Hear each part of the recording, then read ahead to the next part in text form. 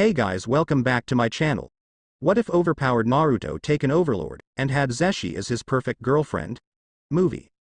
Madara Uchiha was currently not a happy camper. His mood was fueled by the certain events that took place in this miserable world. First, that Uzumaki brat had the audacity to send him to another dimension. Second, this new world was just as dangerous, even more so, than the shinobi world, and this time he couldn't do anything about it. This world, this terrible miserable world, was called Earth, and its brown sky and hazardous air made him cough violently. But he had to survive, he had to adapt. That was a shinobi must do when faced with an unorthodox situation. That was 13 years ago. Now he stood at the top, a CEO of a large company. His past troubles were non-existent, his company held 100 businesses around the world. It was also 13 years since he first logged into the VR MMORPG, Yggdrasil. VR MMORPGs was a new hobby of his that he found enjoyable when he was off.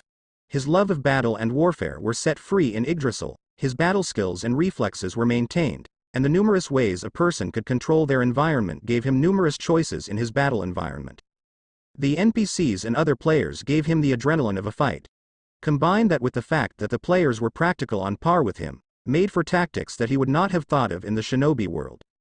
His scythe, the only weapon that he felt comfortable besides the katana and the gunbai, slew hundreds of players and thousands of bosses just for the sake of satisfying his lust for battle, earning him the rather lame nickname the Battle Reaper. His reputation increases, even more, when he was accepted into the guild, Ain Zul Gaon, the once most powerful guild. He joined when it was in its prime, the time when it had 41 members. Now, it is rated the 4th strongest guild due to the lack of members logging on. Madara and the guild master, Momonga, were the only ones who stayed after the decline of Ain Zul Gaon. Currently, Madara's avatar was seated down in a comfortable chair on a long elaborate table. He and Momonga made small talk as they sat in a comfortable silence. The time was 11:23, 27 minutes before the end of Yggdrasil. Say, Madara-san, why do you play this game? Momonga asked, his bony jaw not matching his words. Madara Uchiha shrugged at the question, mainly for entertainment, but I guess it was partly to satisfy my thirst for a good fight. Why waste your time and money on a virtual game? I mean, you are the CEO of one of the biggest companies in Tokyo. I'm, on the other hand, just a regular salesman, the skeletal master asked. Why do you waste your time and money on this game? Madara replied with a glare. When no reply came, the Uchiha admitted, I find the real world dull and boring. Momonga's avatar's jaw opened, but no reply came out. I'm gonna blow the rest of my money on decorations, Madara declared as he sat up and walked out. His fellow guild members sat silently before Long Hero logged on. Madara's quarters. The lone Uchiha opened the grand doors of his quarters. His personal butlers and maids bowing at his presence. Follow, he ordered, which they obeyed. The walls of his entrance was that of concrete and wood, giving that mix of European and Japanese look. The floor was carpeted marble and the lavish furniture gave it a majestic aura fit only for a king. Soon, he passed by his personal soldiers, the Black Soldiers Corps. The Black Soldiers were separated into 3 groups, the infantry, the archers, and the mages, with the infantry being the biggest. The infantry wore full-plated enchanted armor with all the same enchantments of enhanced strength, durability, and HP. They wielded long swords and rectangular shields. The archers wore light but durable gear and wielded a black bow that could one-shot a level 20 player, and when the need arises, a set of blades. They were created with less strength and durability than the infantry, but they had higher agility and perception. The mages were divided into 2 groups and were the smallest group. The healers just healed and wore armor that increased the power of healing spells, while the battle mages used powerful spells from a little bit shorter distance than the archers to attack the enemy. They wore armor that enhanced their mana and efficiency of spells. He offhandedly ordered them to follow him as well. He stood in front of a huge door that led to his throne room and his study. It was 11:53, not much time left. The grand doors automatically opened for the Uchiha as part of the game's easy mechanics. Black soldiers, guard the door, he commanded, which the soldiers followed without question. The throne room wasn't very grand compared to the guild's throne room, but it still was elegant in its own right. The room was made out of a mixture of polished stone and wood. The floor was made of blackened marble. The throne was made out of black wood, which was purchased by the gold that he got from selling his enemies' dropped gear. 2 holes filled with lava let loose to a stream of lava which passed through a cash shop teleporter that went to the lava pit in the room behind him that fed back to the holes. Madara smirked silently as he sat down on his throne, his guards not moving a muscle as they processed that their master was on the throne. His guards, called the Grey Guard, was comprised of angels and demons that fell, like any other NPC that he made, under his automatic jurisdiction. They were separated by an invisible line that segregated them from each other. The angels on his right and the demons on his left. 11 hours 59 minutes and 45 seconds PM. Well, it has been fun playing this virtual world, Madara stated out loud, which resulted in an echo. He could hear the distant cracks of fireworks going off outside of the tomb. Undoubtedly they were the result of the developers celebrating the end of the game. 11 hours 59 minutes and 57 seconds PM. Madara closed his eyes, fully intending the force log out to log him out. 12 o'clock. 12:01. 12:02. Wait. Madara blinked open his eyes as he took a look at his surroundings, fully expecting to see his dark game room. Instead, he found himself still in his throne room in Yggdrasil. So the developers pushed the time back, he mused out loud. Naruto, yes, that blonde-haired Uzumaki, fetch me General Izuna and Hashirama, the Uchiha commanded. It will be done. Believe it. His whiskered blonde butler bowed in respect before hurrying to do it. Some he was told. Honestly, that voice is V. Madara blinked. He spoke? Something wrong, my lord? A voice asked from the right. The Uchiha's glance bored into the helm of the angel who spoke, his face turning in confusion. Quickly putting his hand out to access the menu, nothing happened. No menu. What is this? Madara did not continue his thoughts as the 2 people he requested entered the throne room. Yes, my lord? Izuna and Hashirama asked as they kneeled before him. Shit. Madara cursed silently. I need you, Hashirama, to get an attachment of black soldiers and secure the area of the tomb. I feel something is amiss, he commanded coolly, his face now neutral. Hashirama ran to do as he was told. I need to test something. Madara thought silently. Izuna. Yes, my lord. You are my brother. When we are in private, call me your brother or what not, Madara ordered as he watched Izuna shift uncomfortably. My lord, what about the gray? Madara cut off Izuna with a glare. They are an extension of my will, thus they are my sons, your nephews, Madara retorted. The black soldiers and Hashirama are just people under my command that I have created.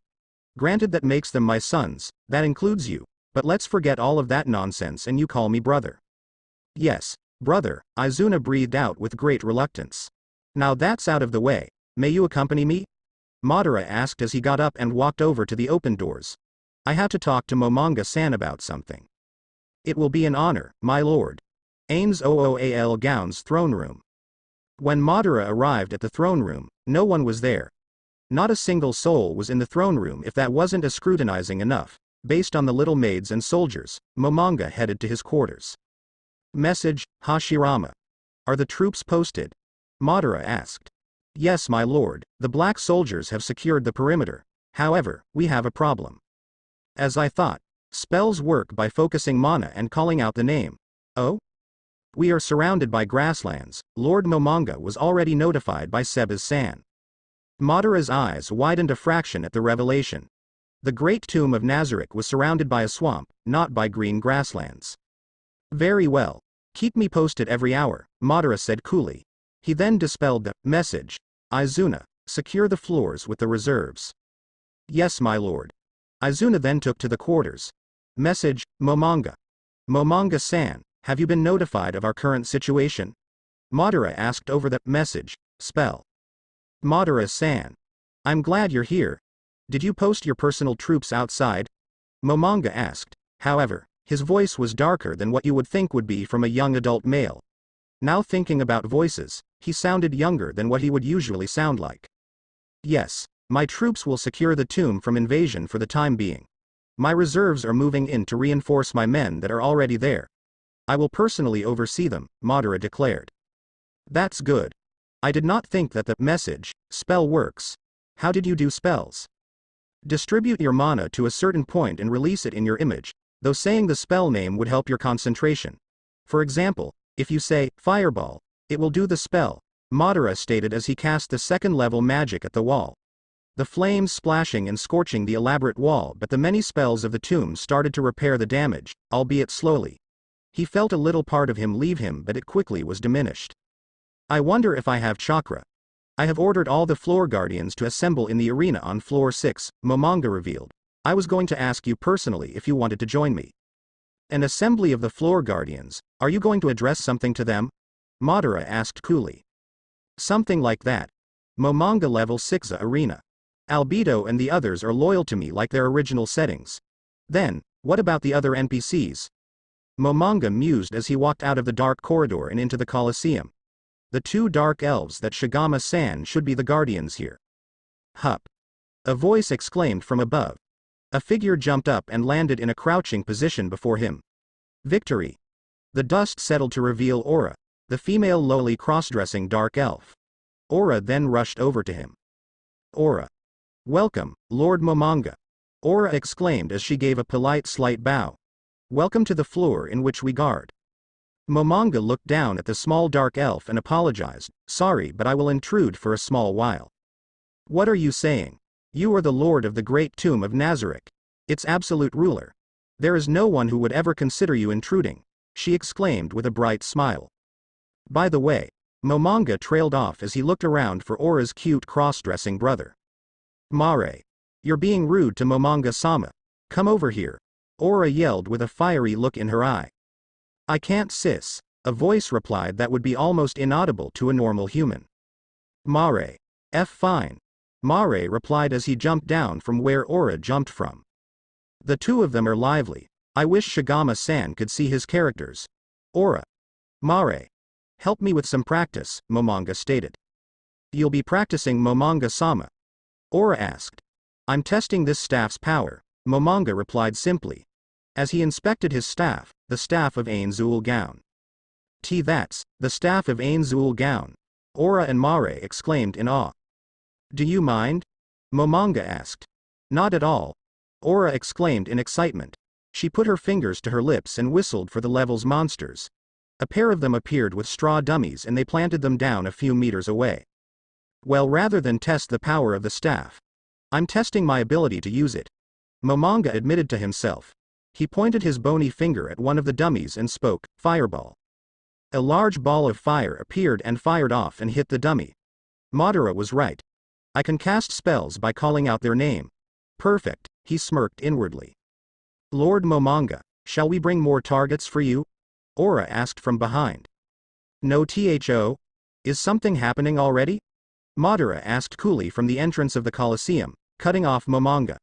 Instead of wearing his iconic black robes and dark red armor, he now wore a simple black tight shirt and pants with red plates covering his shoulders, his waist and his legs, Madara's outfit from Naruto Shippuden before he got revived and absorbed the 10 tails.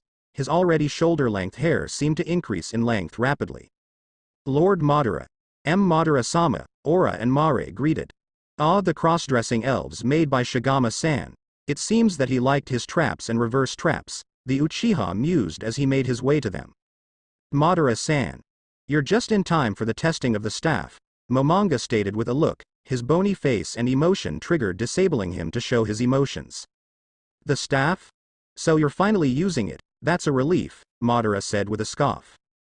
Yes. This thing costs a fortune for the guild to make, that was before you came in with money blazing. Momonga exclaimed, but suddenly a bright green light surrounded him like a healing spell and his voice went back to a neutral tone. The light was ignored or was invisible to the 2 guardians of the floor. Madara took in the sudden change of tone and light for later consideration. For now, he responded with a question, so are you going to test it or not? HMPH. Very well, summon, primal fire elemental. Momonga called with a grand tone as he pointed his staff at one of the remaining dummies. A fire surrounded the dummy before it disappeared and a creature known as a primal fire elemental appeared in its fiery form. Madara scoffed at the heat. May I? He asked as he walked towards the elemental. The Uchiha didn't need confirmation as he created a single sign. I wonder, fire style. Great fire annihilation technique. He called as a large number of flames sprouted from his mouth, enveloping half of the Colosseum. The elemental did not waver as it was immune to the heat of the flames, but that was a mere test. HN. Water style. Water dragon technique. he called as he flashed 3 signs, showing his less control over water than fire. Prior to intruding, Madara placed 30 water jugs by the entrance just for this test. A massive dragon made from the water from the jugs roared as it charged at the elemental and ultimately destroying it as it crashed into it. When he was done with his test, he walked back to his guild leader. I have never seen those spells before, never have I known that you were hiding high-level spells from me, Momonga accused. It was released on the last day of Yggdrasil as a final screw you update. I was interested, so I bought the spell tomes for all of them using all my leftover currency. Madara completely lied. Oh. Well, I was too busy looking at everything to check the update log, Momonga admitted. Though it is weird that they would update this game on the final day. Aura and Mare were understandably confused but did not comment on the strange phases of their Supreme Ones exchanged with one each other. I know, Madara shrugged. An ever-changing portal appeared suddenly. A figure stepped out of the portal. Am I the first? The guardian of the first, second, and third floors, Shaltir Bloodfallen, asked, a smirk plastered on her pale face. The vampire walked diligently over to the group. As she got near them, Aura muttered with a glare, "Fake boobs." Shaltir spun around, while grabbing her chest, and shouted with a deep blush on her face, "How did you figure it out? Isn't it obvious with how full they are? That reminds me, Shigama-san and Pararanchino-san were siblings." Momonga deadpanned as the two went into a full-blown argument. Silence. You don't have any yourself. Shaltir shouted with an embarrassed fury. They'll grow soon enough, Aura retorted. You are before Milord, Madara-sama, and Momonga-sama. A new voice bellowed with anger as he moved out of the shadows and walked to join the group. The voice belonged to Obito, the captain of the Red Guards, whose NPC race cost way over the average level 90 NPC kit. Aura and Shaltir then realized where and whose presence they are in. My deepest apologies. They both shouted and at the same time. What is with all of the commotions? A deep icy voice asked as a huge blue insect-like being approached. Cocytus, the guardian of the fifth floor, released an icy breath. A little fight broke out between Shaltir and Aura. Obito replied with a little disdain in his voice. My apologies for the wait, the guardian of the 7th floor, Demiurge, said grin, Albedo a step in front. Looks like everyone is here, Albedo stated as she closed her eyes and shifted a small bow. Now then. Everyone pledge our loyalty to our supreme leaders. Shaltir took a step forward. The guardian of the 1st, 2nd, and 3rd floor, Shaltir Bloodfallen. I bow before the supreme ones. She knelt on one knee. Cocytus took a step forward. The guardian of the 5th floor, Cocytus. I bow before the supreme ones. He too knelt on one knee and released a icy breath. Aura took a step forward. The guardian of the 6th floor, Aura Bella Fiora. Mare took a step forward. Also the guardian of the 6th floor, Mare Bello Fiori. We bow before the supreme ones, they said in unison as they knelt down with an arm crossing their hearts. Demiurge straightened his posture. The guardian of the 7th floor, Demiurge. I bow before the supreme ones. The demon knelt down and crossed his heart with his arm. The leader of the guardians, Albedo. I bow before the supreme one. She knelt down in a similar fashion as the rest. Leader of Madara-sama's Grey Guards, Obito Uchiha. I bow before my master and his accomplice. Obito then knelt on one knee a bit away from the rest. Albedo stated her final piece. Other than the guardian of the 4th floor, Gargantua, and the guardian of the 8th floor, Victim, all of the guardians and Obito-san have gathered before you. Please bestow orders upon use, supreme ones. We offer our complete loyalty to your majesties. Both Madara's and Momonga's eyes shined red. Madara's hand wavered between a hand of a humanoid and that of a long 4-fingered doppelganger. Yes, Madara was a doppelganger and he was a bit disgusted at his unshaped shifted appearance. Sure, it made it easier to disguise as an enemy and cause havoc, but the white, long body was too ugly for his likening. In Yggdrasil, doppelgangers could change into players, and with enough stalking and practice, you could fool anyone. There was one problem with this ability though: if a player of same or higher level used a detection skill, the player's true name would appear rather than the person the doppelgangers transformed into. Since level 100 was the max level and more than 40% of players were level 100 and almost all guilds had at least a single level 100 in their ranks, it was hard for long-term espionage. However, in this world, he did not know the limitations of his ability. He now has chakra along with his Yggdrasil body, effectively making him 2x stronger in his normal state compared to when he arrived on Earth. Welcome, my lord. The head of his servants bowed with a graceful smile. This NPC didn't have any roots in the shinobi world, but he was his strongest attendant at level 80. The NPC was the only level 80 human in the tomb. The 9 maids and butlers bowed with practiced ease. Nia o sorry tea. Please prepare some tea. Also, is the weapon I requested from the blacksmith ready? Madara asked. Nia o sorry tea nodded gracefully as he motioned one of the maids to fetch the said item. The enchantments that you have requested have been added by the mage faction, my lord, he stated as a maid with black hair tied in a bun with a yellow ribbon approached with a massive object at hand. Reinforcement, greater physical nullification, greater magic nullification, absolute protection, and greater magic amplifier have been added at your request. We decided to throw in greater wind gust spell crystals with 20 uses hidden on the handle. If it is not to your liking, please notify me, my lord, Nia stated. Greater wind gust, this is, you are a scary person, Nia, Madara stated as he inspected the weapon and activated one of the crystals. It would seem you know more about me than anyone else, the Uchiha said with an impressed tone as the wind picked up and a whirlwind surrounded the weapon. You seem to have gotten the shape and decorations perfect.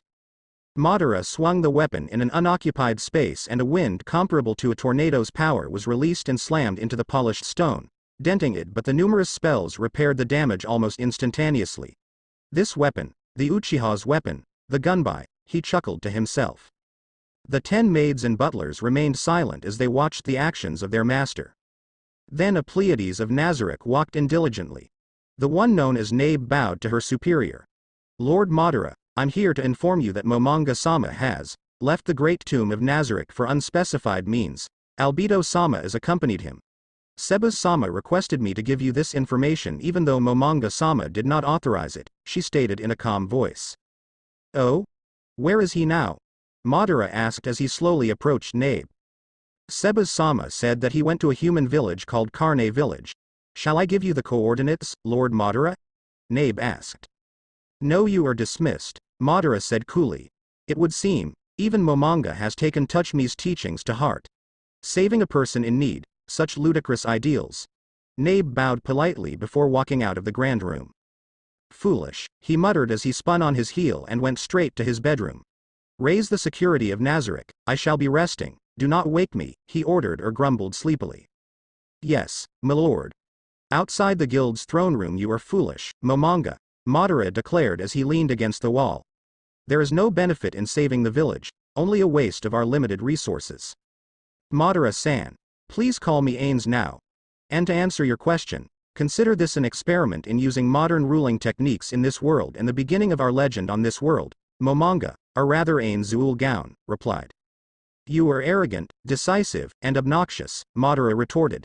Claiming yourself the guild without my knowledge, don't you think that's rather arrogant of you? Momonga's eyes flicked with hurtful expression, although his emotional trigger didn't activate. I honestly do not care. Not like I'm to talk. The Uchiha was arrogant pricks, myself included. Momonga sighed deeply. I admit that was rather arrogant of me. I apologize for doing it without your consent or knowledge beforehand, he admitted to Madara. HN.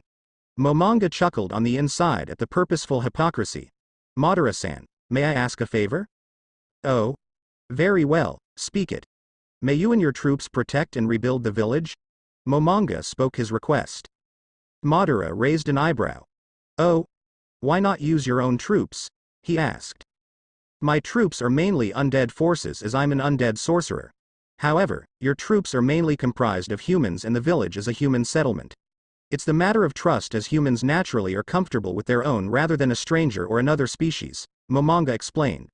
Also you have more experience in ruling, are working up high, than me and we both know it. That's a sound reasoning. I do have a problem though. 80% of my troops are guarding the tomb and the rest are building outposts for future reconnaissance missions, Madara stated. I could pull out some troops from guard duty. But? Momonga asked expecting it. Madara looked at the undead sorcerer with an amused look. Momonga recognized the look and his imposing demeanor came crumbling down as he scratched his head sheepishly. You owe me one, Madara said offhandedly as he walked away, leaving Momonga standing there in silence. Carne village. It had been a day since the sorcerer named Ainzul Gaon left them in order to attend some of his business. The town was rebuilding quite smoothly with the extra manpower that the goblins provided. Then they heard the distant thunder of many men marching in a synchronized manner. Is the Baharuth Empire attacking? A villager shrieked. The goblins that were summoned by one of the 4 strongest people in the village, Enri Emma, with an object provided by Ainzul Gaon. No. It must be the slain Theocracy again. The goblins stood with their iron weapons at the ready. They did not waver even faced with such aura of death. They were summoned to die, after all. Then the thunderous marching stopped abruptly. His lord, Madara-sama, has come on the behalf of Lord Ains to protect Carne village. Lower your weapons. Not doing so will result in death. A loud voice shouted from where the army stood. The imposing army wore black armor, a stark contrast to the white steel armor of the Baharuth Empire. The lack of religious signs of the slain Theocracy implied that it was another empire, but there were only 3 human empires in this world. The speaker was clearly human. Ains-sama? One of the villagers whispered. Did Ains-sama send them? Matara. The goblins stood steadfast. The villagers were put in a little more ease and relaxed visibly. Then the thundering continued even louder. In front of the army was a devilishly handsome man with red armor covering only his vital areas. He seemed to wield a weird weapon and a scythe. His eyes shined red with a bored expression. Company 2 to 4 secure the surrounding area and begin fortifications. Company 1 follow me, Madara ordered as he approached the village. A red-haired woman in a maid outfit followed obediently. Is he really Ains-sama's friend? Enri asked under her breath. Is Enri Emma here? Madara asked in a bored tone. When no one moved he asked again, is Enri Emma here? This time his tone was more aggressive. I'm Enri Emma, Enri said with a slight yelp. I am Madara Uchiha, general of the Black Army, treasurer of the Tomb of Nazarick, and Ains Ooal Gaon's personal advisor, Madara introduced in a dull voice. This here is Lupus Regina Beta, a Pleiades of the Tomb of Nazarick, he motioned at the maid. I'm here on the behalf of Ains and Nazarick to make this a profitable asset worthy of my undivided attention, you should be grateful. Enri was speechless at the declaration. The goblins visibly relaxed as Lupus Regina bowed in a polite manner. Ains-sama has sent you here? I thought he was a secluded magic caster. Madara inwardly sighed at this. Secluded magic caster. How'd I work with this? Well, I'm a childhood friend of his, that he called over for this, he lied. Childhood friend? Enri questioned. Yes. May we please move on, Madara said with a glare. Lupus Regina shivered from the tone. At least she isn't a loyal puppy like Albedo to Momonga. Madara thought with a minor shiver, women are scary. Wait, I thought her settings was a bitch? Enri visibly flinched from the tone and the goblins were put on guard once again. I'm sorry Madara-sama, she bowed as deep as she could. Rise. Madara said in a cold tone. I do not have time to deal with this. Ains-san told me to defend and develop this village's economy. Enri rose to her feet. Let's first get security out of the way. How many goblins did you summon? Around 2,500. Madara rose an eyebrow at the number, 2,500. How many did you use? In Yggdrasil the item horn of the goblin general could summon 19 goblins. I used one. Enri replied. Only one? Wait for one? Madara asked in bewilderment. Yes, Madara-sama, Enri said in a more composed tone. Ah. So the certain requirement was met, surprising coming from a low-level human. Didn't Ains give you two? Madara asked, in which Enri nodded. So if you were telling the truth, then you could summon 2,500 more, so, around 5,000 goblins. I have currently 500 soldiers, so the force is about 5,500, he mused. Enri remained silent. What is your main source of income? Madara asked. Farming and tree cutting, Madara-sama, Enri replied easily. Then can you show me to your fields in which you grow your crops? Madara asked. Enri nodded and motioned him to follow. Lupus Regina, please help repair the town with some magic, Madara ordered without looking back. He did not see her response as he went out of hearing range. A loud rumbling was heard as the mages erected walls and fortifications. Ignore it, my mages are doing their job, Madara cut in before she spoke a complete word. Enri reluctantly nodded. A little while later they arrived at the fields that were currently abandoned due to the need to repair the village. This is the fields where we grow our crops, Henry stated with a sense of pride. We mainly grow wheat and corn. And I'm not a farming and don't have any intentions of being one, so if you think some things are wrong, please tell me. Biodiversity, Madara stated firmly. Biodiversity. Henry asked, the word sounding foreign yet simple. You should plant a more variety of crops, keeps the soil healthy. Plant a few trees to avoid erosion as well, Madara explained. I honestly don't know much about farming, but where I come from, farming fields are bigger and more efficient than your fields. Henry looked offended at his comment. So how do you suppose we make it more efficient? Here, this is a prototype of a simple machine that revolutionized my country's agricultural economy, Madara stated as he took out a seal and spread it out, saying nothing as he slammed his palm on the scroll and channeled his chakra into it. A plume of smoke obscured their vision, but as it dispersed it revealed a simple plow. What is this? Henry questioned. It's called a reaper. If you attached this to 2 horses and, you know what, I'll show you, Madara declared as he grabbed the plow and dragged it to the stables. The horses were uncomfortable with him, but Madara subconsciously equipped the Band of the Beast. The Band of the Beast has an effect of calming any animal that is lower than level 10. It was kind of a useless item in Yggdrasil, but it did the trick as the horses calmed down. It took him 10 minutes to tighten the reins and the buckles before he came out and demonstrated the plow to Henry. Wow. This is, what was the word? Revolutionary. Revolutionary. Madara-sama, Henry said with glee. Madara smirked at her antics and approached her. Momonga left again? Madara asked over the message spell. Yes, Lord Madara. Ain-sama seemed content on visiting another human settlement, the fortress city of E-Rantel. The leader of the Pilatas, Yuri Alpha, responded coolly. Oh? Which nation's city is that? Madara asked as he kicked a pebble in boredom, the pebble itself falling off the edge of the tower he stood on. The human kingdom of Re-Estais, Madara-sama. The same nation we're located in, Madara grumbled as he looked at the sunset. The rumbling of another wall getting erected was felt throughout the village. Thank you, he then cut the connection. Since the villagers did not need to pay for materials, the economy should be stable. Might need to set up a bank soon, the Uchiha mumbled to himself. I'm bored. With that, Madara Uchiha jumped off the ledge to look for excitement. Is this E-Rantel? Madara whispered as he measured the wall with his eyes. Yeah, it's beautiful, isn't? A voice responded from beside him. I have seen more beautiful things in life than this piece of glorified stone, Madara replied coolly as he calmly walked to the gates, not even giving a glance at the person. The person blinked with his brown eyes. Building structure. Similar to the beginning village of Yggdrasil. No electricity, truly this is medieval. Madara mused as he looked around. That's some weird weapon he has, someone muttered within his hearing range.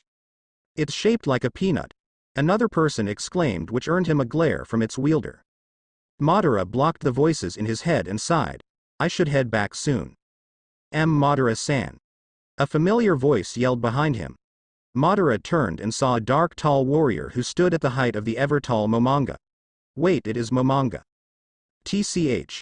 So Yuri's information was correct. You did go to E-Rantel, Madara said coolly as he approached his fellow guild member. Oh? You brought Nabe with you? I wasn't informed of this, he said, spotting Nabe a step behind Momonga. Madara-san. Nabe was cut off as Momonga bopped her head, making Madara raise an eyebrow.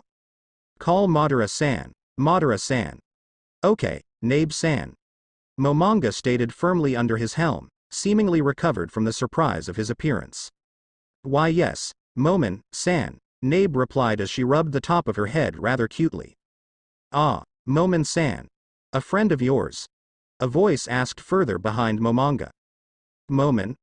Madara mused quietly. Ah, you see, we were comrades once during our time during the military, Momonga lied as he kind of rubbed his neck sheepishly. You're ex-military? A few voices plus the first gasped. Yes, Nabe gave a cold glare behind her. Annoying pests, she muttered under her breath. I'll be off then, Madara declared as he turned only to stop when a large armored hand clasped onto his shoulder. TCH. What do you want? The Uchiha swore he saw Momonga blink at his actions before letting go. I was wondering if you could accompany us on this trip. For us, catch up on old times, he said. HN. I don't have anything else to do, Madara grumbled in annoyance. Momonga pulled him in so the face of his helm was next to his ear. Why are you here? Momonga asked dangerously. I was bored, Madara replied coolly as he pushed Momonga off of him. Nabe twitched but did not act. Who is taking care of the village? Momonga asked dangerously, but it was quiet enough that only he and Madara could only hear. A girl named Enri, the goblin general, Madara replied with a glare. He dropped his glare a second later and sighed tiredly. Now, may I know why you came here? We'll speak later. Right now I'm known as Momon, refer to me as such, Momonga declared. Momonga. Ainzul Gown, Momon, honestly decide a name already, Madara sighed. A blonde boy, girl, walked up next to Momonga and said, I'm Enfira Bareare, a pharmacist of this city. The boy did a polite nod. I take it you are a friend of Momon-san? I'm Madara Uchiha, currently a bored man looking for excitement, Madara introduced. To answer your question, yes, I'm a friend of Momon-san. Nice to meet you, Madara-san. I'm Peter Mock, leader of the Silver Adventurer team, Swords of Darkness, another blonde introduced. He then gestured to the people behind him. This is my team. Our team's ranger, Lucrut. He gestured to the blonde man who was trying to flirt with Nabe, our resident druid, Dine, and our little mage, Ninya. He gestured to the little boy girl. Together were the Swords of Darkness. Adventures. Silver class? So Momon, what is this trip you speak of? Madara asked as he folded his arms. Well, it's actually a mission I'm undertaking right now with Peter-san and his team, Momonga replied. Mission? Enfira took a step forward. It was a job request that I gave to Momon-san. He is to escort me to Carne village, he stated with a smile. Carne village? I don't think it's safe to go there, Madara stated as his eyes hardened. Enfira blinked. Why? You don't know, do you? Carne village was attacked a few days ago. There might be zombies roaming the outskirts with all the dead that was buried, Madara revealed. Enfira's eyes widened in shock. Then we must go there immediately. I also heard that goblins took over the area as their own, Madara revealed even more and frowned as Enfira continued to break. Do you have someone there important to you? We must go to Carne village in great haste, Enfira declared as he ran to his place. Momonga nudged him on the shoulder. Did you really have to do that? TCH. It was worth a try. I was hoping to keep our economic base a secret for now, Madara whispered. You have become blunter since you joined, Momonga stated. Your influences are rubbing off on me. Enfira was calmer, but they barely stopped for a break. They even engaged a goblin horde to take a shortcut through the forest just to arrive there. It took 5 hours to get Carne village. What is this? Enfira questioned as he stared aghast at the stone wall that wasn't there the last time he came. Welcome to Carne village, Madara said coolly as he walked past him and signaled one of his men that it was him. Madara-sama. Madara-sama.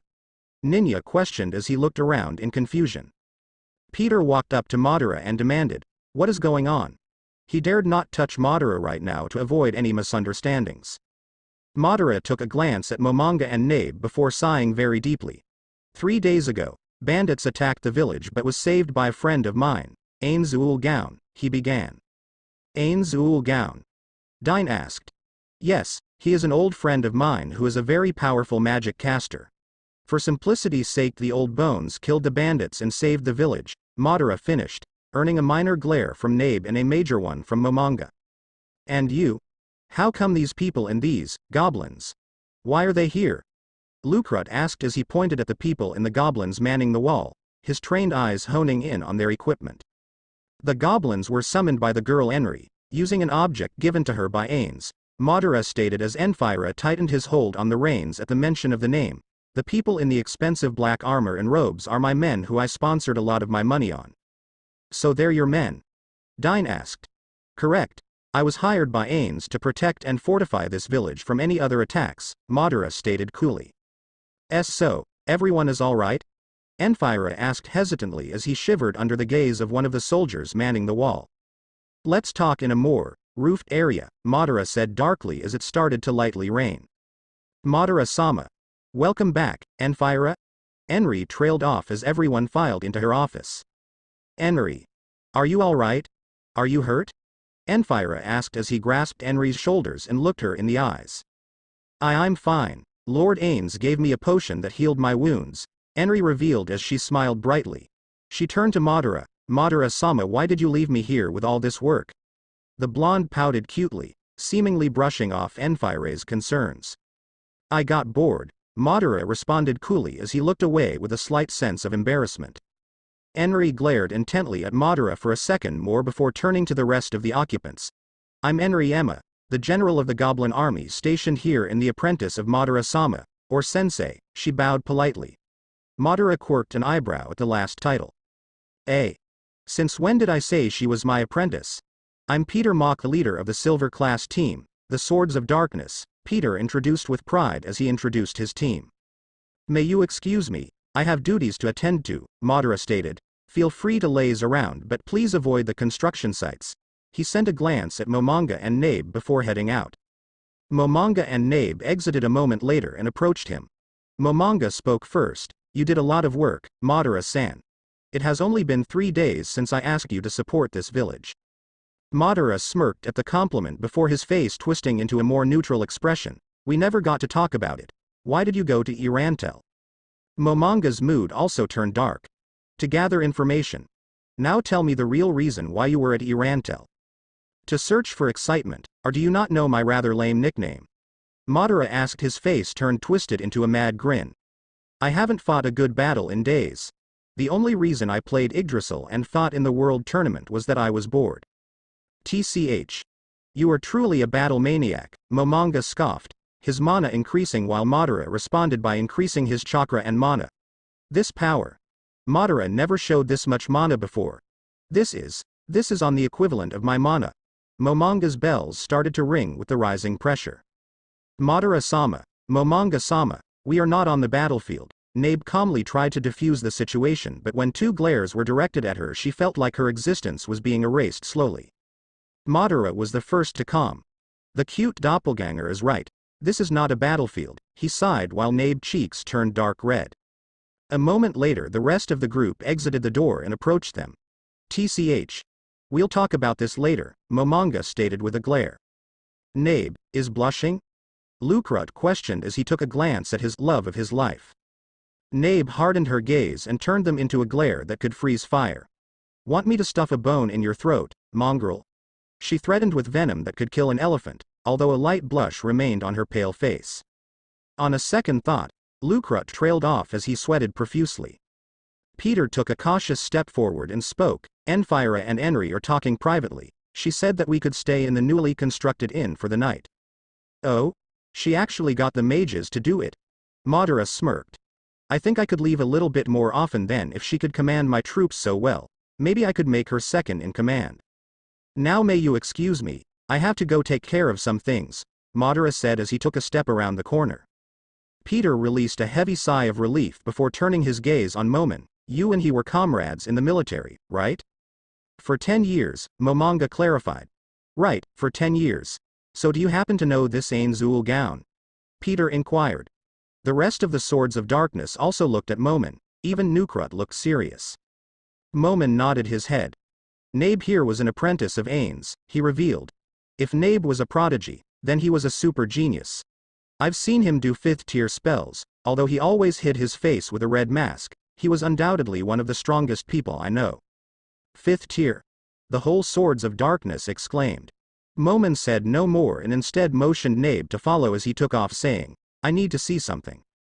Then a loud noise sounded, an unusual sound to the villagers, the Swords of Darkness, Enfira, and Nabe but familiar to Momonga, Madara, Henry, and the black soldiers. The noise of a war siren. Please stay in your homes and keep calm. A goblin yelled as the loud sound continued to sound. Madara walked casually to the wall. A black soldier saluted in his presence and announced the situation. Sir. Goblin and ogre horde 10 kilometers away. So it begins, Madara said to himself as he walked past the soldier and up the wall. Henry called him. Madara-sama. What should we do? Message. Henry. I leave this to your capable hands, Madara said simply. Henry did not reply but he knew it took a while to sink in as his soldiers still didn't move. Then he heard the scuffle of small feet as Carne village's goblins marched to counter the opposing horde. Their number was a little bit higher than 2,450. Madara took notice that they were all foot soldier armed with crude steel swords and spears. Let's see what strategy you're going to implement, Madara mused as the Carne's goblins marched in imperfect synchronization. Message, Black Soldiers. For the duration of the attack, follow every order of Miss Henry. He did not need a response as the soldiers stiffened, then relaxed visibly. Now, let's see how she handles this situation. Henry. She was undoubtedly nervous at the moment, but the faith Madara placed on her she must not fail. People call it instinct. She knew that Madara was going to view the battle as a test. Why else would he place his men under her? They were outnumbered by a small margin, possibly 200 more. I should have used the other horn, Henry thought to herself. Henry cradled the message scroll with her hands. Right now the only people in the unfinished war room was her, a cold guy named Obito, Lupus Regina, who was grinning happily, and Enfira who was sitting in the corner, watching the upcoming battle through the window. The two other occupants were silent as they watched the battle through the magic map on the table. Message, Carne Goblin Army. Advance in an arrow formation. Enfira's eyes widened as the goblins organized themselves in an arrow-like formation and slowly advanced. The magic map on the table updated all the troops' movements. Message, Carne Black Soldiers. Archers release an arrow barrage. Infantry flank on the right, Henry ordered. A hail of arrows was released from the skilled bowmen of the walls. Obito and Lupus Regina stared at the table passively as a number of the enemy goblins were killed. Message, Carne Black Soldiers. Mages release third-tier spells in the center point. Avoid colliding blast areas to get a good area of effect. Infantry engage. Message, Carne Goblin Army, engage. Enfira gaped as dozens of third-tier spells hit the enemy goblin's center point. That's impossible. When he turned he was met with a harsh glare from Obito. The Black Army is the strongest army in this world. No one or nothing could stand against this. Lord Ains, Obito said. Ains, with a little distaste, may have an army nearly equivalent, but those are summons, completely disposable. All of Madara-sama's soldiers are equal to a level 30 boss, the best of the best, Obito stated proudly. Enfira did notice the use of the phrase in this world in the first part but did not comment on it. He wisely kept his mouth shut as he saw Henry concentrate on the map. The playing field is even, on two fronts. The enemy goblins and ogres will be decimated in a half an hour, if what Madara-sensei said was true about the black soldiers. Henry bit her lower lip in frustration. Is everything alright? Lupus Regina asked with a slight dog-like grin. No. Well, something is bothering me. Why are there so many goblins and ogres? They usually attack with only around 24 during raids on villages and travelers, Henry explained. Adventures too, she added in as an afterthought. Recall the forces, Obito ordered. Message, Carne Goblin Army and Black Soldiers. Return back to the village, Henry ordered. Madara took this time to enter the room. Congratulations, Henry, he said coolly with his arms folded. Obito, you are to return to your room, there you will find your next mission. Obito nodded in acceptance and bowed. May I inquire how long will this mission take? Obito asked. A month at the least, forever at the most, Madara replied offhandedly. Obito nodded and walked out of the room. Lupus Regina, do what you want to. Enfira, exit the room, he ordered. Lupus Regina bowed politely before walking diligently out. Enfira hesitated but ultimately followed suit. Now, that's out of the way. Please read this selection of books, they are here for you to learn, Madara stated flatly as he took out a scroll and unsealed the contents. These are books were made long ago, but I have copies, so don't sweat if you damage one. Henry's eyes boggled at the literal hundreds of books on tactics, war, and strategy. Good luck, Madara said as he walked outside. Henry was still left speechless as the door closed shut. Enfira entered a moment later with a confused look plastered on his face. What's with all these books? Enfira asked in confusion as he picked up a random book from the neatly stacked pile and skimmed through it. His eyes widened as he read the title out loud, The Art of War by Sun Tzu. Madara-sensei ordered me to study these books from his nation. They are to help me with developing tactics and strategies, Henry explained. He also said that these were really old books, but he had copies of them somewhere. She then picked up a book and read the title out loud, Icha Paradise. Make out tactics? Obito looked at the orange mask in confusion. Madara wanted him to wear this? Lord Madara said that this was to hide my identity. But why do I have this feeling that he gave me this for his amusement? A piece of paper was in the box and it read, Toby. Duration. 1 month 5 years goal. Infiltrate the Adventurers Guild with Momen and Nabe. Persona. Code Toby Madara-sama, I've done the necessary preparations, Obito reported as he stepped into his creator's office. He noticed a seat in the middle of the room. Madara smirked as he motioned him to take a seat. That's good, now please take a seat, I have something big that I need you to do. As directed, Obito took a seat. I'm going to bestow power upon you, Madara stated bluntly. He walked up to Obito. Stay still, he ordered, do not scream. Obito was absolutely honored in being gifted power from his creator. Even though he wanted to say that he wasn't worthy of this power, his mind told him that more power is good. Do not scream? That was the phrase that confused him. Yes, do not scream. Obito felt a hand touch his back. Do not resist. Do not cry. Do not speak. Obito obeyed and chose not to speak. Rin-a rebirth. Madara chanted as a sudden feeling of death overtook him. But Obito held his mouth, his master told him not to scream, so he did not scream. The sensation of death lasted only a moment before he blacked out. Images flashed throughout his mind. An old woman, a young crush, a white-haired rival, a blonde teacher, a red-haired woman, a boulder, an old man that reminded him of his creator, an orange mask, a true demon with 9 tails, a cloak of red clouds, 5 powerful humans, armies clashing, and a powerful beast many times stronger than the fox demon. Techniques. Flashback end after that, his master explained that he revived the soul of Obito Uchiha, another god who died from the true realm of the gods. He explained that Obito Uchiha was from 2 realms, Yggdrasil, and the shinobi world. He listed off the new abilities that were given to him like jutsu, shinobi techniques, experience, hatred, and the power of the eyes of the true Uchiha. In simpler form, Madara merged both the souls of Obito Uchiha from the realm of the gods and Yggdrasil, to form him. A group of armed adventurers escorted a cart that was filled with sacks of supposed herbs. A blonde drove the cart. A dangerous-looking man riding on an adorable-looking hamster and a scowling beauty was in the back of the group. Ah! Help me! A distant voice yelled as a cloud of dust approached them. A man, who wore an orange mask and a black cloak that was decorated with red clouds, was being chased by a single wolf. Is that guy okay? A short kid who held a staff, signifying that he was a mage, asked. The dark warrior on the hamster and the beautiful lady only sent a single glance before ignoring the orange-masked person. I got it, a blonde person with messy hair said. He knocked an arrow and pointed at the wolf. When he released the finely made arrow, the wolf fell face first, while the man mysteriously fell face first as well. The man slid to a stop before the youngest of the group. Are you okay? The small boy asked. Toby is a good boy. Toby replied rather happily to someone who was just got chased by a wolf. Toby stood up and did a sloppy salute. I'm Toby. The small boy smiled gently and greeted the orange-masked man. I'm Ninja. The bearded man with the kind smile spoke gently. I'm Dine, nice to be your acquaintance. The messy blonde with the bow smirked and greeted as well. I'm Lucrut, nice to meet ya. Finally, the other blonde with a weapon introduced himself. I'm Peter, nice to meet you Toby-san. Ninja spoke up. We're the adventurer team, the Swords of Darkness. He said the team name with pride. What about the scary dude, the scary lady, and the other blonde?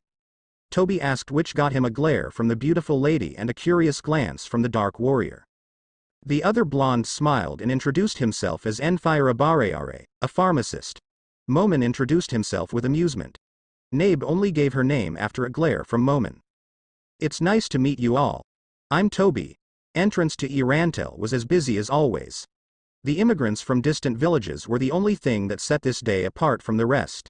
The occasional adventurer team getting a shortcut through the system. So what are these, paper balls? A guard asked as he inspected a paper ball taken from Toba's cloak.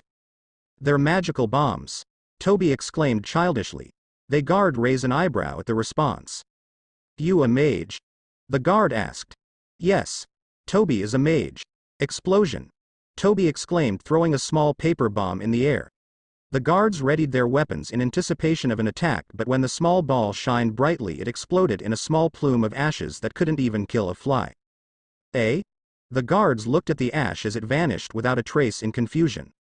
Toby is so sorry if I scared you, Toby apologized sheepishly. The guards released a sigh of relief.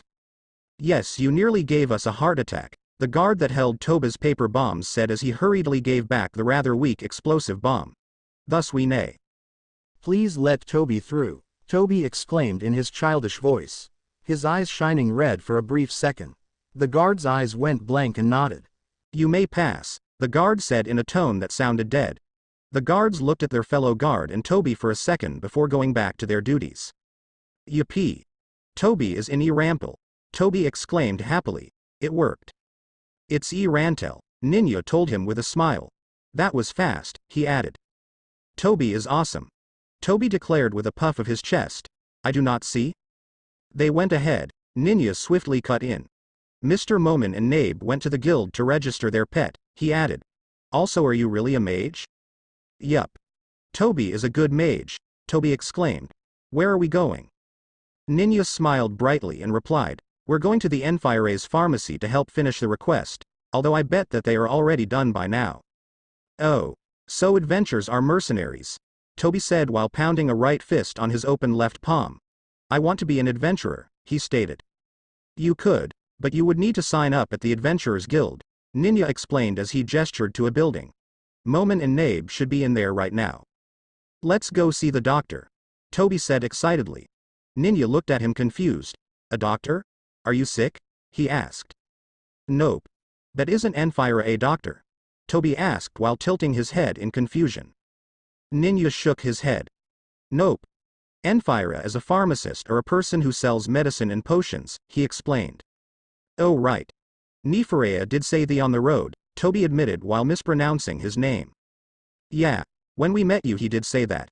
Ninja walked to a wooden building that had a sign that Toby guessed said pharmacy. Ninja looked at the door in confusion. Huh, the door's open. Ninja was the first to step in the pharmacy. Hello? Anyone here? He asked as he looked around. Toby looked around while not saying a word, an unusual behavior coming from a joyful person. Blood. Toby squeaked just loud enough for Ninja to barely hear. Did you saw she was cut off as the entrance opened to reveal an old woman? What are you kids doing in here? The grandma asked with annoyance. Momin stepped in a moment later with Nabe trailing behind. They're part of the adventurer group that Enfira-san hired alongside me, Momin said to the old woman, his tone darker than usual. He suddenly perked up his head. This can't end well, he said as he walked to the back while drawing one of his huge swords. Ninja and the old woman looked confused while Toba's mood seemed to darken. What do you mean? The old woman asked. Just stay near me, he ordered. Toby, Nabe, Ninja, and the old woman followed the dark warrior. Momin kicked the door with his foot and immediately the stench of blood assaulted them immediately. Eek! The old woman cried. Ninja knew those bodies. The faces of the people she spent the most time with. Dine. Peter. Lucrut. Ninja screamed as she moved to go to their bodies but was stopped by Momin. Sir M. Momin. Zombies, he simply said as he gestured to the rising corpses of Dine, Peter, and Nukrut. Ninja started to break down. Dine, Lu Ukrut, Pet Tear, he sobbed. Toby came up behind her and handed her a handkerchief. Toby. Toby started to tear up. Wah. My first friends, wah. He cried as tears started to drip underneath his mask. Ninja blinked away tears before hugging Toby to not only comfort the childish masked man but to comfort himself. Together they mourned the loss of Ninja's friends. Nabe looked at the scene in utter disgust. Tch. Insects, she muttered as she walked to join Momin who slew all the undead corpses of the adventurers. Secretly Toba's eye glowed red with amusement. Tch, like I'll cry for these humans. Nevertheless he mourned for the deceased adventurers. Enfira. The old woman shouted as she looked for the blonde, vanishing behind a door. Nabe, Momin said. Right away, Nabe replied as she went to fetch the worried woman. He looked over to Toby and Ninja in an almost sympathetic gaze. This is unpleasant. Surprisingly, or unsurprisingly, Ninja was the first to stand. Mon-san, he quivered in fear. Momin looked over to the writing on the wall. Enfira was taken through the sewers, the dark warrior stated, although if you looked hard enough he was struggling just to read the word. It's like a modern language. Just put the symbols together. Enfira isn't here, the old woman said in a somber tone. Then she saw the writing. The sewers. This confirmed Momin's hard work. He's been taken to the sewers. Momin looked at this in a strategic outlook. I have doubts about that, he voiced. It might be a decoy. Even it's true, searching the whole sewers is a bit, create undead, tier 3 magic, then there's at least a tier 3 magician among them. We need to act quickly, Momin declared suddenly. What do you mean? The old woman asked. Instead of hiding the corpses, they decided to fool around with them. That shows time isn't a concern to them, Momin explained. Momin paused before saying, would you like to request my help? You're in luck, Lizzie Barreare. I'm standing here before you. I'm the strongest adventurer in this town. If you request my help, I'm not against accepting. But it won't come cheap. There was after a moment of silence as Lizzie thought on the request. Ninja took the moment to speak. Mr. Momin. Please let me come with you, he requested. Momin took a glance at the small boy and replied while facing Lizzie. You're only going to get in the way, he stated rudely. Toby will help you, Toby declared, seemingly out of his somber mood. Nabe looked at Toby in disgust. You're even worse than him, mongrel, she snapped. Toba's mood went somber again. But Toby is a good boy, he cried. Nabe. Momin glared at his partner. She's right though, he sighed. We're getting sidetracked. Do accept my services, Lizzie Barreare? Lizzie seemed to already make up her mind. I'll hire you, she declared. Then as payment, you shall give me everything, he said with emphasis on the everything. Lizzie didn't seem to retort or ask for another price. Instead, she replied, it said that a demon will grant you a wish in exchange for your soul. But you are something else. Momin's eyes seemed to glow red. Toby inwardly chuckled. Nabe looked with minor pride. Ninja looked shocked. In the end, it was later found that the place where Enfira was taken was in the graveyard of E-Rantel. Despite warnings and threats, Ninja and Toby followed the couple, albeit they were there as backup mages. When they arrived, the gates that were built for keeping the undead in were getting overrun. The guards tried to stop them by telling them to turn back, but of course, Momin ignored them and slayed a necrosome giant by throwing one of his swords like a javelin. Ninja used his magic to retrieve the sword for Momin. Thank you, he said politely. Explosion. Explosion. Explosion. Help, my bombs aren't working. Toby yelped as he ran away from a dozen zombies while throwing his rather weak bombs, occasionally only taking out a single weak zombie. Help, he continued to scream. Lightning. A voice called as all the zombies following Toby were instantly killed when lightning pierced their rotting hearts. TCH. You're completely useless, Nabe scoffed as she drew her sword. Thank you, Nabe-chan. Toby chirped happily. Luckily Nabe was so pissed with Toby to even think about it. Oops. He yelped as he covered the place where his mouth should have been. The orange-masked man sighed in relief as no one paid attention to him. He then took out a massive bomb from out of nowhere. The bomb was at least as big as the nuclear bomb dropped on Hiroshima. Big explosion, he called as he threw the bomb as far as he could. The bomb was luckily weightless due to the fine craftsmanship of his king, Madara. The bomb landed right in the center of the horde and a 50-meter wide flash decimated the undead, killing about 60 undead. Toby collapsed, huffing in exhaustion. Toby is a good boy. Ninja walked to his side and poked his mask with a stick. Are you dead? He asked, a little bit scared but mainly curious. Nope. Toby is a good boy. Toby exclaimed childishly. Phew. I thought I lost you too. Ninja started to tear up. You're my only friend, now. Please do not leave me, he said as he broke down. Toba's eyes looked downtrodden as the small boy started to cry on him. TCH. Humans are so emotional, very much like my previous self. Rin, he muttered but only loud enough for only him to hear. A picture of Rin overlapped with Ninja. They also have the same color hair. I'm not a pedophile. That was some unorthodox magic, Momin muttered as he continued to slay as many undead as he could. Nabe floated down next to him. Hamaski was shivering on a tree. Toby and Ninja are staying at the entrance, she reported as she walked to stand a foot behind Momin. Very well. Medium creature creation. Jack the Ripper. Corpse collector, Momin chanted as two creatures suddenly appeared before him. Go. The two imposing monsters then begin their massacre of the low-level undead. And also this, low-level creature creation. Bone vulture. Wraith, a skeleton bird with a very small amount of feathers and Agsot-like being appeared in the same fashion as the medium-level monsters. You two are to drive out anyone from the cemetery. You may kill the adventurers but avoid killing the guards, he ordered. Now, Momin took his swords from the earth and readied them. Let's go. Let's go help them. Toby exclaimed as he stood up, seemingly recovered from exhaustion. Ninja shook his head. You must be exhausted, Toby. Please take a rest, he said. Momin and Nabe should be holding the line for now. Toba's eyes widened as a shadow covered both of them. Explosion! He cried as he threw a ball at the creature. Instead of creating a little bit of smoke, the ball exploded and it burned off the beak of the bird.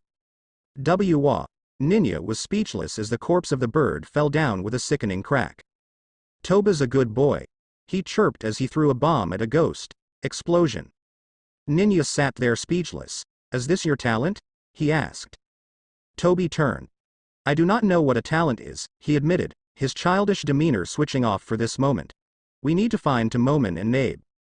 Ninja couldn't even understand half of the things that was happening. The seemingly useless guy, the death of his friends, and the seemingly useless guy becoming very useful. Life is full of twists and turns, sadness and happiness. Toby motioned for Ninja to follow. As he caught up to Toby he asked, Who are you? Even if there was a mask covering Toby's face, Ninja knew he smiled sincerely. I'm Toby, he repeated his name sheepishly as he continued his path. They walked in silence. Ninja, are you a girl? Toby asked suddenly still, his voice was childish. Ninja looked away with a slight blush on her cheeks. How did you figure out? You looked like a pretty boy, Toby admitted. Taking that as a compliment, Ninja blushed furiously. Also Ninja is a more girlish name, Toby added as an afterthought. They stopped dead in their tracks. Undead decaying bodies littered ahead and standing over them was a tall solemn man with a mask obscuring his features and a deformed mummy. Toby still had his childish persona but Ninja felt that he was ready to spring at any given time. The two beings didn't notice of them as they finished the last batch of undead zombies. Jack the Ripper and Corpse Collector. Lord Ains must have summoned them. Toby mused as he readied a fistful of bombs. Don't step from there, he ordered Ninja childishly. Ninja looked at him in a confused manner, but they are adventurers. Look at that scary man and at a zombie. They're too scary to be human, Toby said defensively. Ninja still looked unsure until she noticed the deathly pale skin of the most humanoid of the pair. He must have a disease. But that thought was also thrown out of the window when she noticed how the man flowed through the battle with ease. That is. Toby didn't waste any more time and formed a single sign and called on a technique his previous self developed for this persona. Hiding like a mole technique. He suddenly disappeared in the ground. Ninja was abruptly cut off as Toby appeared on her side again a moment later. Minefield! Toby exclaimed. The two creatures took notice of them from the noise Toby made and charged at them, all according to his plan. Explosion. Suddenly the area in front of the two flashed brightly with numerous explosions. The ground shook, the shock wave could be felt throughout the cemetery. When the dust settled, the two creatures were no more than dust. Ninja looked at Toby wide-eyed. Why you could do that? Toby picked it up from Mr. Didera. Toby replied cheerfully. He put a finger on the bottom of his mask. It was our special combo using his clay bombs. Why you killed a person? She yelled in frustration when she finally came to her senses. The shock of the easygoing, goofing man killing fellow adventurers overrode her previous doubts of the now deceased people. Before Toby could reply a loud roar shook them. Is that a dragon? He yelped as he stumbled and fell. Ninja was in no better condition than him as she tripped and fell beside him. It's a skeletal dragon, she wavered. Scratch that, she was in worse condition than Toby. I have no doubt that Nibiriel and Ain Sama are in the midst of battle. Toby looked at Ninja.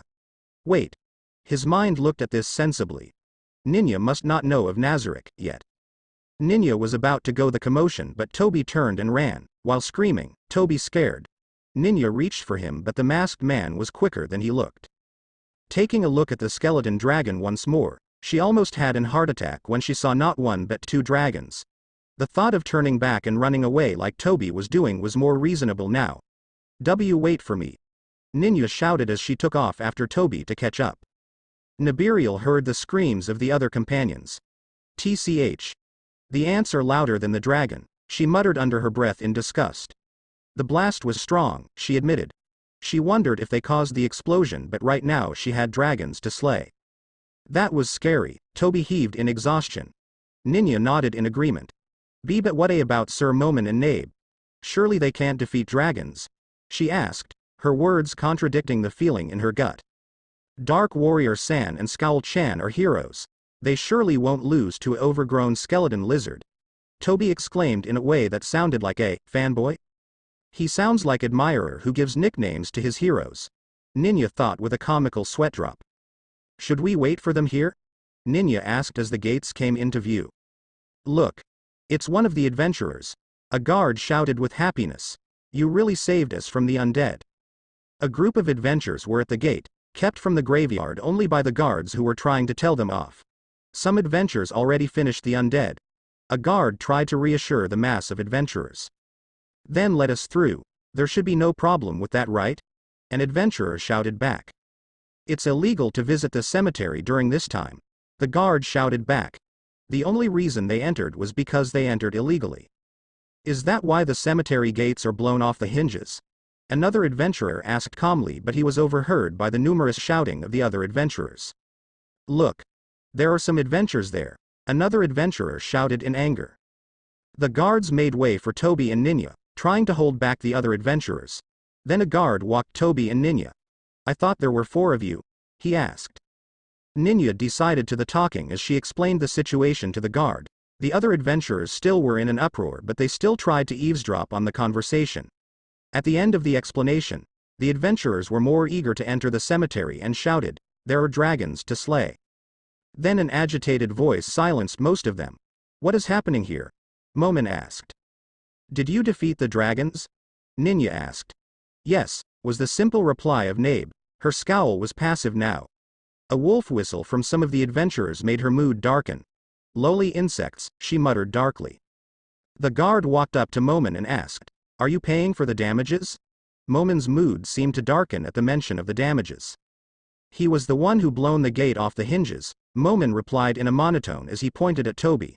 The said childish masked man was oblivious of the accusation made by the Dark Warrior. The guard raised an eyebrow at the accusation but ultimately decided to go to Toby with it. What? 20 gold coins? Toby exclaimed in shock as he received the news. By now all the adventurers went home and the tired guards switched shifts and carried the injured away. Toby doesn't have that money. Well, that sucks because you need to pay, the guard replied tiredly. But, Toby started to tear up, making the guard kinda feel bad. Here you go, sir, Ninya spoke up as she handed him the specified amount. The guard blinked and nodded in satisfaction. Toby released a sigh of major relief. You are a lifesaver, he cried, tears of wet happiness. Yeah, you don't have a place to stay, do you? Ninya asked. Nope. Toby chirped cheerfully. Well, the place Peter booked is under the Swords of Darkness name. Ninya's voice wavered when she mentioned Peter. He booked 2 rooms. Really? Awesome. Toby exclaimed happily. Lead the way. Ninya smiled faintly. He's my only friend now, I swear I'll protect him. Friends forever. Toby exclaimed happily as he pointed his pinky at Ninya. The smile on the last member of the Swords of Darkness widened with pure happiness. Friends forever. Momin walked silently down the street. Nabe obediently followed a step back. Toby, he tested the name as skimmed his memories. Something bothering you, Ain Sama? Nabe asked politely. Momin was too deep in his thoughts to chastise her. No, yes, do you suppose Toby is a spy from Madara? Momin asked. Nabe looked at him in confusion. The annoying ant, Ain Sa? This time Momin bopped her. Do not say my name while I'm in this suit, I'm Momin, the adventurer, not Ain Zul Gown, Nabiriel's master, Momin chastised. Honestly, if you can't get that right then I must order you back to Nazarick. To Nabe's credit, her face was calm. I'm sorry for this servant's impudence, shall I kill myself? She asked as she brought her sword to her neck. Momin sighed, put away your sword, Nabe. The look that he sent her made her shiver in unconscious fear. Yes, Momin-san, Nabe replied as she sheathed her sword. Her face changed into submission. Now give me your opinion, Momin ordered. I do not believe that a supreme being like Lord Madara would create such weak annoying ant, Nabe stated. Momin inwardly cringed. Good thing she hadn't met Pandora's actor, yet. He thought with relief as he thought about his creation's ludicrous settings. That reminds me, I need to check up on that guy. That may be true as Madara-san values strength, intelligence, and power over everything else. Everything that Toby isn't, but Madara-san is a type of businessman to deceive and manipulate to get what he wants. That is how he became CEO of one of the largest companies in Japan, Momin stated, completely forgetting that Nabe isn't from Japan. May you please enlighten this lowly servant on the terms, businessman, CEO, and Japan, Ain-sama, Nabe asked respectively, which earned her another bop from Momin.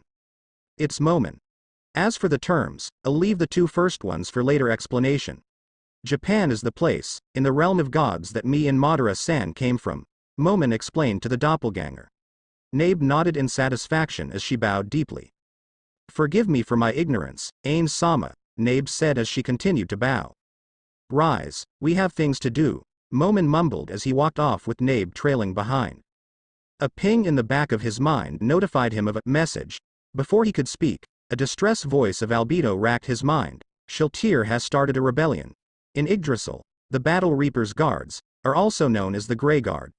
Were mysterious and not much is known about them. Even the Battle Reaper's guildmates knew little about their abilities and gear. Though they were generally level 100, their gear was rumored to be legacy tier to keep balance, but that was just rumors. In actuality, the Grey Guards were comprised of two races, three if you include their captains, angels and demons.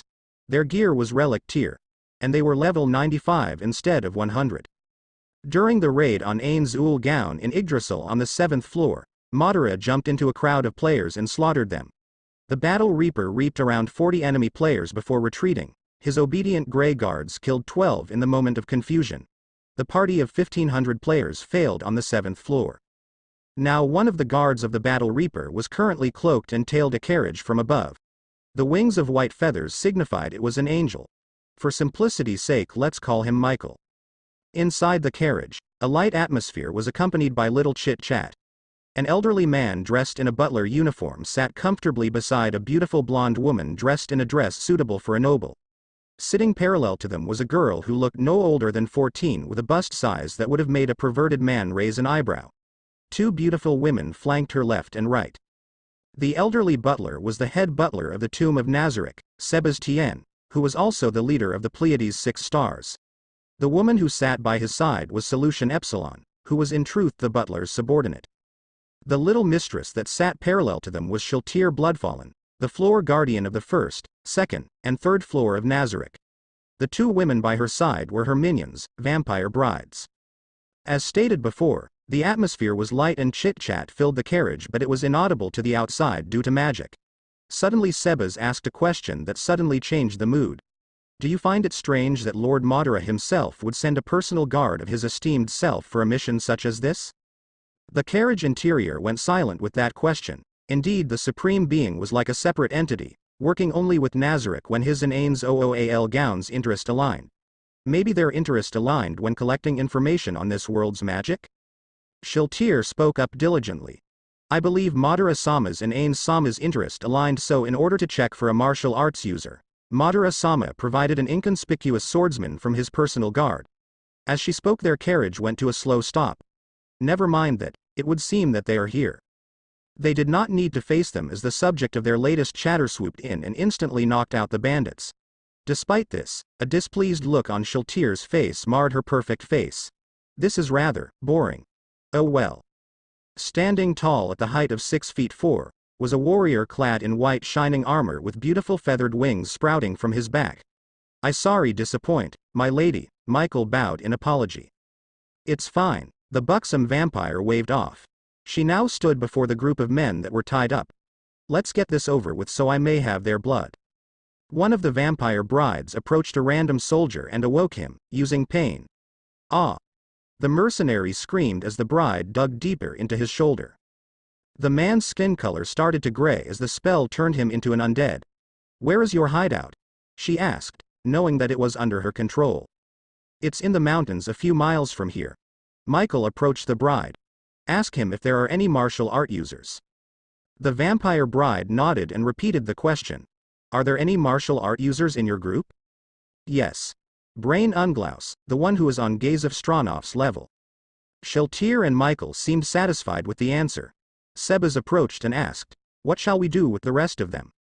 I guess we'll take care of them, Shiltir nonchalantly replied. She gracefully approached the group of men who were currently unconscious. You may have the driver as you have requested, Solution. Solution's graceful smile morphed into an ear-splitting grin. Thank you. Thus began the slaughter of the mercenaries or bandits. They parted from Sebas and Solution in order to fulfill their respective missions. It took 15 minutes to arrive at the hideout. They were crouched and observing their prey. Shall I take care of them? Shiltir asked as she took a glance at Michael. If you like, Shiltir-sama, Michael replied respectively. Shiltir's little grin gave her a cute look. Please drop the pleasantries. You are my superior, Shiltir-sama. I wouldn't dare do that. Shiltir's grin dropped and a sneer of annoyance marred her perfect face. Then as your superior, I order you to drop the pleasantries. Michael bowed in apology. I'm sorry if I may offend you, Shiltir, the angel apologized. In response, Shiltir waved her hand dismissively. Let's finish this first. She grinned as she hefted the undead thrall who was obediently following. The entrance of the mercenaries' hideout was blocked off by a fort of some sorts that only protected the people manning it from the midriff and below. It was obviously a wall only for warning the people inside rather than defending. It was a great strategy nevertheless. Back to the cute little vampire, she hefted the thrall and threw him at speeds that broke the sound barrier. Strike, she declared as the body broke through the wooden wall. The vampire brides and Michael clapped silently in response. Good job, Shiltir-sama. Amazing, Shiltir-sama. While the brides were praising their master, Michael watched the actions of the humans, trying to decipher behavior patterns. This was also his mission, learn human behavior for future reference. He was satisfied yet dissatisfied when the humans scrambled and tried to ring the bell. Shiltir grinned childishly as she motioned for another throwable object. A vampire bride took hold of a rock the size of her head and handed it to the Shiltir. Thank you. The vampire bride bowed in respect. Shiltir threw the rock in the same manner as she threw the human thrall. It again broke the sound barrier. It again broke the walls and the morale of the humans there. Michael frowned when he heard the ringing of the bell. Certainly, there was a more silent approach. He had the assassin class after all. Though now if he thought on it, the vampires didn't have any stealth classes or skills. Let's go. You stay here, Shiltir ordered as she motioned to the vampire bride on her left. Shall you take the lead? She asked the angel. Very well. I do have to test out the humans for the martial arts. Thus Michael walked towards the cave with Shiltir and her minion following behind. When they entered they were met with a half a dozen armed humans. However, their resistance was futile. Morale was already low as they witnessed the destruction of their fortifications. Now with a man in shining armor that looked like it came from legends, their morale was incredibly low, on the very edge of breaking point. Then a sudden roar went up which ignited their fear and their courage and pride overtook the uneasiness that existed. Bastards. Michael smiled gently under his helm. He drew his sword, the sword of kindness. O Lord, please grant me thy power, he prayed as time slowed down for him. Forgive thy sins. May thy be sent to paradise or in hell. In one move, half of them died. While the survivors of the drawing of his sword stammered as they backed away. Is he part of the slain Theocracy? Monster. Michael took the insults with a gentle smile, though they couldn't see it. All sentient beings, may it be humans, demi-humans, or sinners, they all have a chance in going to paradise. As long they repent. He paused his dialogue. Surrender your lives peacefully and repent for your sins. When he spoke his words was like music, a deadly music that threatened to entice and put them in a never-ending sleep. They still stood their ground and paid the price. Very well. You are to be condemned in hell for your crimes, Michael spoke softly as he approached the humans. Even my kindness isn't infinite. Then all their heads were separated from their bodies, their blood was pulled out by a red ball made by Shiltir. They continued their way through the halls of the cave. May I inquire what this paradise you spoke of? Shiltir asked as they pleasantly walked the halls, undisturbed for the time being. The paradise is called many names: heaven, the spiritual realm, the soul society, and so on. The true paradise is where our masters, the supreme beings, go to when they leave the realm of the gods. It is also the afterlife of all sentient beings that either repent for their sins or did not commit any sins at all. Hell, on the other hand, is a place where the condemned and the people who did not repent go to. Hell is a place where even I gone yet. You may acquire more information if you ask the supreme beings or a demon. Michael smiled warmly under his helm. A dozen more humans appeared before them. Repent and surrender your lives, he said simply, simplifying his chant and prayer. TCH. Cocky bastard.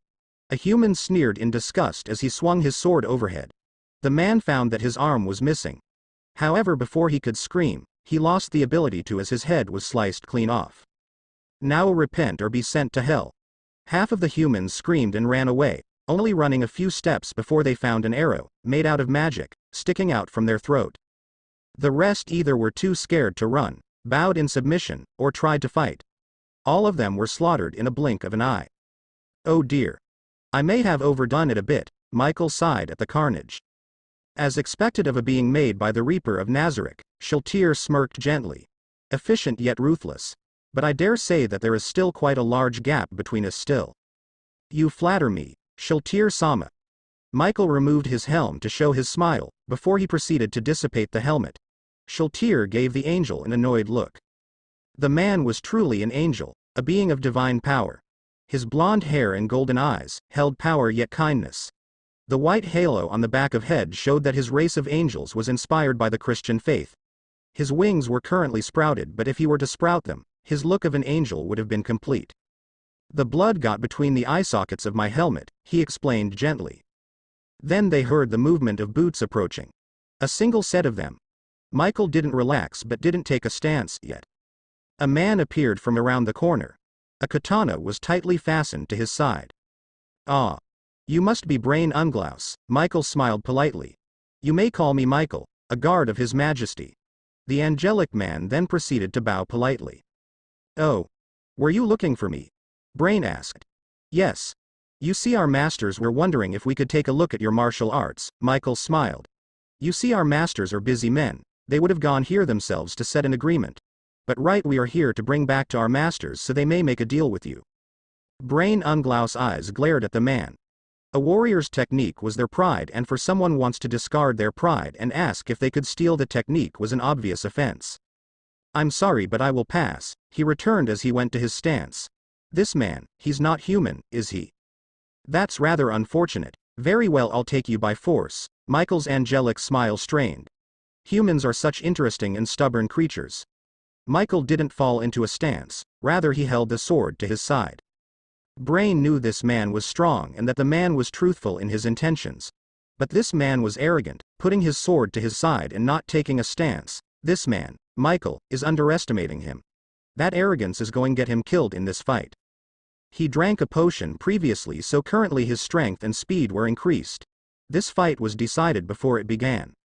Field, he called silently upon the first martial art he ever learned. Instant reflex. He now had to wait for his opponent to come at him. Oh. Is this martial arts? The man questioned as he slowly walked to Brain. I presume you're done? Very well. Then he stepped into Brian's field. This fight is over. God Flash. God Flash was his trump card. It was developed after many years training to beat Gazef Stronov. This technique was his embodiment of his desire to defeat the strongest man in the kingdom. With this technique, he was able to defeat monsters stronger than he. So he expected it to kill the man. Instead, it was countered by a sword that was fit for a king. Clang. Huh? Brain's brain didn't fully register the noise. So that was martial arts, or was that just a swing? Michael calmly asked as he forced Brain's katana down using his longsword. If that was martial arts, then I'm extremely disappointed. Brain's senses came back to him as he stared dumbly at the longsword of his foe. He disengaged and went into a drawn stance. You monster. Michael's feces strained even further. I assure you I'm no monster. I'm actually the opposite, I'm a loyal follower, a guard of His Majesty. So you're a lapdog of the king? Brain said uneasy, he started to sweat in fear. No, I'm the lapdog of the Supreme Being, the Reaper of Nazareth, Michael corrected politely. Now would you kindly come with us? He took a step forward. I have to run. I won't win. Brain thought in his head as he took a step back in conjunction to the step Michael took. Using this thought, the genius swordsman slashed with precise accuracy at the angel's neck. Ah! He roared as the strike was blocked and he withdrew to attack again. This repeated this a dozen times, each strike aimed somewhere else. How boring. Here, let me take care of him, a childish voice spoke from behind the handsome man. I do. And Michael shut up when Shiltir sent an annoyed glance at him. As you wish, Shiltir-sama. The pale ball gown wearing 14-year-old sent a death glare at Michael. For the love of my creator. Stop with the pleasantries, she shouted in annoyance. The blue-haired swordsman didn't know what was going on, but he took that moment to turn heel and run. In a fight between swordsmen, turning your back was practically a death sentence as well as disrespectful. But right now he did not care, he just wanted to run and escape. Oh? He's running away. No matter, I'll take care of him, the buxom vampire's voice echoed as she smirked. Then her perfect and beautiful form turned into a hideous monster. This is so fun, she exclaimed as she rushed after the frightened swordsman. Shiltir-sama. Michael trailed off before sending a glance at the vampire bride. He flashed the undead a beautiful smile. Let us follow her. Despite being an undead vampire, the bride did have feelings and her cheeks burned red, a stark contrast to her pale skin. Why yes. We should, she agreed. Another ability of the Grey Guards was their charm. For the angels it was an angelic handsome charm, for the demons it was a devilishly handsome charm. It was passive and was always on. Now, the angel and the lone vampire bride rushed over to their superior, master. When they arrived they saw the corpses of many dead mercenaries sprawled on the floor. May they rest in peace, Michael prayed. Rah! An escape route. Shiltir screamed from another room. They stood there inspecting the carnage. Then the other vampire bride rushed in. There are several people coming. Survivors. Then we shall go out there and meet them. Her voice was truly grotesque. It's truly a blessing that she isn't attacking me. Michael thought with a minor shiver. The gap between level 95 and 100 was comparable to a sapling to a fully grown tree. So in short he stood virtually no chance against her. The people who were approaching were a party with a tight formation. Vanguard was comprised of warriors, potential candidates for martial art wielders. Behind them were a woman with red hair and two priestly men with staves. That reminds me. I need to study this people's culture and religion. Michael thought as he studied the mages that was garbed priest clothing. The angel watched passively as his superior made short work of the group. She only stopped her killing spree when she was about to kill the redhead. Her vampire brides heeded a command from her and subdued the redhead. Michael floated down behind the vampire. Is something the matter, Shiltir-sama? TCH. It seems I made a mistake, Shiltir growled out.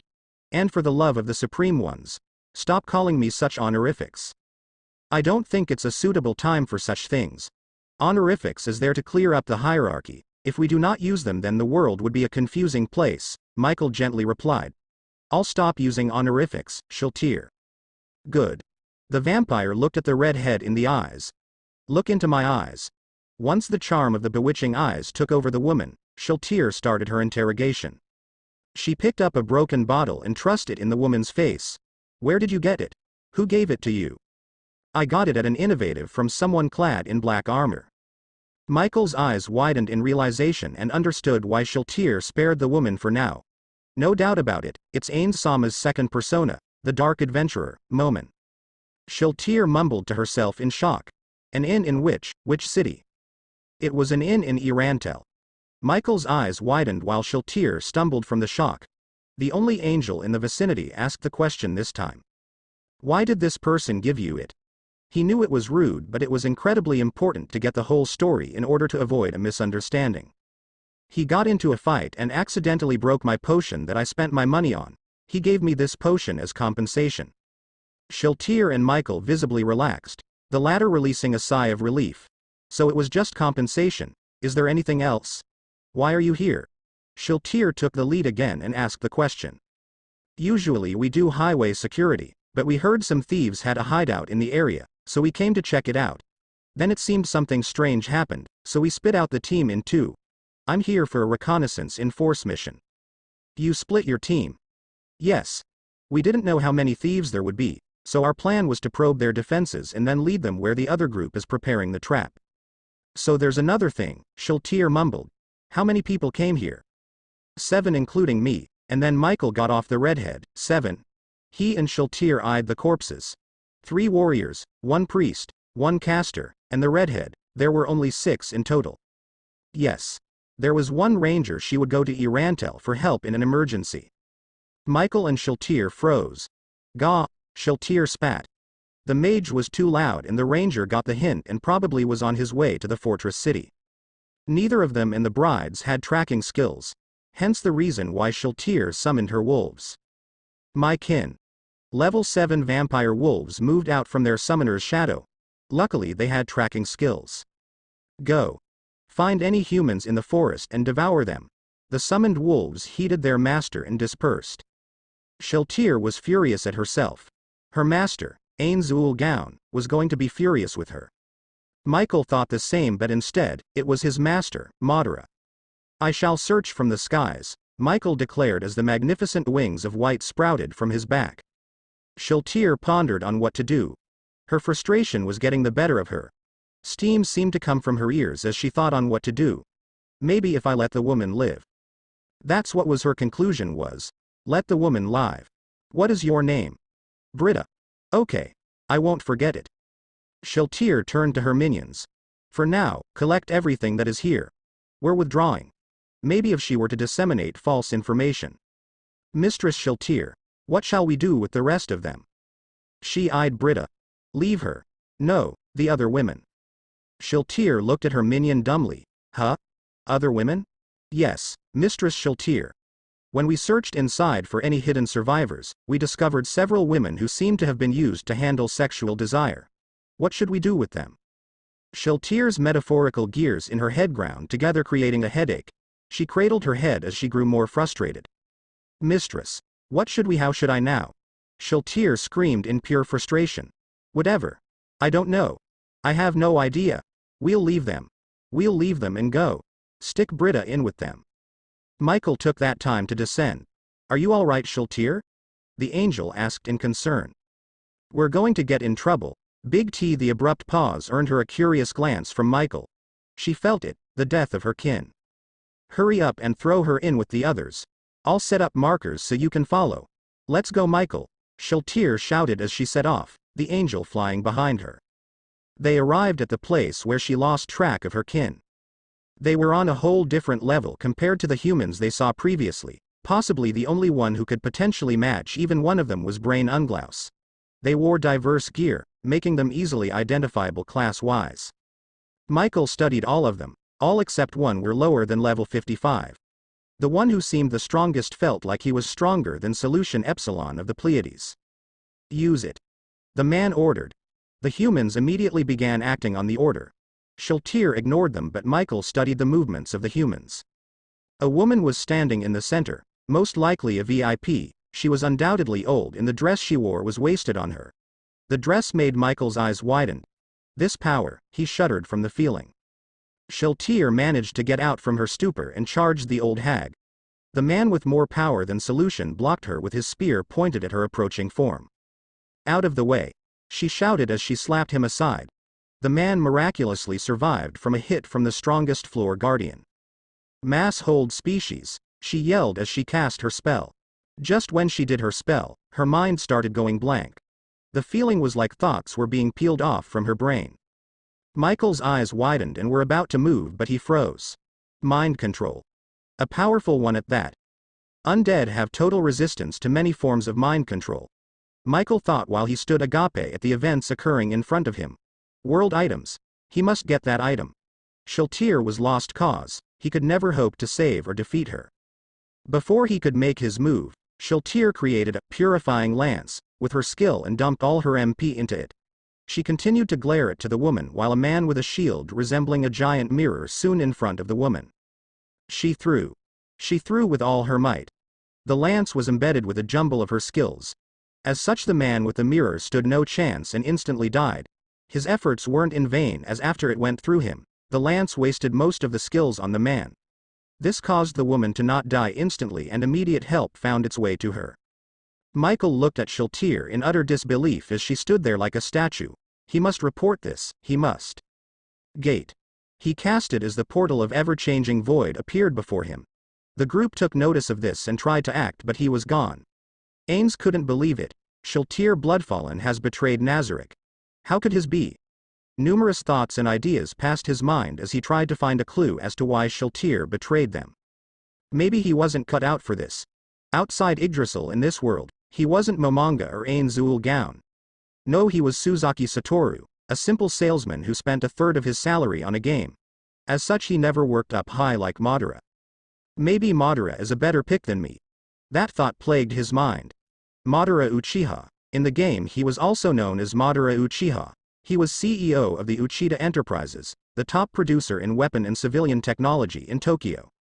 In Yggdrasil he once won the world championship and got a scythe, jumped into a group of around 365 players and slew 23 before retreating, was one of the top spenders in the Japanese servers, and on top of that had an intellect that was almost twice as Ains's.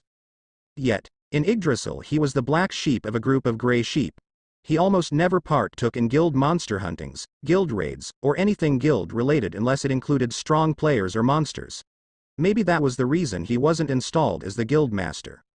He was getting off track. He needed to resolve this issue as quick as possible. Arriving on the graveyard that protected Nazarick with the low-level undead, he was greeted with Albedo, the Pleiades, and a messenger with the Black Army's symbol engraved on his shoulders. Albedo, he greeted once the messenger and Albedo seemed to be finished talking. Lord Ains, the beautiful succubus greeted in response. What is the situation? Ains asked as he started to walk towards the entrance. Albedo seemed to be distressed. As I stated in the message, the floor guardian of the first, second, and third floors, Shaltir Bloodfallen, has betrayed us. There was the briefest pause. Before we start, shall we continue this in a different location? Very well, we shall go to the throne room. Albedo turned to the bespectacled Pleiades whose firearms were covered by heavy-looking gauntlets. Yuri, return Lord Ains's ring to him. The maid, Yuri Alpha, presented a tray with her hands to Ains. On it, his ring of Ain Zuul Gaon was enshrined in a purple cloth. The reason he did not have it on his person right now was due to security reasons. The ability to travel between Nazarick's floors with ease made it the perfect weapon against the Nazarick. If he wasn't careful, it could be stolen by a thief. The enticing red jewel embedded on the ring did not help its case a bit. Very well, let us go. It was decided by the guild since the formation of the throne room that it was forbidden to directly teleport into the room. Thus they teleported to the nearest room, the Lemegadon. Both Ains and Albedo activated their rings and teleported to the previously said room. Almost instantly, Ains opened the heavy door and proceeded to head to the throne of the kings. He took notice of the man covered in red plates, Madara. The Uchiha was the first to speak. Welcome back, Ains. The way he emphasized Ains left a little distaste in the said person's mouth. Madara-san. Ains welcomed in response. So you have heard of Shaltir's betrayal? Yes, I, after all, was the first one to be told of the situation, Madara replied. However, betrayal is a bit shaky. Huh? Ains's metaphorical face morphed into confusion. Please elaborate. She didn't betray us on her own will, rather she was mind-controlled by a world item. Mind control, world item, huh? Vampires were undead and undead had absolute resistance to mind control. Though that didn't apply to world items.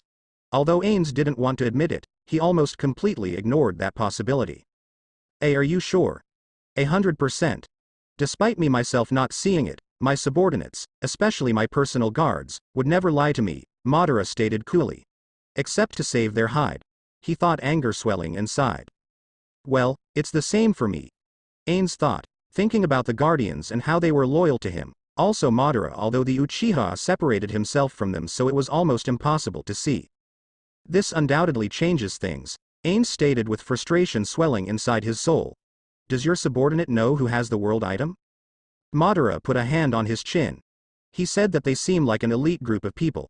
There were signs of religion, so I would say either adventurers, mercenaries, or the most powerful neighboring human country, the slain Theocracy. The slain Theocracy, Ains tested. We truly need to be more cautious now.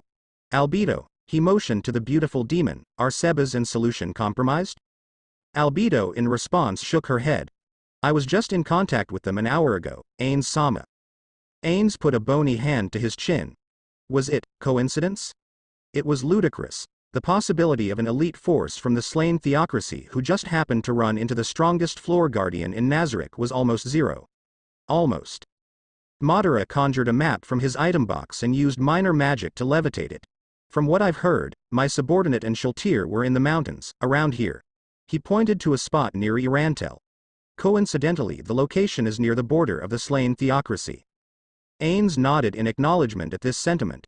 It could be they were on a mission? Highly likely.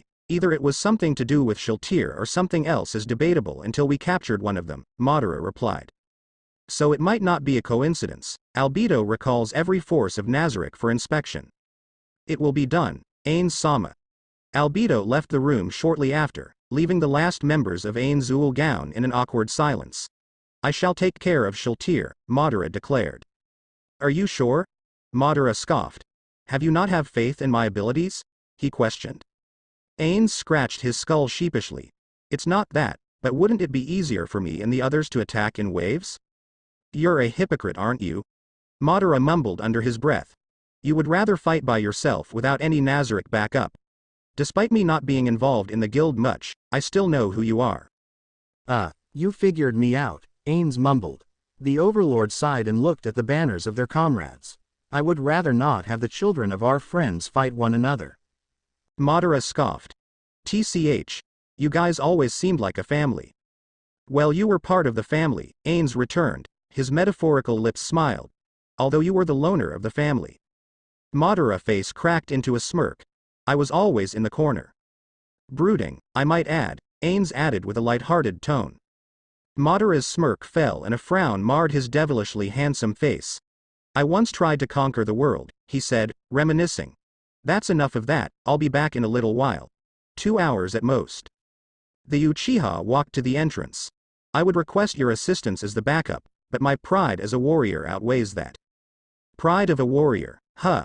Ains mused as the clanking of Madara's armor became distant. Kokitis, Touch Me, and Tamamikazuki always talked about that. A voice rang out, a ninja's rare pride. Eh? Ninja? Madara pinched the bridge of his nose. Why did I even create this idiot? The sage of the Senju. The founder of the village of the leaves, Hashirama Senju at your service, the said man introduced himself. Maybe I shouldn't have told him to reintroduce himself, he mentally thought. HN. Madara sighed in frustration. You were to prevent entry to any outsiders when I begin my battle. Hashirama nodded with a serious look. At least he and the real Hashirama were serious when it came to battle. Madara thought with a bit of relief. It will be an honor, Madara-sama. Hashirama replied seriously and appropriately. Good. I shall commence this battle. In the lounge room of Nazarick, the floor guardians, Albedo, and Ains sat around a holographic screen, with Ains getting a full view as he sat squarely in front. Demiurge was distressed at the current arrangements. May this lowly servant speak his opinion, Lord Ains? The floor guardian demon asked. Speak, Demiurge. Demiurge bowed his head in appreciation before asking. Why is Lord Madara without backup? To them, the NPCs who didn't know who Madara's true nature, couldn't fathom as to why one of their masters is charging recklessly by themselves. The answer was simple. It is Madara's nature, he seeks good battle and loves the taste of victory. As to why he doesn't have a backup is simple, a warrior's pride, Ains replied. I'm sorry for this humble servant's ignorance, but may you please elaborate, Ains-sama? Ains stroked his chin in thought. To be honest, he didn't really know what a warrior's pride is. All he knew it was something like a code of honor of some sorts. Maybe that what it was. Kokitis saved his hide on this one. A warrior's pride is a warrior's pride in oneself and their skills. If a warrior was to fight unfairly, say poison, if they were to be a true warrior, this underhanded tactic is a blow to said pride. So in other words, a warrior's pride is the pride of a fair fight? Demiurge inquired. Yes. Ains inwardly sighed in relief at the conclusion of Demiurge's question. So, Madara-sama, in a nutshell, is a battle maniac? Albedo asked politely. To put it bluntly, yes, Ains replied, getting slightly annoyed as he tried to focus on the screen. Now let's watch, we might learn one or two things from this fight. Yes, Ains-sama. As you wish, Lord Ains. Yes, your lord. Why yes, Ains-sama. Yes, my beloved. The last voice made Ains cringe. Momonga and the others are probably watching, Madara mumbled. I'll limit the use of ninja techniques. Well, he could just use Susanoo and get it over with. He could also just summon dozens of meteors. He could just use the Rinnegan and rip her soul out. Those were quick solutions, and not very enjoyable, he admitted. That's why he discarded his gunbai and favored the iconic scythe. I am the wielder of my soul, the Uchiha chanted. That should be sufficient for now. Madara drew the Scythe of Ragnarok, the symbol of his power in Yggdrasil, a world champion item. In Yggdrasil, doppelgangers usually can't use items of god tier and legendary tier if they were morphed, which he heavily favored than the egg-shaped head of the normal form. That said, the class of World Champion allowed one to equip the gear of World Champion, ignoring race limitations. He was arguably the strongest doppelganger in all of Yggdrasil before he won the World Championship. Combine that with this, he was arguably the strongest player in all of Yggdrasil. Let us begin. Madara roared as he charged the true vampire. When the battle was about to begin, Imperial knocked on the door. Enter. The door opened to reveal Imperial covered in her cloak and, presumably, wearing her adventurer's outfit. She bowed in respect and apologized for her intrusion.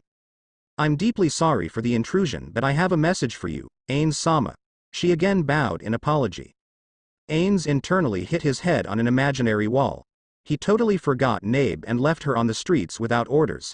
He must have set a very bad impression on her. He wouldn't blame her if she was angry with him. Very well, speak. Well, he needed at least to try to keep up with appearances. Imperial spoke with dignity. The city of E-Rantel is requesting your Momon's help in a vampire extermination. Ains's eyes flickered with amusement. Oh? This could have come at a better time, Albedo. Make sure to record the battle using this. Ains handed Albedo a crystal. Channel your mana in it, it's in order to record. You could place it on the table if you want. Yes, Ains-sama, Albedo said seriously, a testament to her loyalty. I'll leave Nazarick in your capable hands. All guardians must follow every order of Albedo's, Ains declared.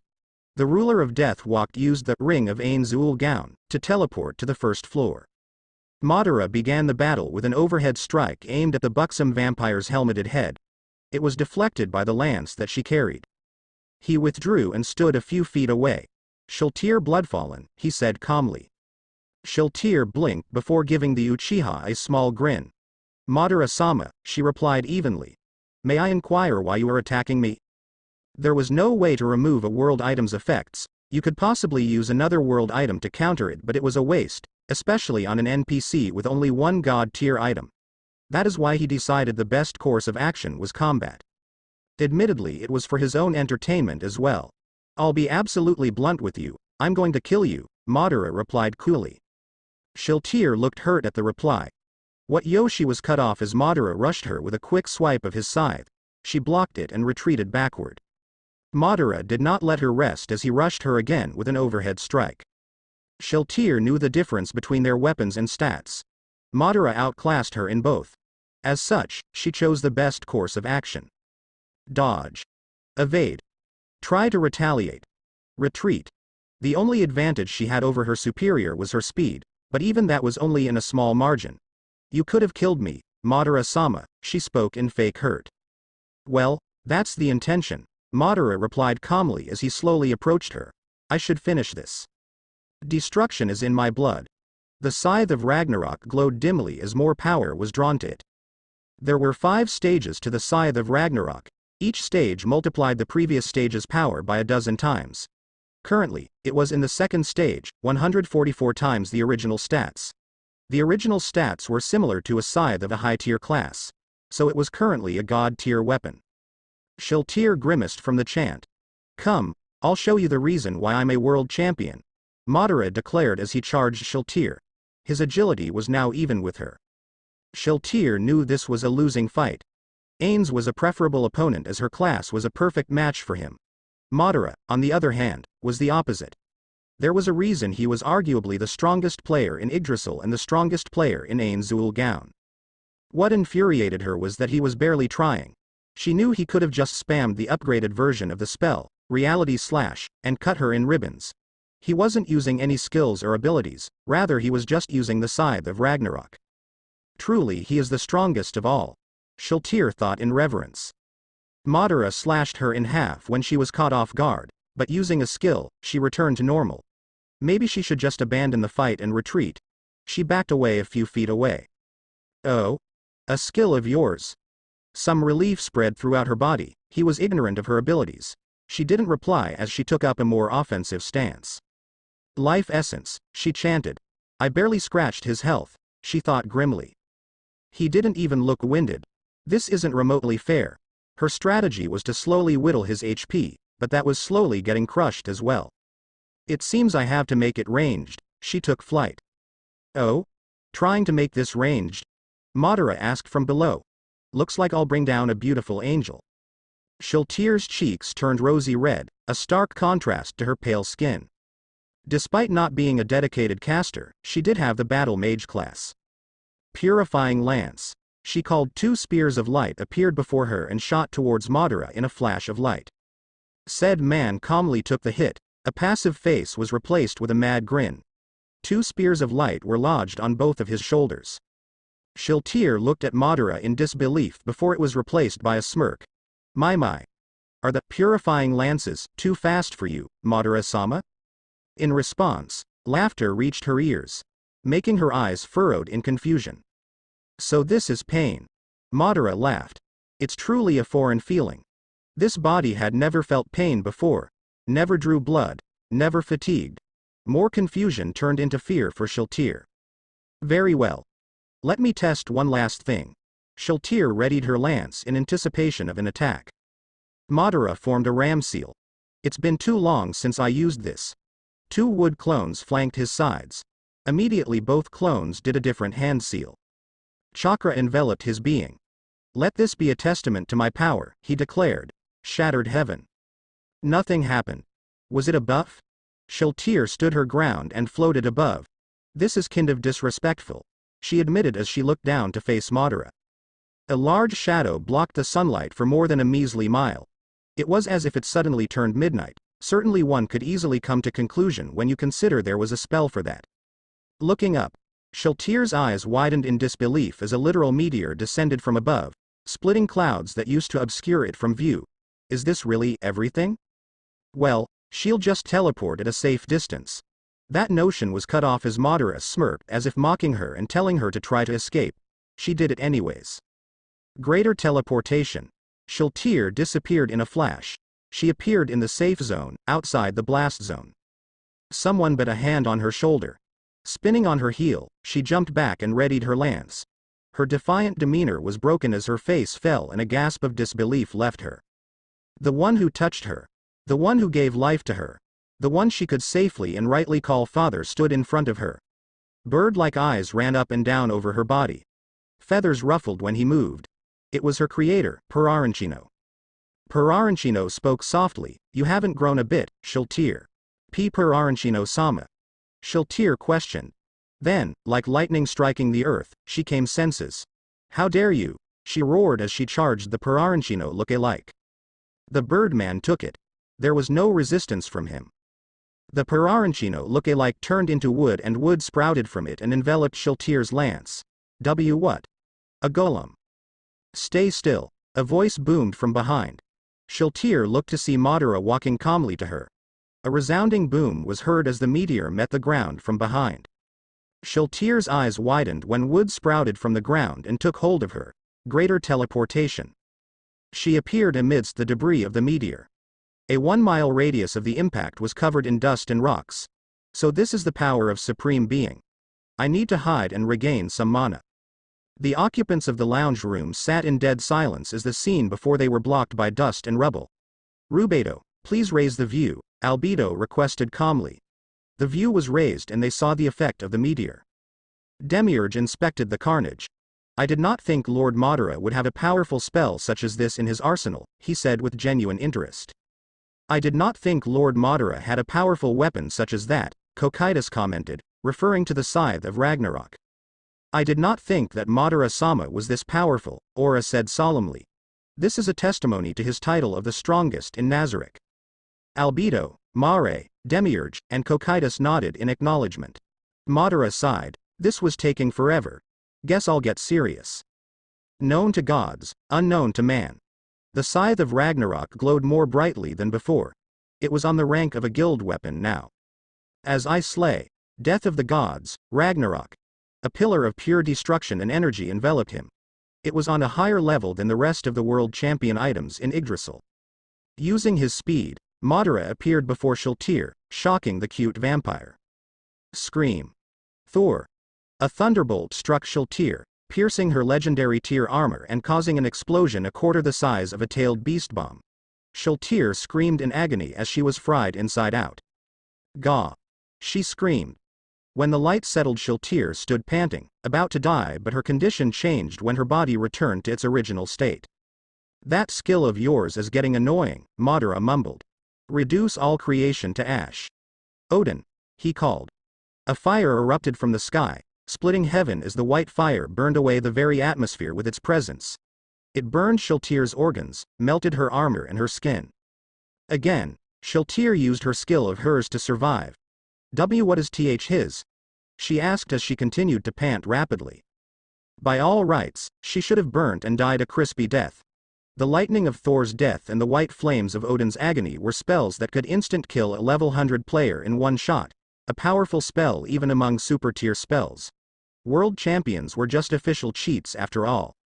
The ability didn't come without a price as it took away 25% of his health per shot. He couldn't spam it anyways as it had a 24-hour cooldown. Madara's eyes spun as it formed the Sharingan. I shall end this. Shiltir readied her lance. Why am I fighting Madara-sama? She took the first move and lunged at the Uchiha. There were two things about the Sharingan that made it so feared in the ninja world. One was being that the wielder could copy, predict, and see through illusions. Two was that it could use illusions more proficiently. Mirage tree binding. Despite being called an illusion, it was actually an interference in the victim's chakra, mana pathways, source. As such, it bypassed Shiltir's mental resistance. Kya! She yelped as the tree took hold of her. Madara raised an eyebrow at that very girlish scream but didn't comment. Instead, he chose an overhead strike which he appeared to have favored. Mist form. Shiltir gritted out, she turned into mist, went to another plane of existence or something, in order to evade the attack. TCH. Troublesome. World break. Madara brought down his scythe as a powerful force meant to cut Shiltir in half. As if expecting the attack, Shiltir flew out of harm's way and tried to retreat. Regenerate. Shiltir called her wounds, scratches, bruises healed. Vermilion Nova. A fire surrounded Madara and shot upwards.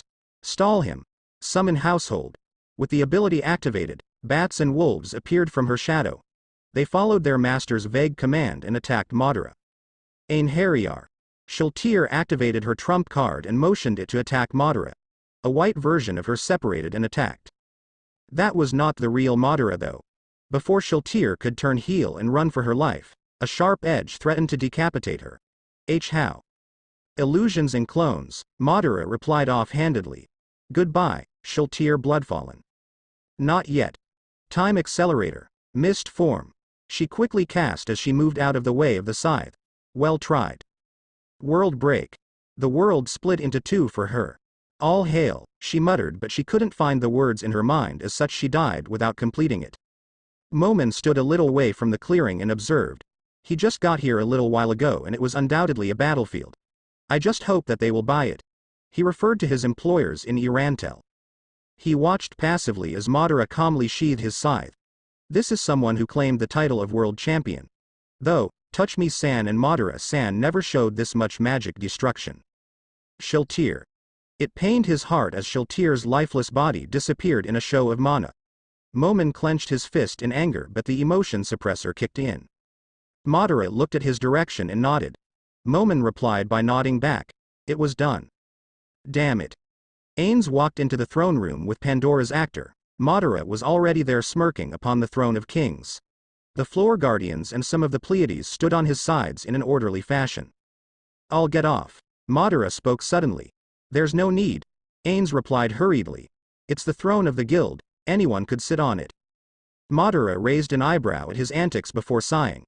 I don't approve of your actions. If you won't sit on this chair, then you are not the guild leader, you are incompetent.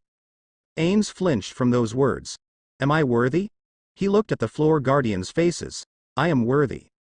Madara grinned when he saw Ains walk over to him.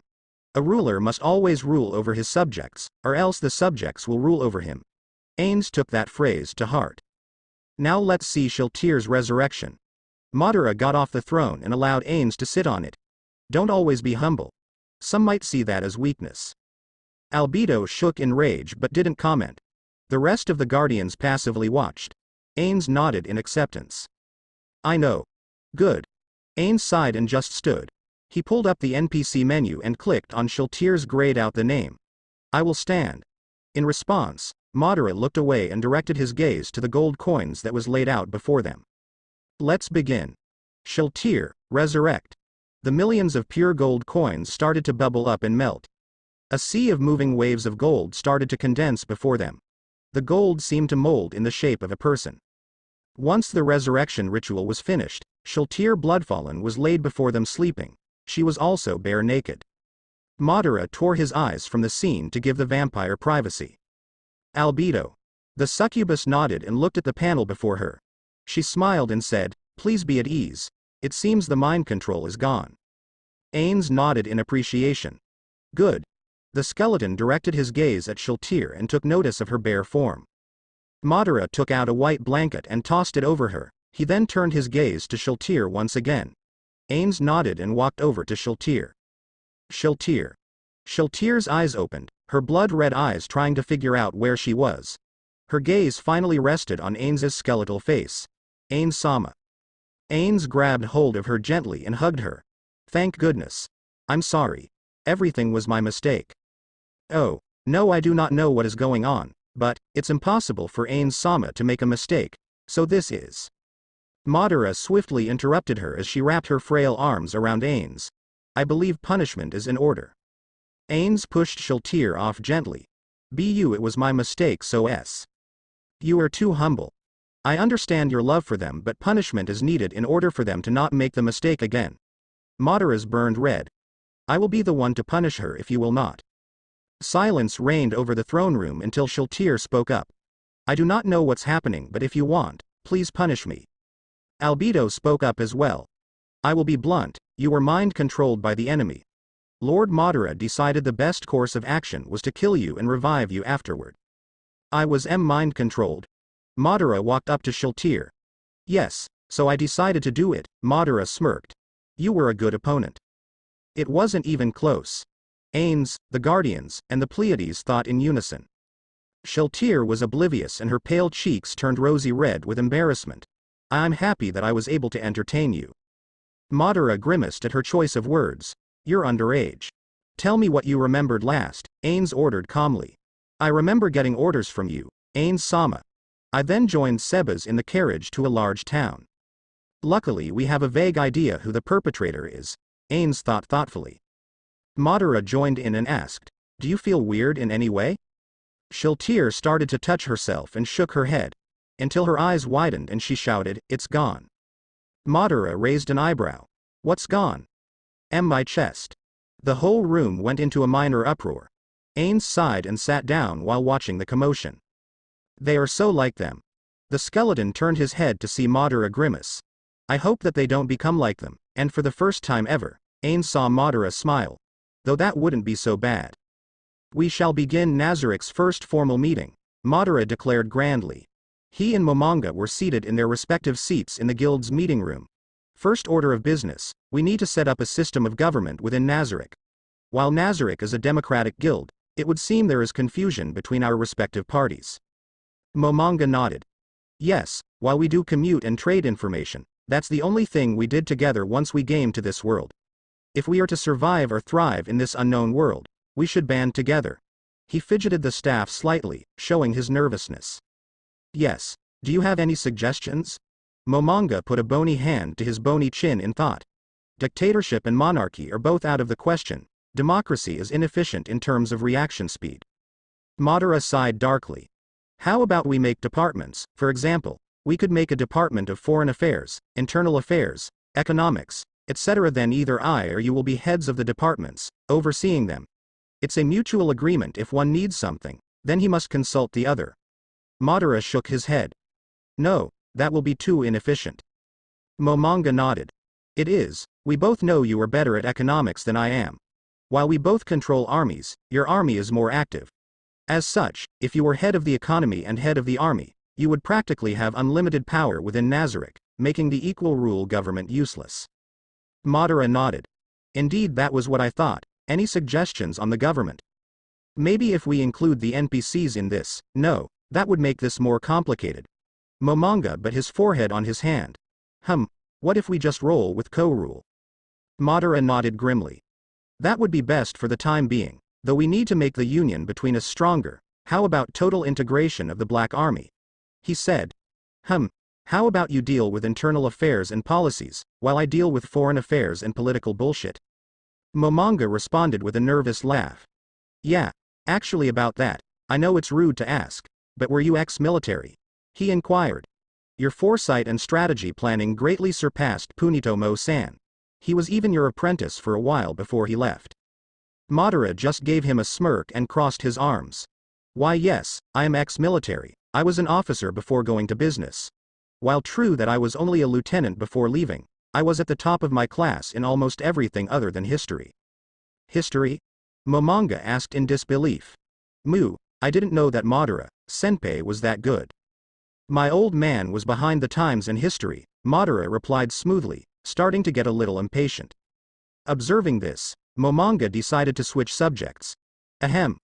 We need to develop a spy network and a strong economy of this world's currency, or at least the human kingdom of Re-Estes' currency. I'll deal with them, Madara replied. I'll set up a trade and let you take care of that after. Momonga nodded. So what are we going to trade with? They could sell old equipment, gems, potions, scrolls, and amongst other things. I'm planning to make a steel refinery and an iron mine, Madara replied as he conjured a book from his item box. It's a good thing that Yggdrasil allowed ebooks to be read in-game. Momonga nodded in total agreement. If it wasn't for those books, we would have been stumped on the written language. Agreed. Although it's rather interesting that they use Latin, Madara mused, an interested smirk on his face. Then the smirk dropped. Now regards to their technology, science seemed to be stagnant. While magic seemed to make up for it, the world had seemed to be in the middle of a dark age with the stagnation of science and possibly culture. It's indeed worrisome, but we could use this to our advantage. If we could use not only our overwhelming strength but our modern intellect, we could possibly conquer the world in what? A year. Madara said as he skimmed over the book he was looking at before putting it back. Momonga chuckled nervously. Man, this is crazy. I don't think there was anyone in our world, modern or ancient, that totally conquered the world, he said. This won't be my first time attempting to conquer a world, Madara mused as he placed a hand on his chin. But we need funding, so we should concern ourselves with trade first before we move on to world domination. Momonga seemed to be unnerved by what he said. May I inquire what you mean when you say that this was your second time in conquering the world? This is my third time conquering the world, Madara said bluntly. The first was using military force, the second was economic-wise, and third is another one using military force. You tried taking over the world using military force before? Momonga asked in shock. Madara chose not to elaborate on that. I believe that the Lizardmen campaign will begin soon, he inquired, changing the subject. Ah yes. Cocytus will be the one leading the army. Madara nodded before standing up. We should have these meetings every week, he stated as he begins his way out. The meeting is adjourned. While the meeting between the leaders of Nazarick was going on, another meeting that was just as important to the ones holding it was taking place. 4 figures clad in priest clothing were standing before a kneeling figure clad in heavy armor. The sunlight scripture has gone silent, we can assume that they were taken out, a figure clad in priest garbs stated. Yes. This will take many years for us recuperate, another priestly figure said grimly. With the addition of the black scripture's losses, our losses will take around 20 years for us to be at full power. We can only rely on our normal infantry and the black scripture for protection and eradication of the demons, another one said even more grimly than the last. The first one put her focus on the kneeling figure once more. Is there anything else to report? She inquired. There were the vampire and her accomplice, the man replied.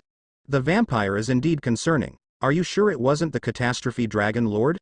The third one asked. I'm sure of it. The vampire wasn't a dragon nor was it causing a catastrophe in its wake, although its strength is undeniable. I reckon the vampire is only a tad bit weaker to the extra seat of the Black Scripture, only due equipment-wise. This is very concerning. Even more concerning if a person were to defeat it, the fourth spoke finally. That is all, you are dismissed. Once the kneeling man exited the room, he was met with the sight of a woman with a big scythe next to her trying to figure out the puzzle in her hands. A Rubik's Cube? That takes me back, he said as he slowly approached her. Getting one side is easy but getting two sides is hard, the woman said, her voice high like a child's. That may be true, the man said, coming to a halt. The toys were advent during the spread of the 6 great gods 600 years. The woman gave her a strange glance, showing her heterochromia eyes, before closing her eyes. So, what has happened that brings officers here? I think you've already received my report. I haven't read it, she replied flatly. Besides, it's easier to hear the situation from someone who knows. Was Star Reader Second Sight's reading wrong?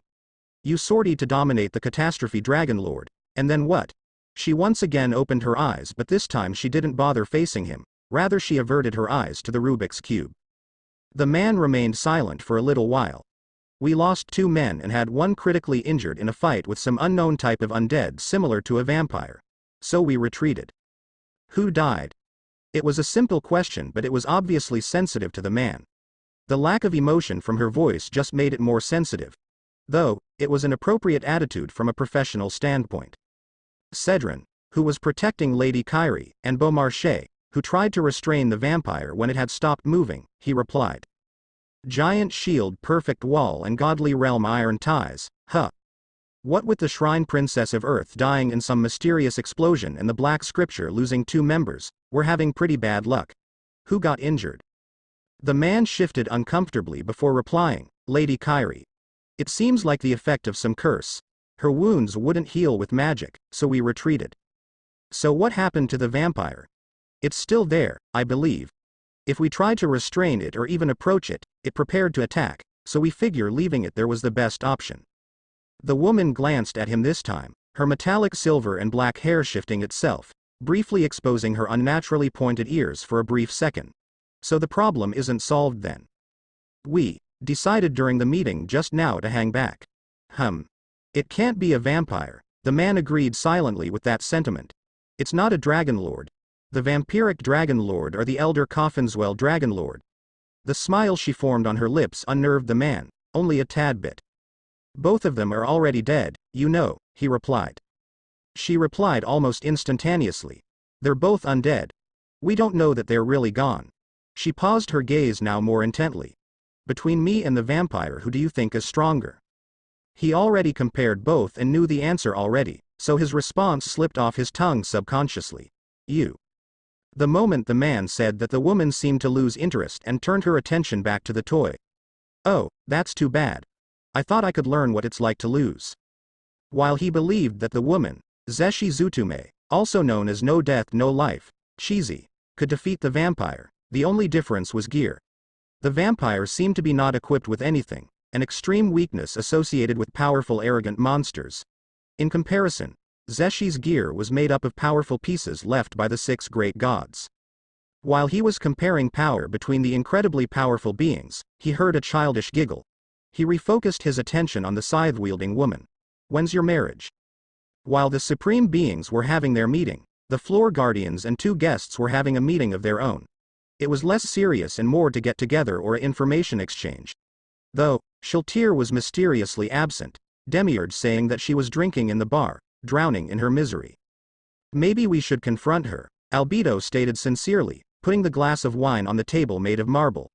When looks of surprise were sent her way, she smoothly defended herself. As the captain and overseer of the floor guardians, it's my duty to keep the floors managed. A miserable and unproductive floor guardian will spell disaster for the tomb of Nazarick, especially Shiltir's floor. Hashirama just chuckled. You're just genuinely worried for her, aren't you? Shut your mouth, Albedo growled out dangerously, wings flaring in agitation and anger. Do you guys know what Ains-sama and Madara-sama are talking about? Izuna asked, changing the subject. I believe they are outlining the government infrastructure of Nazarick and exchanging information, Demiurge replied plainly. The reason I say this is because of the inefficiency and organization of Nazarick. Two parties of the same side would be catastrophic. Izuna nodded. Disorganization would cripple all Nazarick. A thought suddenly went into his head. That reminds me, Demiurge, have you found a reliable and stable source of parchment yet? Ah yes. Now that you bring that up, I've secured a sheep with hiding strong enough for it to be able to hold a third-tier spell, Demiurge replied, a frown on his features. However, they reproduce slowly and they grow too slow. Have you tried cloning the sheep before? Izuna inquired, taking a sip of wine. I will happily help you. Demiurge gave a wicked smile. I never considered it, but now I think about it. While the two were discussing that, Cocytus sat in his seat, his mandibles twitching as he released an icy breath. The large floor guardian was silent as the others talked or dined, not saying a word. Taking note of this, Hashirama, being Hashirama, smirked and asked the ice floor guardian, nervous? Cocytus looked at the Black Army general, his mandibles twitching. I'm a proud warrior, I do not get nervous. Hashirama's smirk got even wider at the retort. Well, being a commander isn't like being a warrior. Cocytus stopped and he dispelled any current thoughts, directing his focus on the sage. I know. So you are nervous. Hashirama laughed, his face flushed from the alcohol he consumed. Lighten up a bit. Take off all your worries today and loosen up. Cocytus shut his mandibles and looked down at the glass of cooled wine. I shall take your advice, he said before drinking the wine in one gulp. His natural metabolism and race resistance getting rid of it completely. Before he could get another glass, however, Hashirama grabbed the wine from his massive hands and replaced it with sake. In response and confusion, Cocytus sent an icy glare. Sensing the agitation, Hashirama just grinned dumbly. Fake is stronger. Cocytus was getting unnerved by Hashirama as the sage became more flushed. Taking note of this, Izuna turned his attention to his fellow general with a frown. Hashirama, you've had too much to drink, he said in discontent. Didn't Madara-sama tell to lay off the alcohol? In response, the sage's smirk just widened before forcibly giving Izuna some sake. Enjoy fit. Then the man just proceeded to collapse, his body falling down towards an angry Izuna. Why did my big brother even create you? The Uchiha roared, his eyes red from anger. You're such a big oaf. Demiurge, intrigued with Izuna's relationship with Madara, asked, so you and Madara-sama are brothers? Calming his nerves, Izuna took a deep breath before refocusing his attention to Demiurge, while pushing the sage's body off of him. Why yes. Madara-sama created me to be his little brother, saying that we are related by blood, his voice nervous at his outburst. So you're Madara-sama's twin. Amazing. Aura, the ever-cheerful elf, blurted out. That means me and Mare aren't the only twins in Nazarick. Meanwhile, Mare started to get nervous as the room's occupants directed their attention to them. Even Hashirama sent a groggy glance. Sis-star, he stuttered. Albedo, now calm, decided to direct a question to the twins.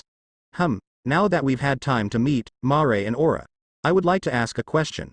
Why do the supreme beings dress you up like that? Aura, taking pride in it, said proudly, Bukubuku Shigama-sama said that in the land of the gods, Japan I think, they had girls dress like boys and boy dress like girls. At that moment, a new voice entered the room. I think Bukubuku Shigama-sama had a trap fetish. Before anyone could take action, Izuna spoke up. Took you long enough, Obito. He then sent a glance at the man who just entered the room. I was in the middle of a mission when I received the invite, Obito replied coldly. I came here as soon as I can, so I had a clone take my place.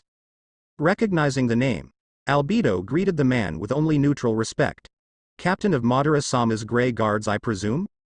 He didn't answer, instead said, I believe Madara-sama and Ains-sama is finished with their meeting and their plans will be announced to Nazarick soon. Madara watched in amusement as Momonga took to the stage, ready to give his announcement of what they discussed. It was rather amusing seeing the ever-so-shy Momonga announcing an important thing such as a reformation in government. He would have done it, make no mistake, but he wanted to test how Momonga would deliver his speech. Was it going to be a charismatic king speech or an uptight business announcement? First, I'll address the government issue. It was an uptight business announcement. He still had a long way to learn. It was after the announcement that Cocytus prepared to move out with an army of simple undead and the elder lich that Ains made just for the battle. 12 scrolls with the spell, message, engraved on them, courtesy of Lord Demiurge, Intoma. The insect user Palladius, said as she handed Cocytus, floor guardian of the 5th floor, scrolls. Madara-sama has also authorized 600 tower guard undead to be added to your subjugation force. Cocytus nodded in appreciation. Tell Madara-sama I give him my absolute appreciation, he said. Under his icy breath, he muttered, Demiurge has outshined me once again. Ironic considering his exoskeleton naturally outshined Demiurge's normal features, although the devil always likes shiny things, especially bones. The room was filled with light chuckles from his minions. Well, that was to be expected, as he was made with the sole purpose of fighting and defending Nazarick, while Demiurge had many uses from fighting to interrogation.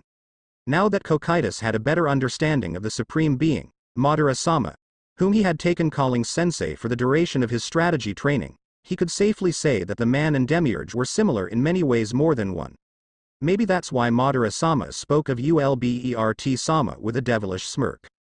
Cocytus grabbed a scroll. Message, Nazarick Subjugation Force. Begin advancement in Formation 3. He took note that Intoma sat beside him, observing. He released an icy breath. The Great Lake Lizardmen village of Razortail. Zaryusu Sasha was, for the lack of a better word, cunning and wise. His experience adventuring throughout the world gave him such wisdom. He gained knowledge of human tactics, advanced weaponry, and advanced magic of magicians different from the ones used by his kin. When he returned back to his village after his expedition, he shared his knowledge of advanced technology and practices. Take the fish farm as an example. He learned how to make one from tad bits of information in his travels. He had met a few monsters in his travel, mostly basic undead and stray goblins. Though he fought undead, he never fought this many on this scale. There was literally hundreds, if not thousands, of the nearly road undead, in a fashion that would normally take any normal army months or years to accomplish. Of course, some people say that mindless puppets are more organized than alive sentient beings with their own desire, mainly due to total lack of desire and need for formal training. It was 5,000 against 1,300, more than 3 undead per 1 lizardman. While worrying, they will just have to make up with skill. May the ancestors guide us, his fated one shouted, crush Lulu, an albino lizard woman that made her beautiful in his eyes. What can he say? He was into narrow-tailed lizard woman and her unique scales made her more enticing. Look. The ancestors are giving our blessings. The lizardmen looked to the sky, many gaping at what they saw. Light that was in a distinct form of lizardmen appeared above them like angels. This wasn't magic nor were they real, rather it was from the drink they drank previously. When the effect wore off, many were inspired and morale was higher than ever. Now we'll pass around the paint. Normally each tribe would have their own color, but the ancestral spirits of the 5 tribes are in all of you. Decorate yourselves with all the colors. Priests with pots carrying paint entered the crowd and began distributing paint amongst them. Many nearly covering themselves in the paint. Though the people of the Greenclaw tribe barely put some on as their idols, leaders had barely put on some themselves. Shazuriua, Zaryusu's brother, drew his huge sword once found that most people were finished and shouted, to war. Roars thundered. The undead army was arranged in 3 groups, each containing 1,550 troops, in rows of 300, giving the army 6 rows in total. Each first and second row of each was the vanguard with the tower guards that Madara had provided with. Archers, only 150 in total, were divided into 3 groups of 40, although the center formation had 20 extra. The undead army was in a tight testudo that would have made any good Roman commander proud, and although Cocytus wasn't Roman, he took pride in the borrowed tactics, as shameful as it was. If the undead army were the Roman legions that took Europe by storm, then the lizardmen were the proud warriors of England, the last place on Europe that the Romans didn't fully conquer. Charging recklessly, they divided into 3 groups. The warriors took the middle, the hunters took the left, and the females and other males took the right. There was little formation. In another reality, Cocytus was inexperienced in commanding and didn't let loose arrows to dwindle the lizardmen. In this reality, he let loose the barrage as soon they came into range. Dozens of unsuspecting lizardmen died in the first barrage. Those who survived were either lucky, got hit in non-vital areas, or had a shield and used them. Then they clashed, shield against clubs, swords against scales. It seemed that the lizardmen organized the timing right and simultaneously clashed at the same time. Cocytus grabbed a message, scroll. Message, cavalry. Flank from the gaps between the army and the village. Once the message was sent, the cavalry of the undead, who got in the position hidden on the edges of the clearing where the village was located, moved and charged. The lizardmen were by no means stupid. While the organization was obviously absent in their tactics, they can predict. Therefore, they predicted that the undead had cavalry lying and waiting. As such, they put baskets in the marsh. Many undead cavalries fell for this and the riders were thrown off. But being an undead and not having any individual intelligence whatsoever, they were undeterred and just got up and proceeded to continue to flank the lizardmen. But they were finished off by the hail of stones from the lizardmen. A little away, in the village, the 5 lizardmen that were a part of the elite squad watched the battle from afar. Their commander is good, Zaryusu said in disbelief as the enemy slowly dwindled down the lines. This was not good. The undead was too organized and used their superior tactics and numbers to overwhelm them. The leader of the tribe Razor Tail, Kyukuzuzu, wielder of one of the 4 treasures, white bone armor, replied, understatement. The enemy commander was good, too good, a military genius using the lack of desire and organization of troops against them. At this rate, they were going to lose. Crush motioned the priests to activate their spells and mud elementals rose up from the ground and swallowed up the undead, breaking their ranks. Cocytus observed as his troops' ranks broke and holes appeared within the formation. Very well, he muttered as he grabbed 3. Message, scrolls, message, undead hounds. Hold the lizardmen off the skeletons. Message, skeletons and zombies. Fill the holes within formation. Message, IGUVA.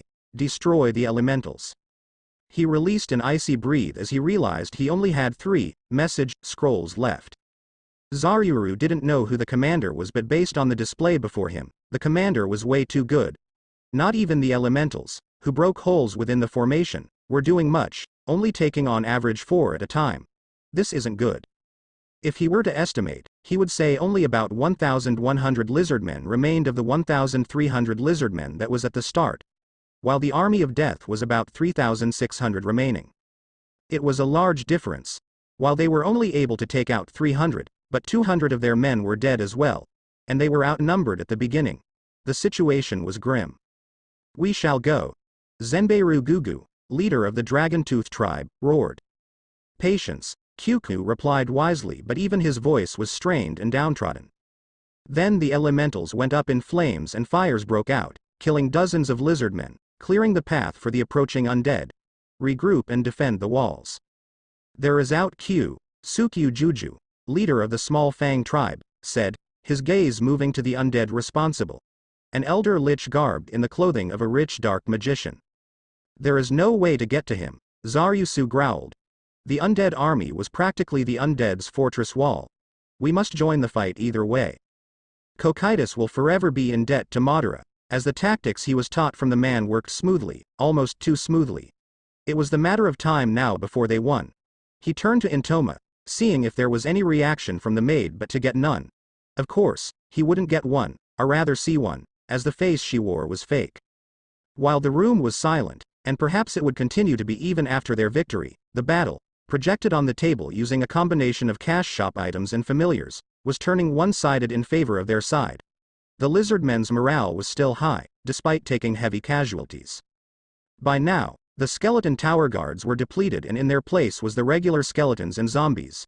A third of their fighting force was gone, but it wasn't a major loss as they were disposable and they took down over half of the enemy.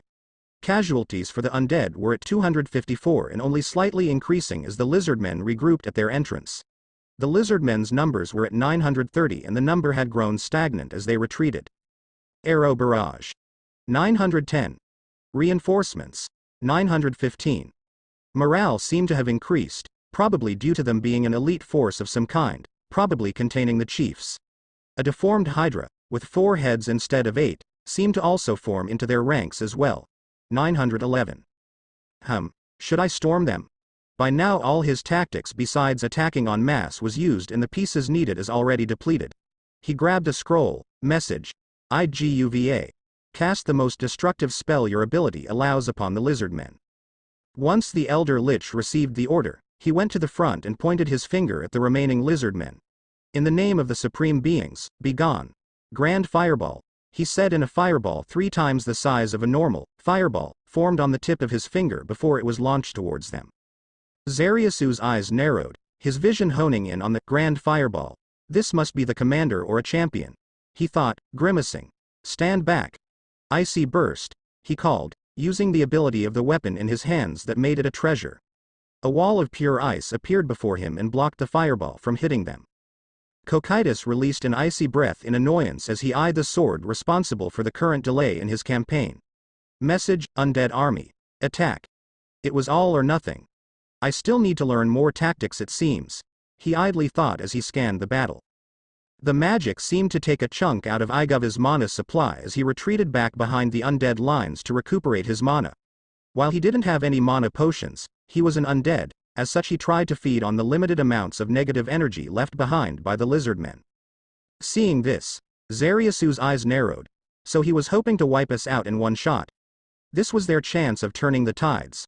He heard his brother and Zenbeiru yell a war cry, many of the lizardmen and women joining in as they tried to pierce the heavens with their cry of bravery and strength. For the ancestors. While it was simple, the words itself had power like a war drum or a trumpet. If they couldn't win with numbers, then they will win with skills and pure stubbornness. Thus they charge. In response, an arrow barrage was unleashed and thousands of undead charged in a conundrum. While the undead before had a tight formation, now they had a loose formation similar to the lizardmen, having only regular low-leveled undead and beasts. Speaking of the beasts, they wreaked havoc and were the spear of the undead army as they pushed and killed many lizardmen and women before being killed themselves. 397 lizardmen remained. 2008 undead remained. The chiefs tried to slaughter their way to the commander in an attempt to get rid of the leadership, but the sheer number of undead blocking their path became a huge problem. Of course, they had a plan. Zariasu's pet hydra, Rororo, was going to be it. Igava's eyes narrowed in disgust as the deformed hydra tried to make its way towards him. A deformed hydra. They are as weak as I thought, he scoffed. Pointing his finger at the four-headed hydra, he chanted, fireball. A ball of fire formed and shot towards the rampaging beast, hitting it dead on and blowing away nearby undead. TCH. The hydra made a hole within the horde.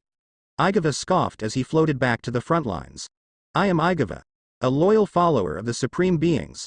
I now Sente. He was cut off when he noticed the rumbling of the ground. I am possible. The hydra didn't die, rather it survived and tanked the spell. Seeing this, Igava's eyes narrowed in rage. Die.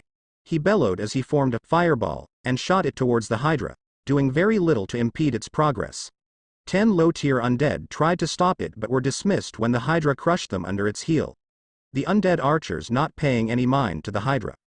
Growing frustrated, Igava shot many fireball spells one after another. Maybe it's immune to fire, he absently thought. Very well. Lightning, he chanted, lighting forming from his fingertip, but before it could hit the hydra, a big lizard man jumped in the way. Resistance massive, he called. Zariasu and Crush jumping off Rororo as well before moving towards the Elder Lich. Insolent lizards, he growled as he fired fireballs at them. Keeping them distracted, the Elder Lich calculated his next move. Create 4th tier undead, he chanted as 4 circles formed in a square formation.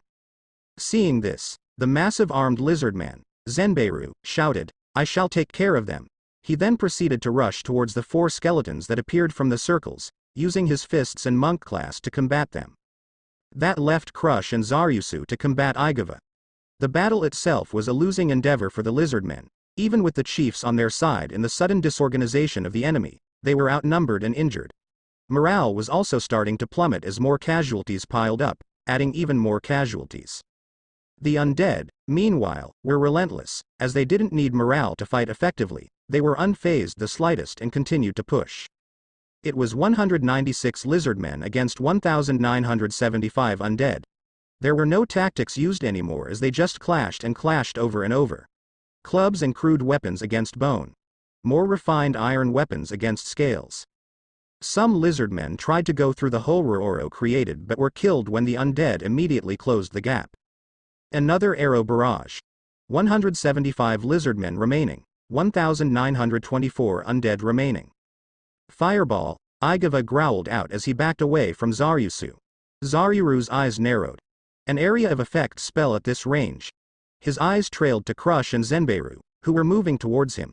He stabbed his frost pane to the ground and shouted, "Icy burst." A blizzard suddenly appeared around them, freezing the fire of the fireball. Now. Raw. Zaryuru let out a war cry as he jumped and stabbed Igava through the skull. The world then became blank from exhaustion. The last thing he heard was Crush screaming his name.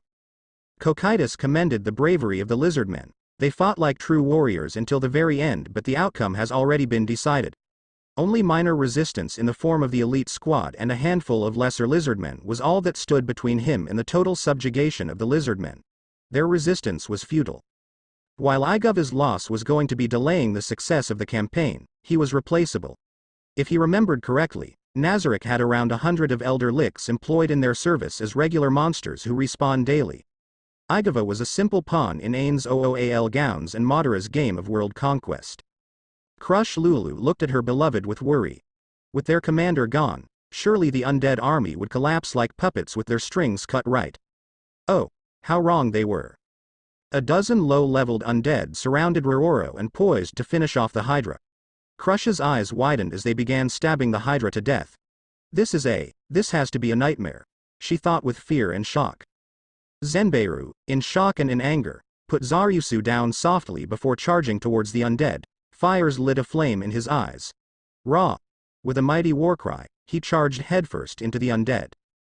Die. He roared, knocking two skeletons into a pile of bones. Seeing their comrades getting crushed, the remaining undead drew their focus on him and charged. Their bones creaked and rattled as they seemed to open their mouth as if to roar a war cry. Crush, seeing that the undead was distracted, went to heal Rororo. Massive heal wounds, she said, pointing her arm towards the Hydra. The wounds on Zaryusu's Hydra started to accelerate their healing and knitted the skin and the scales together. She started to pant heavily, the spell and the spells before starting to tax her as her mana fell below the 15% line. She turned towards her beloved. Then refocused her attention at Zenbeiru, who was relatively unharmed saved for a bruise. I need to conserve my mana, she thought grimly. She turned her attention to the battle. Her mood darkened and tears started to well up in her eyes. Lizardmen surrendered to the undead. Those who resisted died. Among the people who recently surrendered, she vaguely spotted Kyuku, who was on his knees a little far away from her but was still visible. Gah! Zenbeiru roared, causing Crush to redirect her focus on him. Another dozen undead seemed to have joined the fray and they attacked in waves against the massive lizardman. By now, the lizardman monk was covered in wounds. Massive heal wounds, she called out, trying to blink the tears away. Zenbeiru released a sigh of pleasure before charging back. Meanwhile, Crush fell on her knees in utter exhaustion. She sent a look at Zaryusu and smiled, reminiscing the limited interactions they had. I'm sorry. Cruz. Damn it. Cocytus released an icy breath as he sent the last order. Message, Nazarick Subjugation Army. Begin taking prisoners if they surrender. If they resist, cut them down. He then spared a glance at Intoma, who in return sent a look at him. Shall I report your victory over the lizardmen? She inquired. In response, Cocytus clicked his mandibles in thought. I shall report to Ain-sama and Madara-sama myself, Cocytus responded. I may have finally proven my worth to them. I also have to give my appreciation to Demiurge and Madara-sama for tutoring me successfully. Intoma nodded in understanding. Very well. I then shall entrust you the recording device Ain-sama entrusted to me, she said, handing a device she subtly put on the table facing the battle. You have my appreciation, Cocytus said. Is there a specified time in which I have to report this? If not, then I shall see the battlefield myself. Intoma shook her head. Madara-sama did say that you have until tomorrow to complete your campaign. Cocytus clicked his mandibles. May I inquire if there are any message scrolls left? Intoma sent him a confused look before nodding. I was going to use this if you had failed to report to Ain-sama. She then pulled out a scroll from her sleeves. Cocytus nodded before he grabbed the scroll and used it. Message, undead beasts. Search all the lizardmen villages for any survivors, if there's any then round them up and escort them to the second village. The Great Lake Lizardmen village of Green Claw. Zariusu's hut. Zariusu cracked open his eyes, his back was incredibly stiff and uncomfortable. Did he taste iron? Then he felt a foreign weight on his chest and he looked down to see his beloved laying on him. Noticing his movements, Crush opened her eyes as well. Zariusu? Zariusu, you're awake, she shouted with joy. How long was I out? He inquired. A day, she said, but she seemed downtrodden for some reason. Where are we? He asked as he looked around and spotted the familiar appearance of his hut. What happened? He asked, changing his question. Crush's mood darkened, her eyes downcasted. We lost. Those words seemed to stab both of them in the heart. Well, for Crush, it just dug in deeper. We lost? Zariusu asked nervously, believing his ears were betraying them. Crush nodded hesitantly. They moved everyone fighting in here because their true leader is going to visit the battlefield to transport the bodies, she said in disgust. Probably for testing. Zariusu's mood darkened as well. Did my brother survive? Where's Zenbeiru? Where's Rororo? He asked in a monotone. Zenbeiru is in critical condition. Your brother is dead, she replied, her head downwards. His body was also taken. How about Rororo? Zariusu asked, his tone dead as the undead that slew his brother. Crush visibly flinched before looking away. I don't know, they had him locked up in a cage before putting him in the village of Razortail, she replied. Out of the 1,300, only about 100 came back. 100? Zariusu gaped. How many undead we killed? I don't know, she replied truthfully. I only knew how much we lost based on the survivors. Zariusu went silent as Crush bawled her eyes out. What happened after the survivors arrived here? Zariusu inquired silently. The undead allowed us to tend to the wounded. Besides the tension and the confinement, life is normal, she said nervously. There were several riots, but the undead swooped in and disarmed them before going back to their posts. What have the undead been up to? He inquired. Well, today, they scheduled a meeting today between the chiefs and their leader, Crush said. I hope we can get their corpses back, she murmured silently. The great tomb of Nazarick, 9th floor, Madara's quarters. Madara put a hand on his chin. Interesting, you expanded on the basic tactics I taught you. While you need to come up with a more refined strategy, I honestly see that all the lessons I taught you were not in vain, he said. Very well, I will give you, Cocytus, the role of governing the lizardmen. It shall be an honor to take up this role, Cocytus bowed. Momonga will return soon, he will accompany you to the conference with the lizardmen, Madara stated. That is all, you may return to oversee the cleanup operation of the lizardmen. I shall prepare a throne suitable for Ain-sama, Cocytus declared before leaving.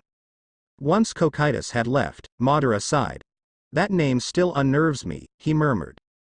The Great Lake Lizardman village of Greenclaw. The tribal hut. The tension was thick. The hut was silent as the only 4 figures waited. Even the rowdy lizardman, Zenbeiru, remained silent. The lizardmen that were inside the hut were the last chiefs, Zariusu being declared as the temporary Greenclaw and Small Tooth chief, the latter of which was too busy with the burial ceremonies to have one of their own become the chief. If someone were to try to cut the tension, they would find that it was thicker than it seems. Then they heard a commotion outside, probably their leader. However, no one dared move. The dark hut was illuminated by the sun as Undead pushed the covers aside. A small girl in a maid outfit with her hair tied into 2 buns entered and courtesied. If you would follow me, she said. The 4 chiefs remained silent before they got onto their feet and followed the maid. The tension was even thicker now. They were led to a rift, an ever-changing portal. Through here, the maid said, gesturing for them to enter. The chiefs hesitated before Zariusu entered first, followed by Crush, Zenbeiru, and Kyuku. To them, it felt like they walked through water. The Master of Death. The Great Tomb of Nazarick. 10th floor throne room. Ains took a deep breath. While they agreed that Madara would deal with politics, they agreed that he would leave a more of an impression, especially the stunt they were going to pull off. I am Ains Ul Gaon, ruler of the Great Tomb of Nazarick. There was once a time when all knew and feared my very name, he introduced before sending a quick glance at Demiurge, who was on his left. Kneel. The effect was instantaneous. All 4 chiefs were forced to their knees, an audible crack heard. Now, introduce yourselves. Zaryusu was first to speak. I'm Za-Arg. His voice was strained as he tried to righten himself. Taking notice, Ains motioned Demiurge to lessen up. You may raise your heads, the devil said. Once the command was issued, Zaryusu continued his introduction. I am Zaryusu Sasha, temporary chief of the Greenclaw and Small Fang tribe. I shall speak on the behalf of the other chiefs. Ains's gaze lazily went over the quad lizardmen. Now let's negotiate the terms of your surrender. Why yes, Zaryusu stuttered in hesitation and fear. Ains motioned one of the Palladias, CZ Delta, the automation Palladias, to give a scroll to the chiefs. Written in the scroll is the terms of surrender. Trust me, these terms are rather generous considering the person who wrote them, the skeleton stated. Just sign it to make it official. Zaryusu looked to the stoic maid with pink hair and emerald eyes, made her way towards them. You may stand, Demiurge commanded. The lizardmen chiefs instantly felt the weight on their shoulders disappearing. Standing up, Zaryusu received the scroll before unraveling it. The other chiefs stood by behind him but did not peer over his shoulder to give privacy and not to act rude in front of the leader of the army that destroyed them. This is, the lizardman chief of Greenclaw breathed. He mutely handed it over to Crush, who gave it to Kyuku, who gave it to Zenbeiru. All their reactions were on the same page. Crush, speaking for the first time, asked, why to give such generous terms? Ains just sent a glance at the albino lizard woman before speaking, to lessen the burden. If we put more restrictions then that would make you all less productive and more rebellious. Crush nodded in understanding. Now, may you sign to document? The overlord asked. No, commanded. The chiefs all gave each other glances before nodding. Zaryusu, having known such things as using one in his travels, took the quill first and written his name in lizardman language. Kyuku, having observed and deduced that it was similar to the writing tools back at the village, followed suit. Crush and then Zenbeiru following their example. It is done, now we shall leave you with a gift. Albedo, Ains said, motioning the demon. Zaryusu's eyes widened a bit when he took notice of the raven-haired beauty. Demon, he thought. Demons were beings that were said to nearly destroy the world and were the basis of the slain Theocracy's zeal against demi-humans. While beings such as Elder Lich, which Zaryusu thought Ains was, were rare but existed, all demons, with the exception of demi-humans, were non-existent. So if a demon, whom he could guess is really powerful, was following a being that was not a demon king, then he couldn't fathom what power the being with no flesh could do if it were to attack them. Simple. They would be utterly obliterated. That begs the question. Why did he not subjugate them himself? Was he weakened? Only the gods knew, and he was pretty sure they were gods. Albedo nodded before clapping her hands.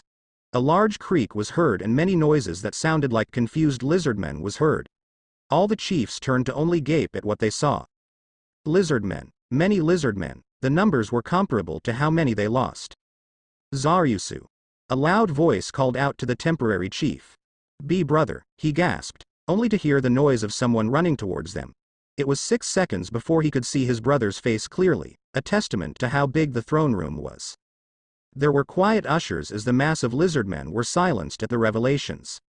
This is my gift to the lizardmen. I, the ruler of death, have revived all of your fallen comrades. Ains Ul Gaon declared, forcing all eyes on him. Now, may all of you enter the circle that was prepared for your transportation? Crush's eyes widened. That's why he took all the corpses, he revived them all. All the lizardmen's eyes widened in different a range of emotions, from fear to anger, some even with reverence. Zaryusu's eyes darted to the floor where he noticed a strange chalk circle with an elaborate design. It started to glow ominously as if it was powering on. Then they were a blinding light. You did well, Momomga-kun, Madara said coolly as he exited the shadows. Your charisma has certainly improved, or did you practice the whole thing for an hour again? A devilish tint in his eye, red eyes flashed with a humor. Momomga faltered. Why yes, Madara chuckled before going into a full-blown laugh. Momomga, poor Momomga, just slouched in defeat. Now, clean up this chalk, Madara commanded the maids who escorted the recently resurrected lizardmen, his voice higher than usual. Terms of surrender we, as the Lizardmen Alliance, hereby surrender to Nazarick and the Supreme Beings. We shall follow the 3 terms of the following. 1. All lands under the control of the Lizardmen Alliance shall be immediately turned to the control of Nazarick. 2. The Lizardmen Alliance, for as long as this contract is in effect, shall forego the ability to assemble and maintain an independent military. 3. The Lizardmen will lose the right to make alliances with foreign nations, sign peace treaties with foreign nations, and wage war. Signed by Zarusu Sasha, in Latin, Crush Lulu, in written Lizardman. Zenbeiru Guru, in written Lizardman, Kyuku, in sloppy written Lizardman. Madara analyzed his foes, 3 men and 2 women, and fell into the Uchiha Fist.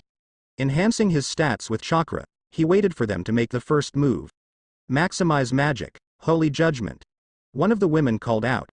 The circle in her hand was white and gold. Maximize magic. Demonic chaos.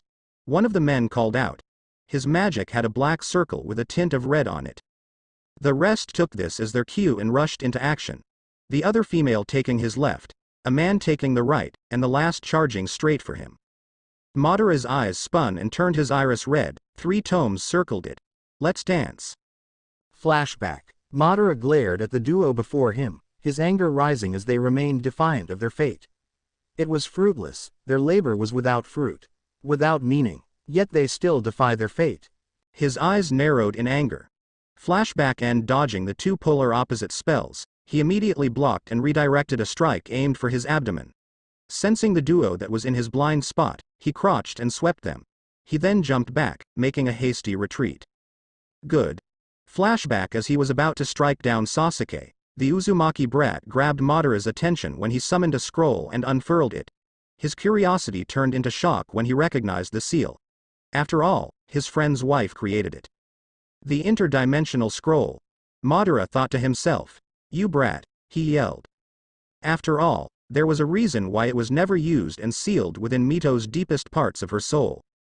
Where did you get that? He roared, agitated by the events. Your ass. The brat replied with as much vigor as he slammed his hand down on the seal and activating it. Flashback end using his power to accurately predict his opponent, he redirected the strike and flipped over the kick from behind. Using his momentum, he kicked away the person who attempted a kick. His eyes narrowed as he abandoned his attempt to dodge a strike for his midriff. Flipping backward, he landed on his feet only to duck under the duo of spells from the supporters. Their teamwork is exceptional, he mused. That's enough for now, Madara said as he skidded to a halt. Your teamwork is very impressive. If you were all using your weapons, then I have no doubt nothing short of a level 80 opponent will be absolutely destroyed. His opponents bowed politely. Thank you, Madara-sama, they said in unison. Now, rest up, you're all dismissed, Madara said. Then his servant, Nia, entered the room with 2 maids at his side. My lord, I'm here to tell you the steel refineries are ready and have been approved by your clones, he reported. That's good. Very well, tell the Grey Guards to mobilize and equip the steel armor I prepared beforehand, Madara replied. He walked past Nia, who followed a step behind.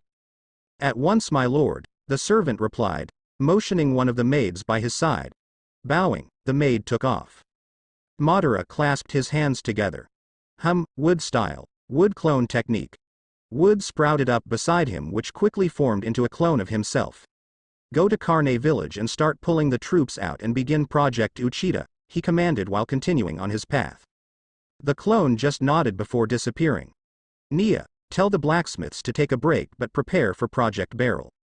At once, Nia bowed before taking off. The maid that followed Nia continued to follow Madara. You shall be accompanying me, he paused as he tried to remember her name. Tanya, he finished. As you wish, my lord. Human Kingdom of Re-Estais. Re-Estais Nazarick's operations base. Sebas was nervous. No, that wasn't it. He was honored to have the most powerful supreme being residing in the manor he so dutifully maintained. Extremely honored, he had become a bit paranoid about the finer details of the house. It was to the point that Solution broke from her persona of being the lady of the manor to her normal persona of being a Polydias, a maid. She utilized her ninjutsu to also create clones to help clean. Sebas-sama, the bedrooms are cleaned, Solution stated. Very well, that should be everything, right? Sebas mused, stroking his goatee subconsciously. I do not know Madara-sama's preference due to my creator's limited information. However, If I were to guess, I would say Madara-sama has a similar taste to Kokaitis-sama's creator, warrior Takemikazuki-sama. Then shall I go to Nazarick to ask the chiefs for such foods? Solution inquired. That would be for the best, Sebas replied. The slime Polydias motioned for a clone she made to come to her. Go to Nazarick and request as many traditional meals as they can produce regularly. The clone nodded before merging in the shadows. I shall continue with the mission, Sebas stated. Human Kingdom of Re-Esties Mages Guildhall. The Magician Guildhall was quiet, but there were people. They spoke in hushed voices as if it were disrespectful to speak out loud. There was chatter, of course. This wasn't a private area nor did a murder take place. But they were inaudible, borderline mute. The occasional opening of the door would illuminate the air briefly with sunlight as there were no windows, only magical lights, powered by the continuous light spell, illuminated the building, giving the lobby of the Mages Guildhall a dimmed lighting. The lighting didn't impede the accountants' jobs, as they were most accustomed to the lighting. So with the combination of the silent lobby and warm lighting, the accountants could hear the opening of the door and the clicking of fine-made heels. The footsteps stopped and an old gruff voice, yet wise and attractive to most, spoke.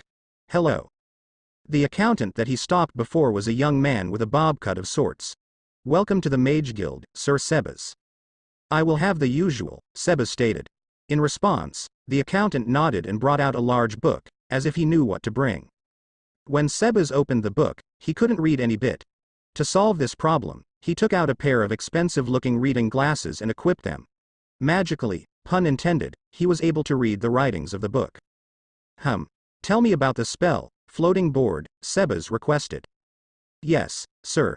Human Kingdom of Re-Esties' South Gate. Madara yawned. The line to the capital was long, very long. It was as if hundreds of villages worth of people came here in hopes of a better life. As far as his information goes, a better life for a farmer in the capital was low. Lower if you were a farm girl. It disgusted him. This was one of the many reasons he initiated Project Tasuki no Nomi in the first place. Corruption, slavery, sin, and amongst other things were things that will exist no matter the world if any species remotely similar to mankind existed. He pushed the thoughts of his failed plan to the back of his mind. As it turns out, the infinite Tsukuyomi can only work in the elemental nations. The moon there was unique, to say the least. Madara-sama, the guards have decided to let us through, his driver, one of his Black Army cavalry unit, stated. Bribery was something common amongst humans it seems. Human Kingdom of Re-Esties an alleyway. Walking down the alleyway, Sebas continued to walk. His posture didn't falter the slightest since he left the mansion where he occupied with Solution. Even after walking down the deserted paths for a few minutes when no one was around, his posture was as straight as a sword. He had walked unhindered for about 10 minutes, yet he hasn't seen a single soul since he passed the beggars at the entrance of the alley. It was strange, most people by now would be heading home at this time. Maybe this path was deserted for a reason? This must be where the darker aspects of the kingdom run freely, unhindered by the lack of patrols and common populace. Sebas mused. Stroking his goatee, he continued on his path, memorizing every single turn and curve of the path. A door opened and a human-sized sack was thrown out. Sebas' eyes took the sight with interest but quickly discarded it as he ignored the sack. Then when he was right in front of the sack's entrance, a foreign weight latched onto the cuffs of his fine trousers. Truly, the darker aspects of the kingdom. Sebas thought grimly. Human Kingdom of Re-Esties an unimportant noble's house. So you want to set shop in the capital? The noble inquired, his eyes inspecting the seemingly flawless quality steel bar in his hands. Ah yes. You see, my steel is even better quality than even that of the empires, Madara declared. I dare say that I can produce more than what a steel refinery town could make in a week within a day. Oh? That's a rather bold statement. Surely you jest. I can say this steel is indeed of fine quality, and better than what those bastards of the empire could produce, but say that you could produce more than what a whole town could make. Unless you have a city, I can't possibly see how you could manage that, the noble dismissed. Ah, how about this?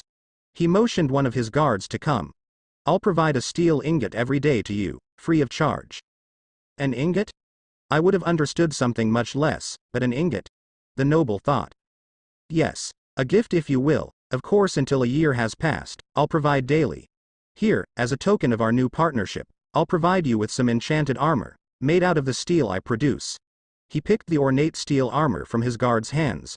The only enchantments on these are simple magical protection, can only protect you fully from first-tier spells. The noble's eyes widened in surprise. You have enchanted armor. And the craftsmanship, it looks more suited to the king. I found it in my travels. So, Madara smirked. Do we have a deal? 10,000 gold for the property? Why yes, the man stammered out. Good. Human Kingdom of Re-Estais. Re-Estais Nazarik's operations base to stutter and drool over level 10 armor. Truly this world is pathetic, Madara scoffed. Although back in the shinobi world, absolute low-level jutsu protection would have been a miracle of the Sage of Six Paths.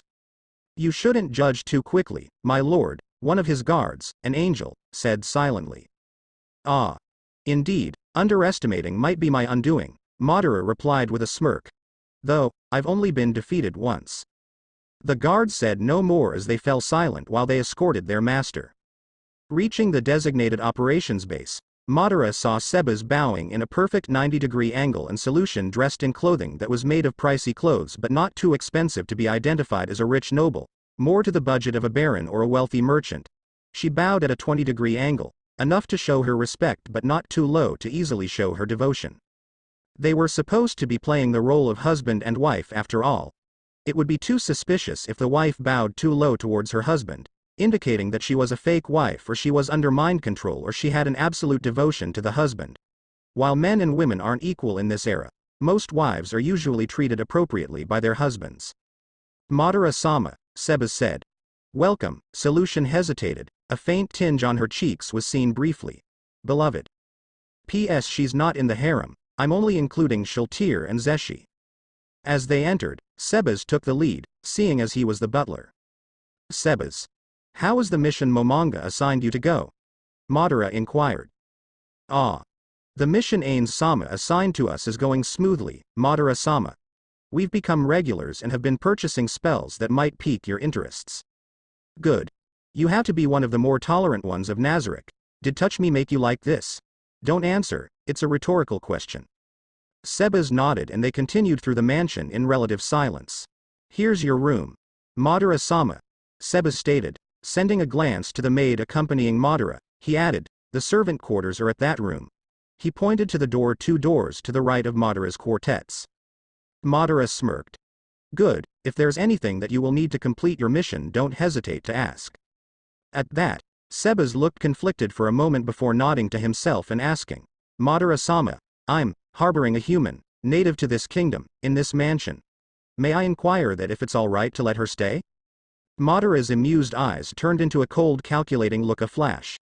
Tell me the circumstances that required you to bring a human native to this world into our base of operations. He inquired, his guards shifting in a combat-ready stance, ready to defend their master if Sebas has betrayed them. I found her, broken, covered in bruises, and bare, only a sack bag covered her modesty. I do not know what became of me, but if you wish, I'll personally get rid of her, Sebas explained, his posture straight as a well-maintained blade. His voice was firm, showing his great loyalty. Madara spared a glance at Solution. Did you know about this? He asked.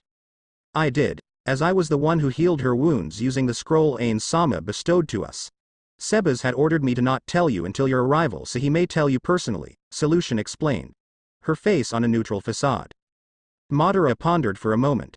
Is she healed? Sebas nodded in affirmation. Very well, bring her to me. The human kingdom of Re-Estais, the royal castle. Climb was a soldier. Nothing more, nothing less. An average soldier that had no potential but was given a rank that many would envy. The protector of Re-Estais' crown jewel, Princess Renner Theochardelin Ryle Vyself, the golden princess of the kingdom. He wasn't like one of those skilled knights that become heroes to defend the princess from stories. No, he's just a simple boy that was only above average at best, not even in competition with someone like Gazef Stronov or some of the skilled knights from the Knight Order. Or people with lots of potential in general. So, he tried to make up with pure hard work.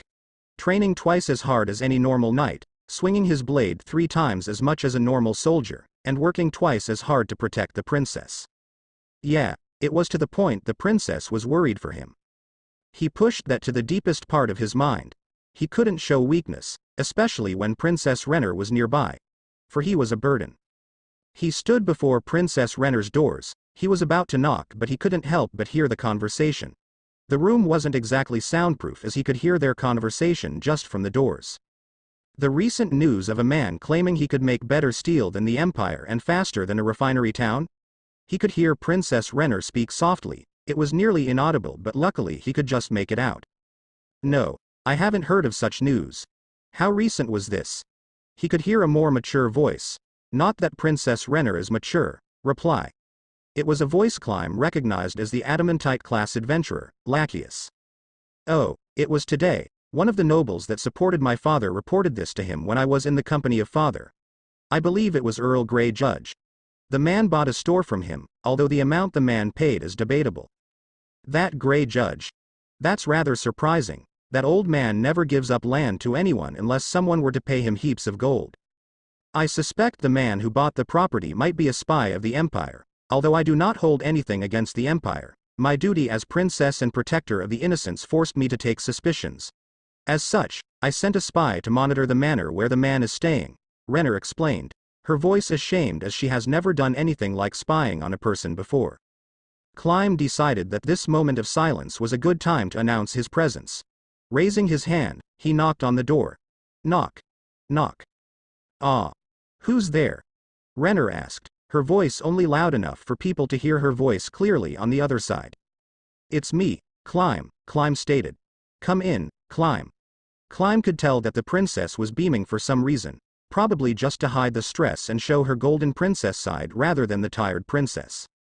Entering, he bowed in a perfect 90 degrees. You have requested for me, princess? Climb inquired, his eyes glancing to the sole two occupants of the room. Confirming his suspicion of Lachius being in the room, his gaze returned to Princess Renner. Words could not describe the beauty before him. Words like beautiful innocence or shining beautiful would come close, but to him, no words could describe her. Lachius was, in his opinion, less like Reiner, who held an otherworldly beauty, and more of a strong but beautiful look to her. A mature look, if you will. Yes, I did climb. Please take a seat, Princess Renner said, motioning for him to sit at the table where she and Lachius were drinking tea at. Before he did what he was as told, his still developing sixth sense tingled, barely noticeable, but very much still there. Spinning on the foot of his heel, he glared at the general spot he sensed the intruder was at. Reveal yourself. He yelled. He grabbed his sword's hilt in preparation to strike down the assassin. My Tina, you got caught, Lachius said in mock disbelief. Climb blinked at the tone and familiarity of Lachius to the intruder. His stance relaxed a bit, but until the assassin revealed herself, assuming she's female, and if she was deemed not a threat he will not yield. Walking out of the shadows of the corner he was facing, he was met with a ninja, a high-ranked assassin. He did not doubt if she wanted to, she could kill him without him even noticing. I wasn't using my skills, Tina deadpanned. The assassin then proceeded to sit at the table. If I remember correctly, you guys haven't formally met each other, Lachius mused. Well, Climb, this is my teammate, Tina. Tina, this eyed Renner's bodyguard, Climb. She's just as the rumors say. A woman who could only be rivaled by her sister in the stealth and proficiency in the art of ninjutsu. Of course, judging by the gear she wore. A reason why he couldn't see her was the pitch black clothing that covered her from head to toe. 5 people made up Blue Rose. The leader and faithcaster, Lachius. The main frontline warrior, Gagarin. The arcane caster, Evil Eye. And the 2 master assassins, Tia and Tina. Climb sheathed his sword fully, all tension leaving his body, then he bowed towards the female assassin. Please excuse me for my previous behavior. How do you do? My name is Climb.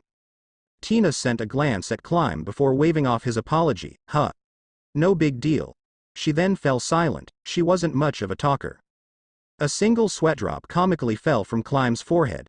Truly an adamantite class adventurer, brushing off a threat from a person like me. Finally taking his seat at Renner's side, Climb shifted uncomfortably in his armor.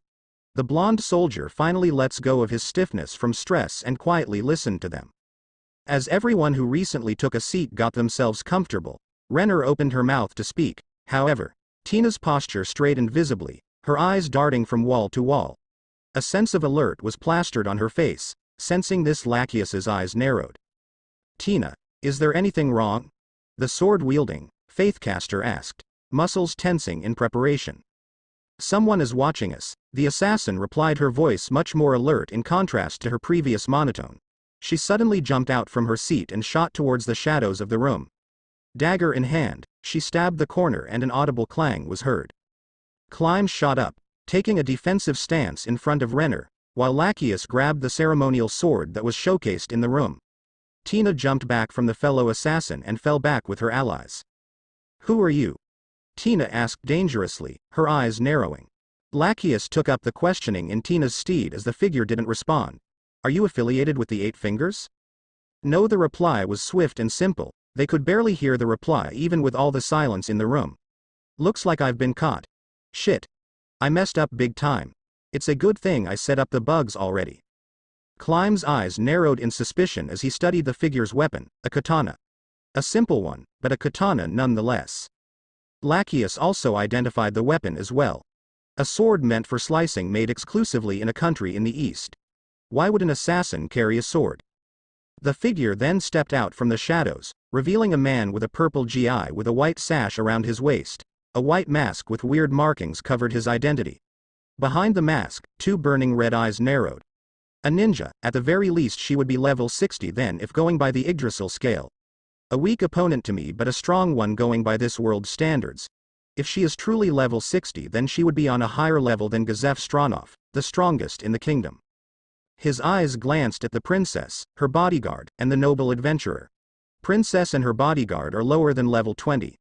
The noble, however, is a faithcaster if my information is correct. She also wields a sword from one of the heroes. He was a shadow clone, a simple clone invented for infiltration and reconnaissance. Once he dispels, his memories would go to the original. As such, he would try to gauge their level by fighting them. His life was of no concern anyway. Armed with only the sword in his hand, Madara shot forward. Opening with a wide slash, he was disappointed when they reacted slowly. It was as if they were slugs. He was most disappointed in the ninja. Still, she moved her dagger to parry. Canceling his attack, he jumped over the assassin and aimed an attack on the faithcaster, his speed only just above her team's assassin. His expectations were met as she parried the strike and tried to press her advantage against him. She's used to fighting faster opponents, he observed. Next, he moved on to the bodyguard. He skipped over the boy and aimed a strike at the princess. His speed at Jenin's speed. The boy reached to meet his sword, desperation in his eyes.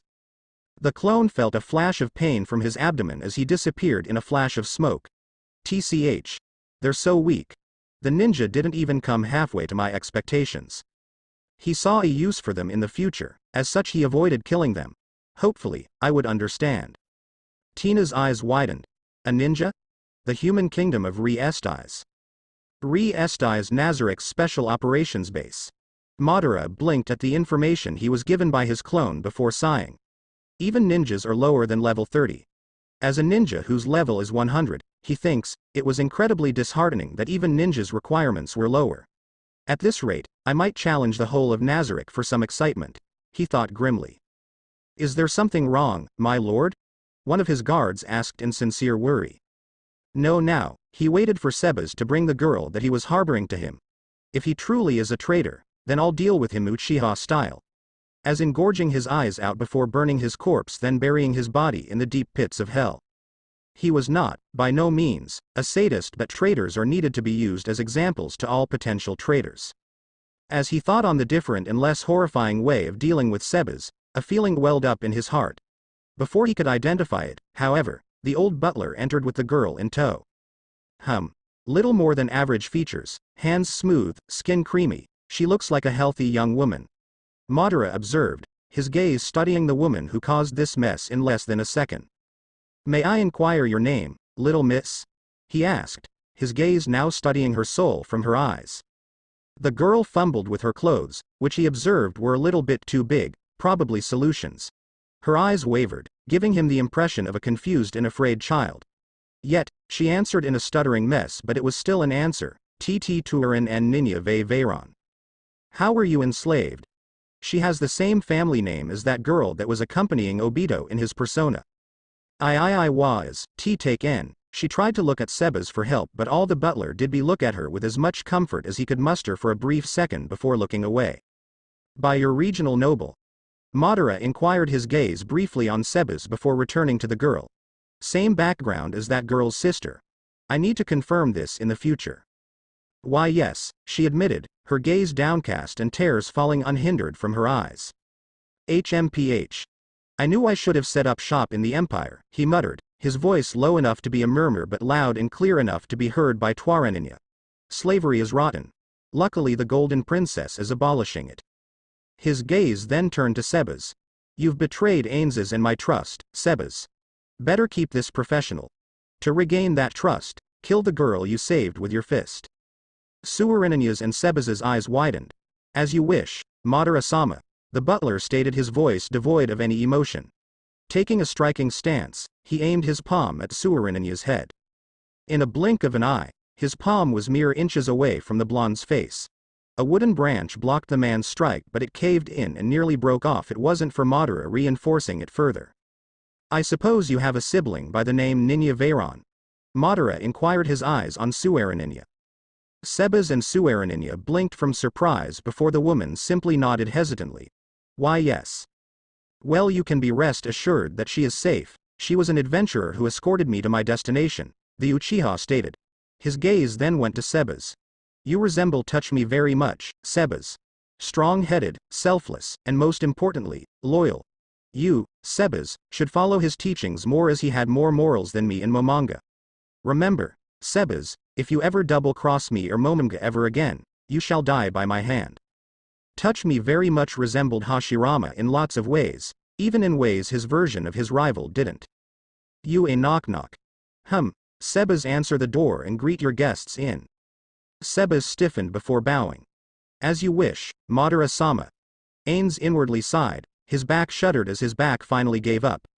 I'm so bored, was the single thought that went through his head. Times like this makes me want to play a game. Yggdrasil would have usually filled this gap, but it's starting to become repetitive again. Work, break, work. It's a death march. Wait, since I'm already dead, does that mean it would change from the death march to the life march? Holy march. Gah. This is so confusing. Although, if I finish this paperwork, I could take a few quests from the Adventurers Guild, or maybe I should practice my swordsmanship with Kokaitis or spend time with the off-duty denizens. Yeah, that's a nice thought. With that thought in mind, Ains doubled his efforts in clearing the paperwork. How does Madara-san even finish his paperwork without him being here? The answer came to him instantly. Clones. I wish I had that assassin class. A knock on the door abruptly kicked him out from his musings. Enter. He called, his voice firm and controlled due to his training under Madara.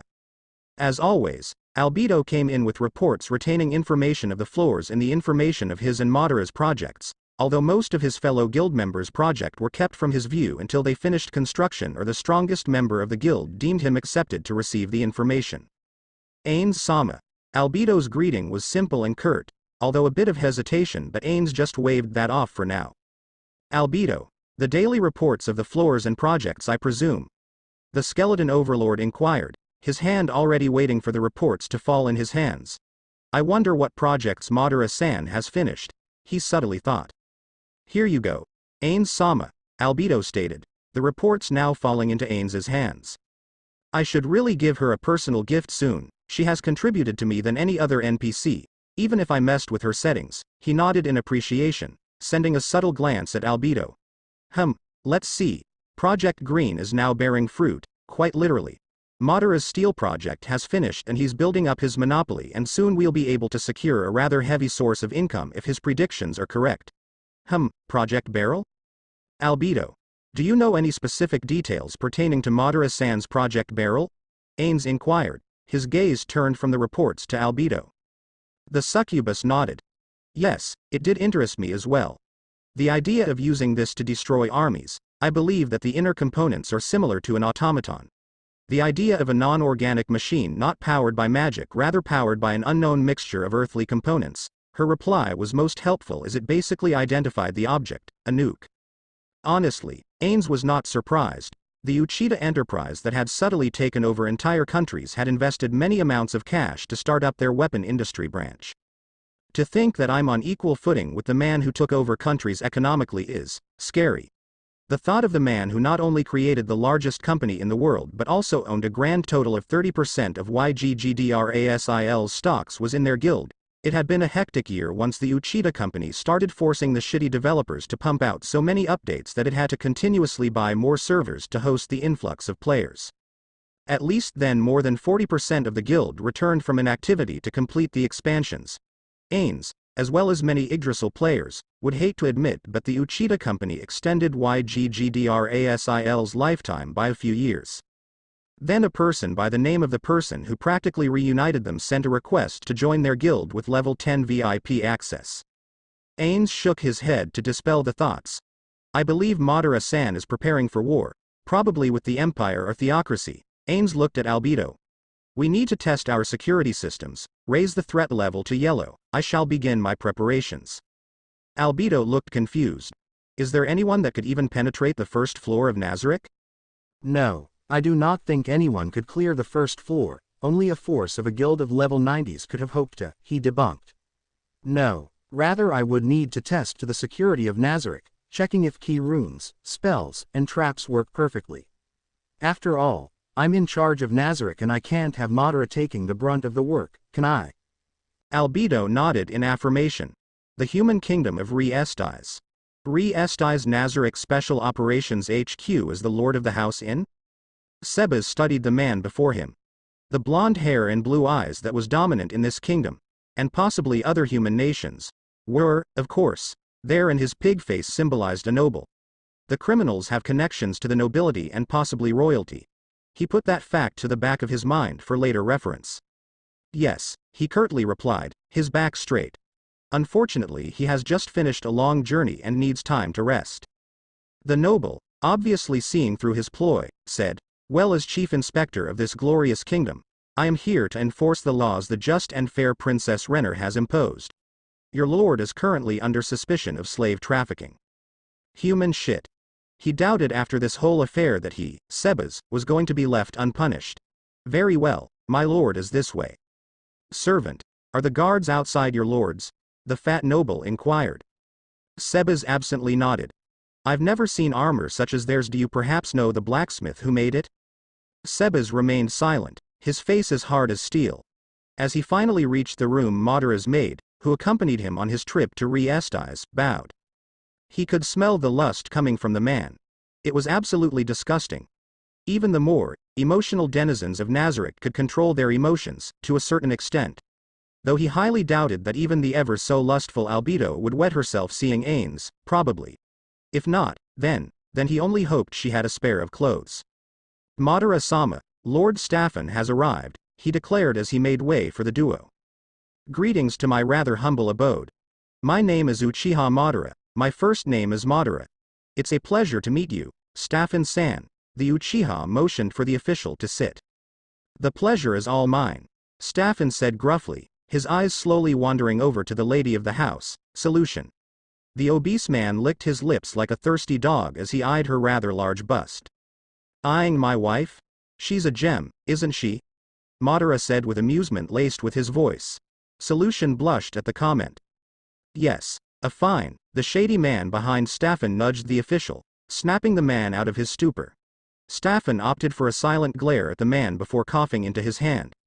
Ahem, putting your outstanding beautiful wife aside now, let's get to business. Madara caught the pitiful wink at Solution. That would be for the best, he agreed as the duo took a seat on the couch opposite from him. Your butler here, Staffen grunted, pointing to Sebas, has been charged for slave trafficking. Madara gave a lazy look at Sebas before turning back to Staffen. I assume you have evidence of this crime? He asked. We have the transaction payment in the cellar, as well as a dozen or so witnesses. A bluff. Madara's eyes wandered to the sullen man. If possible, may I speak to this seller? I would like to confirm this confession for myself. Staffen's eyes squinted, or narrowed, but he couldn't tell, in anger. Do you not trust us? Madara pondered on the question for a second. If I didn't trust the authorities, then I would have taken to more illegal means of entering the city. At the mention of illegal activities, the thin man straightened his back slightly, not observable to the unfocused eye but Madara caught it nevertheless. Staffen scoffed before taking a glance at solution once more. Silent cast. Message Sebas. Did you not take the stealthy approach here? The response was slow, most likely due to Sebas pondering.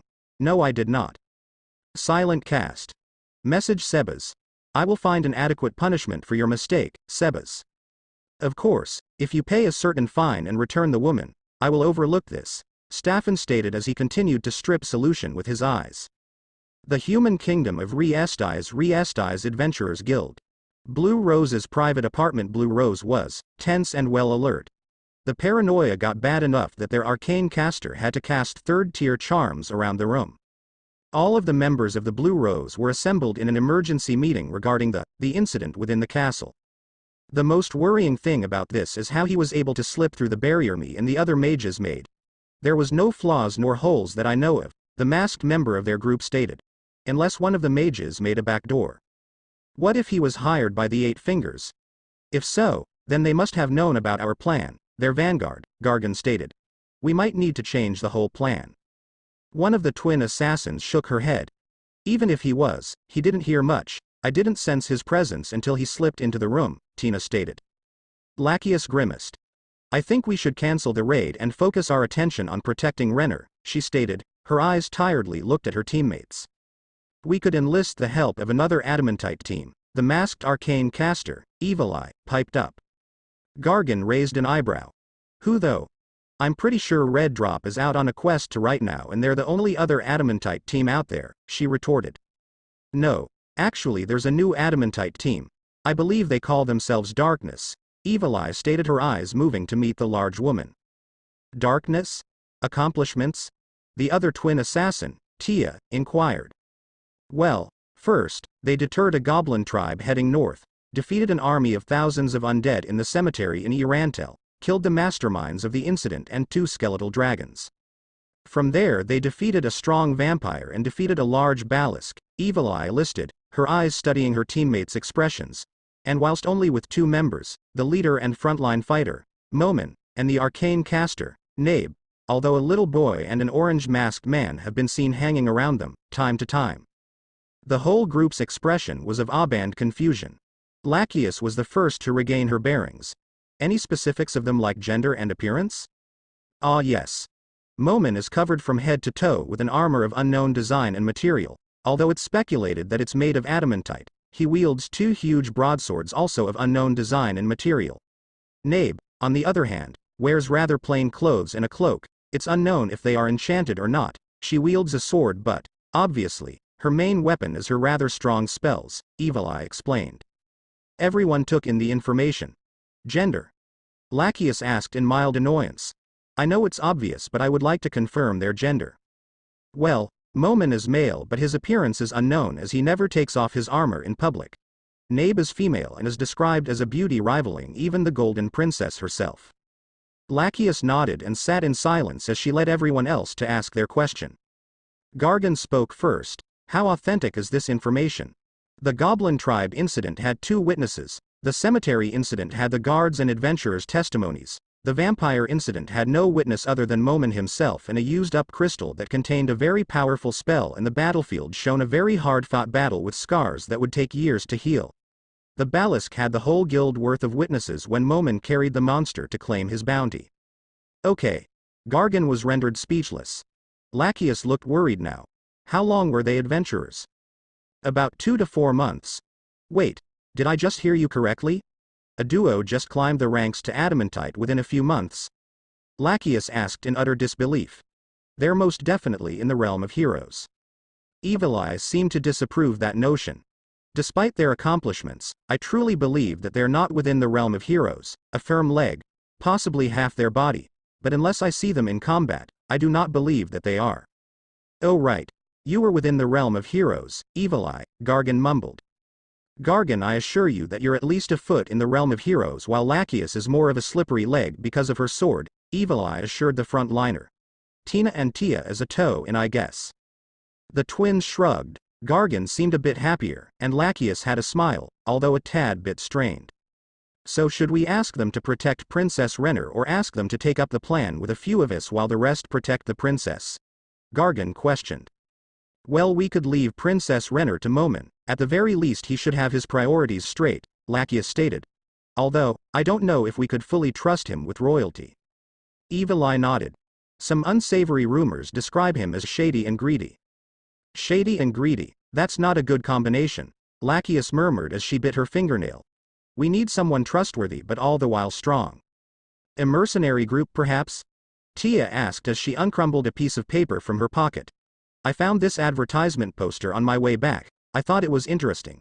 The poster said in big bold letters, "The Black Army Company." Below it read, 2 copper per hour. Lachius raised an eyebrow. Are you sure that they aren't a new illegal brothel? She asked in a very much serious tone. No, I think they are a mercenary group, Tia deadpanned. I spoke with some of the populace and they said that they are a very trustworthy startup company, and when they were once approached with a bribe to let go of their current request, they responded by throwing the man into jail. Wait, you intentionally spoke with other people? Gargan asked in surprise. Tia scoffed. I still have a voice. Lachius put a hand to her chin in thought. On a scale from 1 to 10, how much do you rate them? She asked. Tia shrugged. 6-ish, 9 if the rumors are true. 9. I suppose they have a base here. Tia nodded. The human kingdom of Re-Esti's Black Army Company headquarters. The Grey Guard, the Royal Guard of the Reaper of Nazarick, Madara Uchiha. While they were most certainly not the most powerful NPCs, they made up with the staggering quality of their weapons and armor. The Angels wore absolute Divinity of God armor sets, one of the top 10 best purchasable armor sets, and equipped with the best purchasable holy swords, they could easily match a max-level player with ease. The Demons, on the other hand, wore Sinful Chua's armor sets which, of course, were practically on par with the absolute Divinity of God armor set. They wielded the best demonic swords. They were opposites. They were equal. It is said that angels and demons shall never walk along with each other peacefully. Yet, 2 of such guards guarded the recently renovated building. They even made idle chit-chat as boredom filled their minds. As a client walked out of the door, a happy smile placed upon his face, the 2 guards eyed the man. That makes him the 20th, right? A deeply masculine voice asked. Why do you need to ask me, Wraith? Going senile already? A feminine voice replied sarcastically. Oh shut it, Gettled, Wraith scoffed. Honestly, despite being so-called divine and virtuous, you have a wicked tongue in your mouth. A chuckle erupted from Gettled, a harmonious tone that would make any man wet their pants with their seeds. She suddenly stopped her laughter and her posture straightened. Wraith followed her lead. An assassin and big paladin, both females, looked at them before entering. The human kingdom of Re-Esti's Nazarick's operations base. It would seem my servant was saving someone from slavery, Madara said in an amused tone. Of course we only heard his side of the story. Sebas, get the girl. At once, Madara-sama. An audible click was heard as the door opened before closing. Please do not mind her, rather unfitting clothing, Madara said to Staffan. It might be a tad too big. Staffan just snorted. How would we know you didn't change her memory just to match with your story? He asked in an accusing tone while crossing his arms. I suppose I don't have a mage. Madara shrugged. Honestly, that high of a tier, why would you think I have access to someone like that? Indeed, in this world 3rd tier magic were as rare as diamonds. Since this world had low power levels, he suspected mages like those were naturally rare. Of course, it could be just wrong assumptions, but he was willing to take the off chance that he was correct. Staffan just mumbled in distaste. Before straightening and continuing his interrogation, well, I suppose so. Where were you at the time of the transaction? Wrapping up the business deal, as I told you before, Madara responded swiftly. Before that, I was arriving at the city, through legal means of course. Despite Seba's impasse face, he was not calm. He was furious at himself. He caused severe inconvenience to one, if not both, of his masters. By doing a single kindness, he was repaid with something worse than death. Disgracing his masters. And that damned insect and his fellow. It enraged the old butler whenever he thought about the fat one and the sullen one. The ones who brought the problem higher than it should be. He opened the door of the room where Suaraninia was staying in. He saw that her eyes were red from crying. My master has called for you, he said sternly. Come. The fragile girl stood herself up and walked to Sebas with her head down. Is he going to kill me? She asked with hollowed voice. No, that would cause more complications for us. The walk there was silent until they reached the door. Knock. Knock. Enter. Sebas twisted the knob and opened the door. He remained silent as he stepped aside for the both of them to see Suaraninya. The poor girl fidgeted under their gazes, especially under Staffan's, undoubtedly recognizing him. Why you? She whimpered at the sight of the noble. Staffan suddenly had a cold sweat, now recognizing the woman. Is her testimony truly necessary? Madara raised an eyebrow at the question. Shouldn't the law be enforced with testimonies? Especially the victims. I highly doubt that a victim's testimony should be ignored. Strange, what happened to all that arrogance? The unnamed man put a shoulder to Staffan's shoulder. Ahem, very well, I'm Succulent, the representative of the institution you kidnapped her from. Suaraninya clenched her fists in anger but remained silent. From what we've been told, she was enslaved by your institution. This is coming from her, Madara said impassively. She is an unreliable source, we had just recently fired her and she's just trying to damage our reputation, Succulent responded swiftly. Madara raised an eyebrow. When my butler, Sebas, had found her, he described her state, dreadful to say the least. Forgive me if I'm wrong, but isn't there a safeguard on working conditions? Staffan stepped right back into the conversation. I've heard of no such law being implemented. If so, then all of our minds would have been surely closed. Madara hummed before nodding. To be truthful to you, I've yet to study the laws of this kingdom as this place was the last priorities list and I've been unable to obtain a law book. I assume this is due to the lack of people working to copying these important laws. Even in the elemental nations, we had a primitive form of a printing press. Staffan took it with a wince. The laws are always passed around by the mouth of the local officials. Ah. Therein lies the problem. I was ignorant of these laws as no one has told me in detail. I'm only learning the laws from the mouth of the peasants, an unreliable source considering that this is the center of crime, especially the crime organization, the Eight Fingers.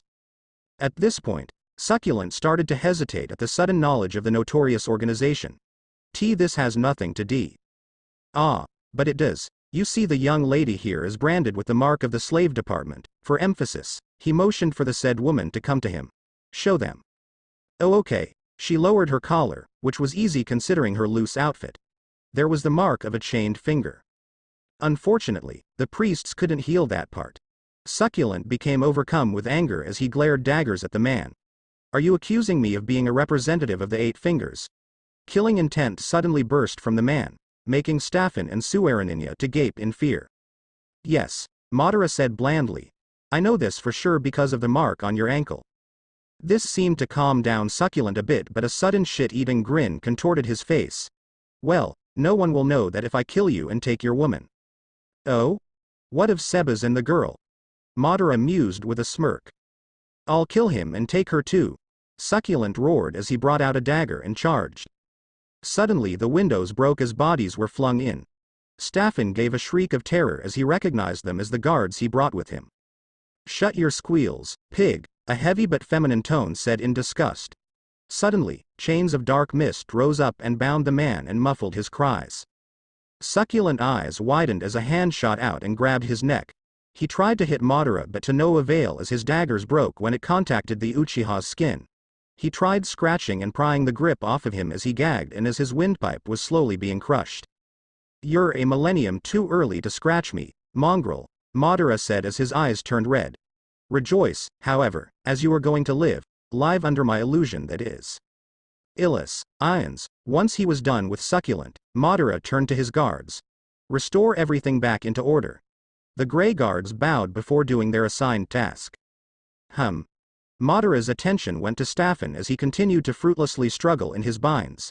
You shall report that it was a false report, understand? The noble's eyes dimmed and his struggle slackened as the illusion art took effect. Tanya, escort the kind gentleman out. The homunculus maid nodded as she gestured for the controlled men out, their movement natural unlike how zombies walked. Sebas, since you started this mess, I want you to end it. You should know where they operate. Thank you for this chance of retribution, Madara-sama, Sebas bowed, only sparing a glance at Suaraninya before continuing his path. And you, be grateful that you are spared. I'll let Sebas decide your fate. Right now I've got business to attend to. With that said, Madara walked out, leaving Suaraninya all to herself. She collapsed as her mind tried to comprehend what on this dreadful world just happened. Tears started to well down her face as a feeling of relief filled her. I'm free, I'm finally free, she hugged herself as she let loose her pent-up feelings. I'm going to find you, sister. Slain Theocracy Church of the Divines. The 6 heads of the slain Theocracy knelt down before the figure clad in a dress. Her golden hair was free and flowing behind her, bellowing as a gust of wind picked up. Her face was set on a gentle smile, one that the church leaders secretly declare sacred. Her armor was light, although one could tell from the pulsating runes that the armor was heavenly divine in origin. Yet, the most defining trait was her 2 white feathered wings and the cross hanging from her neck. Greetings, bishops, the angel greeted kindly, her voice similar to a whole choir of the slain Theocracy's best vocalists. The bishops replied as one, it's an honor, Lady Gabriel. I assume that you're recovering your strength? Gabriel inquired innocently. Yes, the new recruits for the new Sunlight Scripture seem promising but are still lacking in skill and experience that the previous had, the bishop the angel's farthest left stated. Gabriel nodded. That is to be expected. My fathers have been alerted of this menace and have instructed me to aid in your recovery. Heaven's vast knowledge of combat has been invested in me now to you all. The bishops had a silent cheer of having an archangel guide them. Now having reported everything necessary, how is your ace? I would love to meet her.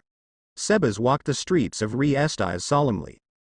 He paused as he saw that a crowd blocked his path. There seemed to be a commotion going.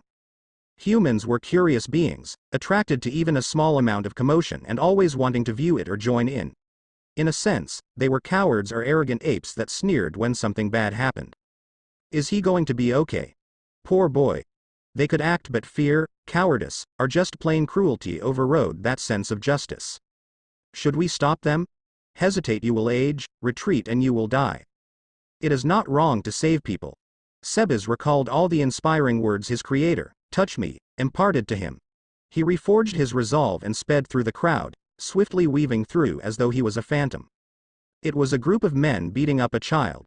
The smell of alcohol was predominant next to the blood and sweat. The butler counted the men, counting 4 in total and 1 child. Sebas internally wondered how would these men react if they found out the next morning that they found themselves in prison of a crime that they couldn't remember. His thoughts wandered to Shaltir, someone who experienced something worse, and her brief betrayal of Nazarick. He also wondered if these men would feel any sympathy or hatred of themselves once they realized their crime.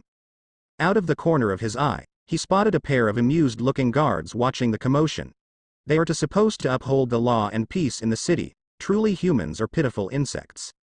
Before the man leading the beating could strike the boy again, Sebas swiftly broke his wrist and punched his gut, instantly knocking the man unconscious with broken ribs. The man hadn't even been given a moment to scream in pain as his alcohol-slugged mind prevented any reaction. A heavy thud resounded as the man fell on his back, his friends in the crowd looking at him in shock. He quickly put the other men unconscious in a moment. Sebas swiftly turned to the guards, who stiffened when they noticed his stare. A silent message was sent to their minds. He then continued on his path. A large gap widened up for him by the crowd. He must be an adventurer. I never thought I would see such a strong adventurer. No, look, he's a butler, but for whom? He's so handsome. Sebas was not paying attention to them. Instead, his thoughts went to his goal.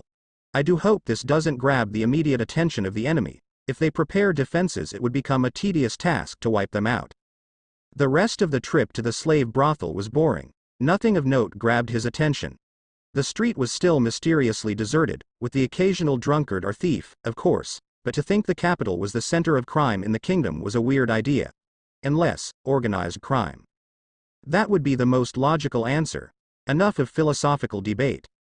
Sebas stood in front of the door that had brought the whole situation on his lap, which directly was put on his doppelganger master's lap. He forewent courtesy. Honestly, why knock when you're there to surprise attack them, and kicked open the door. Surprisingly, or unsurprisingly, a man was on the other side of the door, and when the door was blown off its hinges and sailed to the end of the corridor, he died a rather gruesome death. Alerted by the loud bang, the man's comrades came running to check what had happened, only to be greeted by Sebas' fist. Removing himself of some specks of blood that managed to taint his coat, he moved on. He paused, slightly confused as he reached a dead end. This isn't right, sixth sense, he muttered, calling out a unique monk skill in his arsenal. A trap door. Making his way to the hidden door, he opened it, immediately catching the bolt midair that had tried to pierce him. He had to give them slight credit. If it wasn't for his unique skill, he was sure his fine coat would be scruffed. I wonder if I should take the head of this establishment prisoner. The human kingdom of Re-Estais Nazaric's headquarters. Are sure the punishment you gave to Sebas, a bit underwhelming to say the least? Momonga asked Madara. Silent cast. Message Momonga. To a loyal follower such of Sebas, there is no worse punishment than humiliation. Take Shaltir or Nabe, for example. The cute vampire had been depressed since her fight with me, which she only recently had been shaking off. Nabe, from what I've been told by you, would rather prefer suicide than to displease you. They are instilled with very strict traditional Japanese doctrine implanted in by their programming. Madara explained. He leaned back on his chair and started to rotate slowly, waiting for a response from Momonga. Well, I guess that makes sense. Most of the guild was Japanese, they could have accidentally implemented it. Silent cast. Message Momonga. Anything else? Well, I'm going to test Nazaric's security using the natives as test subjects. Madara's eyes scrunched up. Message Momonga. Ho. Who are you going to use then? He asked, speaking out loud. Workers from the Baharuth Empire preferably, as their reputation as unchecked dungeon seekers and mercenaries would make them unmissed in the public eye. The Uchiha clasped his hands in front of his face and thought. He's becoming independent. I suppose that's a good thing, but if he makes more decisions like these, he will eventually cut the strings. I will need to contain his independence. Message Momonga. I'll assign a clone of mine to oversee the checkup then. Oh, okay. Then I'll begin. Madara sighed. At least he's a good poster king. The human kingdom of Re-Estais the royal palace. Ever since the assassination attempt on Princess Renner's life, dozens of palace guards were recalled and their shifts doubled. The once empty halls now had guard duos stationed at every corner. The magical barrier that protected the palace from conventional and magical means had been reinforced. This added security was not unnoticed by the common people. As rumors of the princess's assassination attempt spread, many of them rallied before the palace to give their support to their beloved princess. This was the amount of power Princess Renner had, not the total backing of any one faction but the backing of the people. Honestly, I had no idea that an assassination attempt would do good to the victim. Lacheus frowned, donned in her armor. She stood by Renner, watching the crowd that formed. But this does put a target on your back. Climb, who had remained quiet since Lacheus entered the room, became curious and concerned in her words. Princess Renner had a soft look as she looked at Climb. She means that with my popularity amongst the common people, the practical backbone of the nobles, they will grow jealous, which means they will lash out, she explained solemnly. But of course, I have you to defend me, right, Climb? A heavy blush appeared on the bodyguard's cheeks. All right, he stuttered, he straightened his back and saluted. I, Climb, shall protect you from all harm. Renner covered her mouth, a light blush on her cheeks. Ahem, Lacheus coughed, if you two lovebirds are done, Mateem and I had pushed the raid tonight. We'll also decide to enlist the help of mercenaries to compensate the lack of time to contact our friends. Renner, who had gained a slightly heavier blush at the description between her and Climb, nodded. I suppose you enlisted the Black Army Company. Lacheus raised an eyebrow at the acknowledgement by Renner. How did you know? Well, they are a relatively strong, honorable, and organized mercenary company. The average individual strength of a single soldier seems to be about on par with silver or platinum ranked adventurers. Renner let that sink in. Now, from the rumors, I've gathered that there are about 50 to 100 of them. Each team is divided into fours and their teamwork is phenomenal. Climb gulped. That many people were stronger or on par with him despite all the work he put in. Going by Renner's maximum estimate, their average individual power is about one rank higher than his estimated power, which made their average rank 2 ranks below adamantite. Lacheus pondered on this information. Gargan and Tia have gone to hire 2 teams to try to fill the missing manpower. It has been decided that Tina and I would stay with you to defend you from harm as well. Tia and Gargan will assault the supposed drug department head's headquarters. Evil Eye, the 3rd Adamantite Team Darkness, some guards, other adventurers, and the 1st Black Army team will assault the 6 Arms headquarters. The 2nd Black Army team and a handful of adventurers and guards will assault the last brothel. Renner nodded. I suppose this is for the best. Do we know where the 8 Fingers General Headquarters is? Lachias shook her head. No, but we think it's somewhere near the border of the Baharuth Empire, she said, taking a sip of her tea. This is mainly due to the thriving of the slave and drug trade within the empire. Renner bit her lip in concern. Spotting this, Climb went to comfort her with words. I'm sure they will see the wrongness in slavery, princess, he said. Right. The human kingdom of Re-Estais. The 8 Fingers' last capital brothel click. Click. Click. Seba's heels clicked on the stone. He had been cleaning up the guards and attendees, as well as any client this place had. He had rounded the slaves up behind him to keep an eye on them. Disgusting. How could humans ever touch these demi-humans? Indeed, 2 of them were elves, something he was sure any denizen of Nazarick would have gone in a rampage at seeing an inferior race enslave a superior race such as elves. They were all covered in the blankets from the bed he found them servicing in. Obviously, this was the main source of their discomfort. It was silent as he systematically moved from one door to the next, killing all the clients and rescuing all the victims. Of course, there was some struggle initially from some of them, but they eventually caved in when the other captives reassured them. It was a rather easy affair. Of course, there were some guards who circled around and attacked from behind, but Sebas saw and heard everything. Whether it be from behind or in front, he heard their attack and had quickly dispatched the ambushers. Paw-bang. Another insect headless, his body fell down like a puppet that had its strings cut. He moved onto another room and promptly broken the door off its hinges and paused. For there was what looked to be a high-ranking noble who was just beginning his intercourse with a woman who squirmed in the bondages that held her. Who are you? Do you know who I am?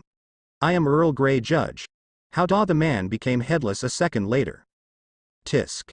So even the ever-so-noblest of nobles come here, Sebas scoffed. I wonder if Madara-sama would be displeased I killed the landowner. He watched as some of the more charismatic slaves move in on the bound woman and comforted her. Time passed as he finished up the client rooms and moved on to finish the job. All of the women, exhausted as they were, had decided to stay back and arm themselves just in case their captors came to round them up again. It was for the best as he had led them to the entrance where his raven-haired master had said the raiding party would begin their raid in a few minutes. He was also told to take the slave department head, a skinny man named Coco, captive in order to attain the precise location of the 8 Fingers General Headquarters. He paused, looking around what appeared to be a cargo hold.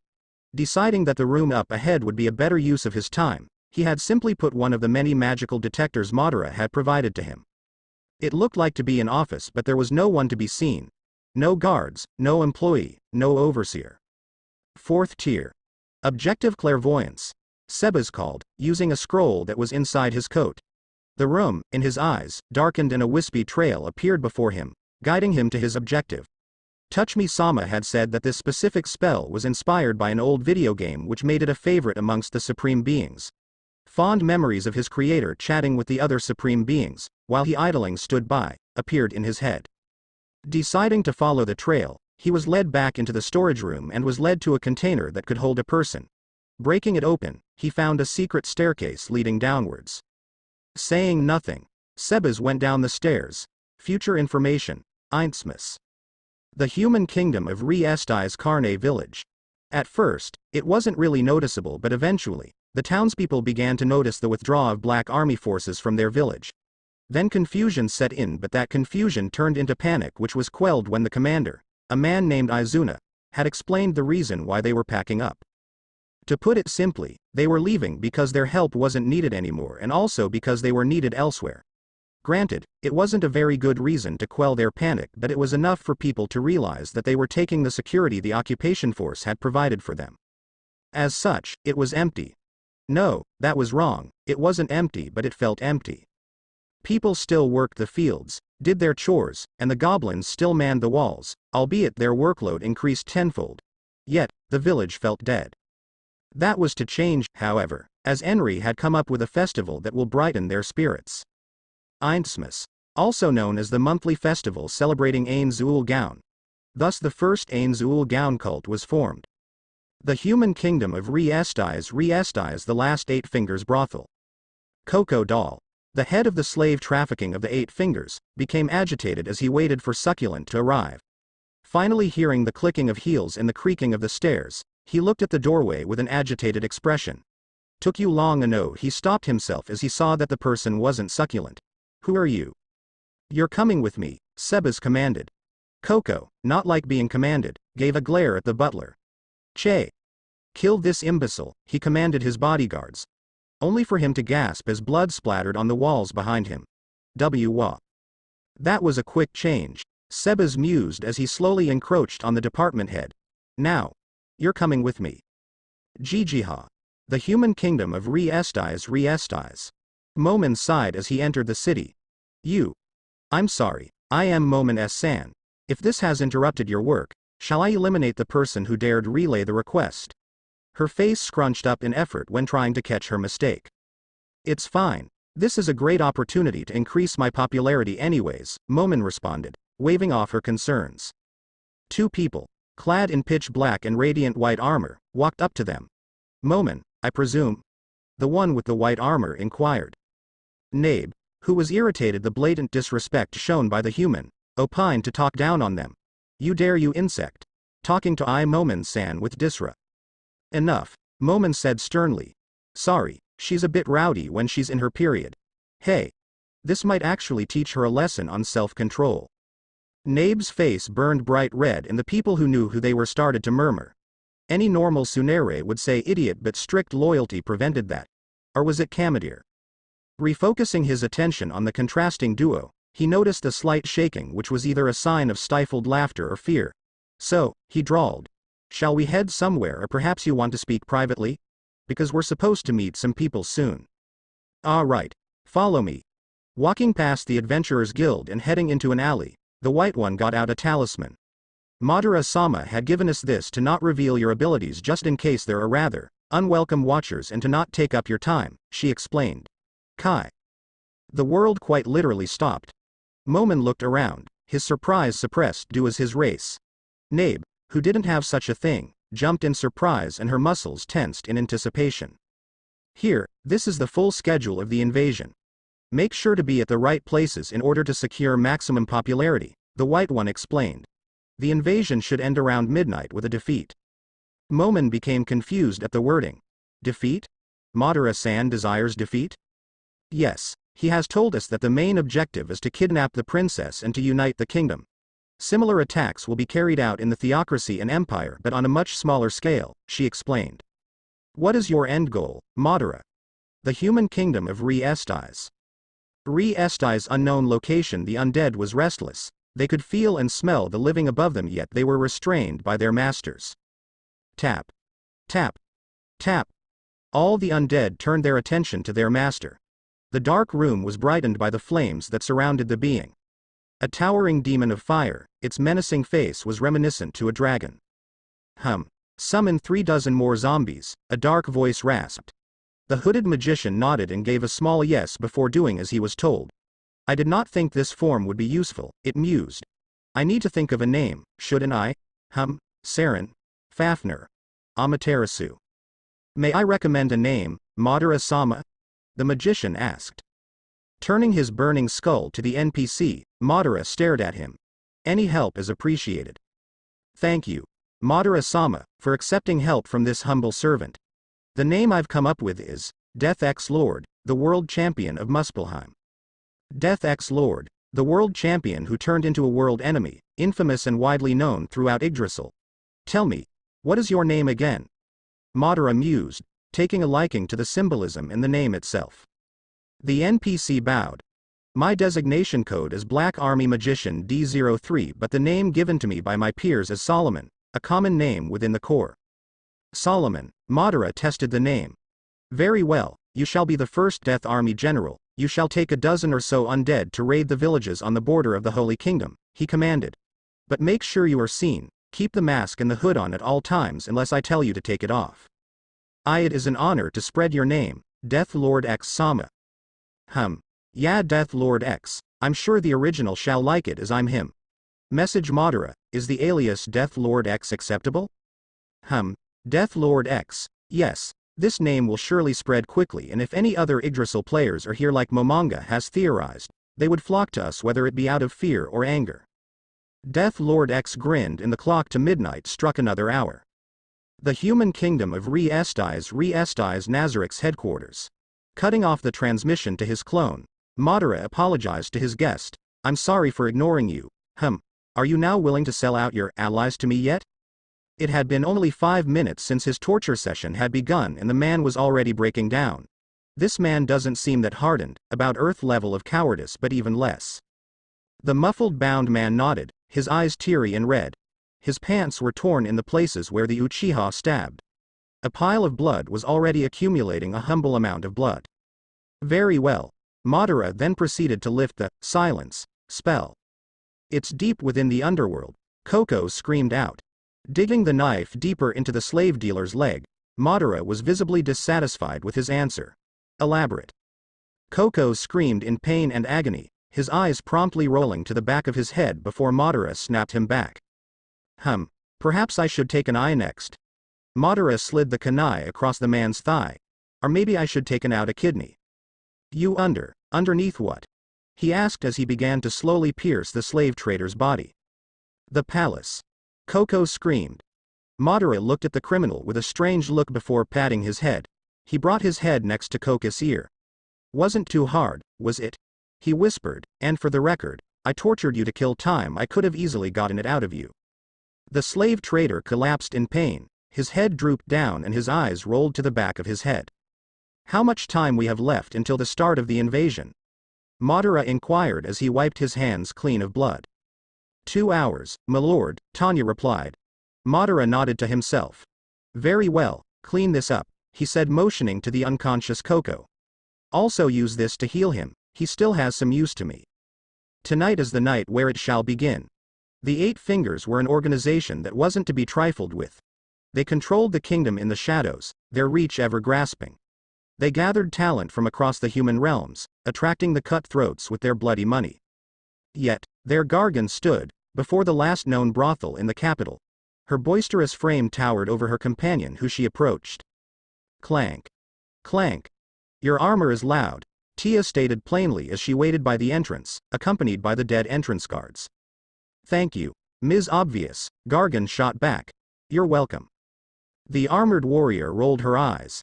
The entrance to the brothel was strangely unguarded, but nevertheless the guards, adventurers, and mercenaries moved in. An adventurer was the one to open the door and peered inside for guards, only to freeze. There's slaves here, he said as he motioned for the guards to come in. Everyone fan out and search the building. The group was confused and became paranoid, searching the area with caution. Yet all they ever found were dead bodies of thugs, criminals, and nobles. This created a sense of unease amongst the raiding party. Though the Black Army detachment was indifferent to it all. The headquarters of the Six Arms was a relatively normal-looking noble's house. It lay only littered with a minimal amount of guards to conceal its purpose and pass as simple mercenaries hired by the resident noble. This was their only form of outside security. The buildings surrounding it were just slums filled with normal refugees and people. As such, the group assaulting the place had been watching, sleeping, and waiting in these slums. Of course, they paid for their housing. The moon has nearly reached its zenith. Begin the operation, Evil Eye, the leader of the group, commanded. The plan was simple. Evely, Momin, Nabe, and the Black Army squad would attack the entrance, hopefully catching at least some of the Six Arms. Simultaneously the rest will converge from behind and attack the previously discovered back entrances. From there they would pincer the remaining enemies and cripple the Six Arms. Slain Theocracy, the Church of the Divines, for the first time since the annihilation of the Sunlight Scripture and the loss of important Black Scripture members, the alert level was lowered. Some minor angels took up posts for the tired guards. As such, many took this time to pray, get rest, and drink. While drinking in excess was strictly prohibited, Gabriel herself had provided wine and beer, stating that it was a day of rest. Besides, their alcoholic levels were monitored by a single minor angel. Gabriel, the ever-so-beautiful angel, swirled the wine in her hand. She watched as the Black Scripture drank their pent-up grief away with the alcohol that her supreme being had provided to her. Hearing the soft footsteps of her expected company, she took a small sip. The extra seat of the black scripture, Zesshi Zetume, I presume? Gabriel inquired as she turned to the petite godkin. The bicolored reaper knelt before the angel in a show of respect. I am, she said simply. Rise. I called you here to chat, Gabriel said. So, how do you feel about our sudden intervention? Perhaps some anger in our prior inaction, perhaps? Zesshi, who had just risen from her kneel, looked unfazed, but a slight twitch betrayed her demeanor. Don't be shocked. I am the angel of documentation after all. As boring as that sounds, I document all major moments of humanity, and your birth, she pointed at Zesshi, is a crucial point in history, the strongest godkin, born from a powerful godkin and a player. Zesshi, who had always had a bored look on her face, looked at Gabriel with mixed emotions. A player? She asked, her emotions suppressed to try to keep a face of professionalism. That bastard is a player. Her teeth ground against each other. Of course, we don't know for sure, but from the Elf King's power to the items he uses, suggest that he is a player from the Elf Guild of Morthal, a relatively minor one who only rose in prominence due to finding a world item, Gabriel said as she sipped her wine. Zesshi played her poker face, the only anger she exuded was the tightening of the handle of her scythe. The half-elf godkin took a deep breath to calm herself. As she did so, Gabriel took a sip of her tea whilst looking at the horizon. Are you perhaps willing to give up everything to sat your vengeance? She asked as an evil glint flickered in her eye. Baharuth Empire Baharuth, a dragon loomed, unseen in the skies above. Its red eyes gleamed with a keen gaze, studying the city below and memorizing it. On top of the dragon, Obito took a bite out of his sandwich, savoring the food made by human hands. A bit dry, he mused as he threw it away. The dragon shifted its head in a flash and snatched the discarded food. You continue to entertain, thou pet? It asked as it liked its maw, striking a conversation with its rider. Thee need not regard her if thou finds it troublesome. The captain of the Grey Guards lightly hit the dragon with his foot, which for someone of his level was akin to a tap from a car. You are one to speak, he retorted as he stretched. Anyhow, 5 minutes until some action. His eyes shone red in the dim moonlight as a reflection of his excitement. Let us start a war. He then put on a blue mask that depicted a devil. Tomb of Nazareth throne room. Madara stood before the throne of kings, the extravagant chair dainty small in comparison to the wide berth afforded to it. Around it, the marble pillars and black granite-like walls prove the point with their imposing stature. The adorning gold and decor of torches, highlights, and banners all but completed the look of a demon king's throne room. He was alone within this grand room. Albedo was busy with preparations. The servants were outside either toiling or awaiting commands, and Momonga was participating in the event in Re Estais. Thousands upon thousands of hours of hard work by but a group of 50-some denizens, he mused as he began to ascend the steps preceding the throne.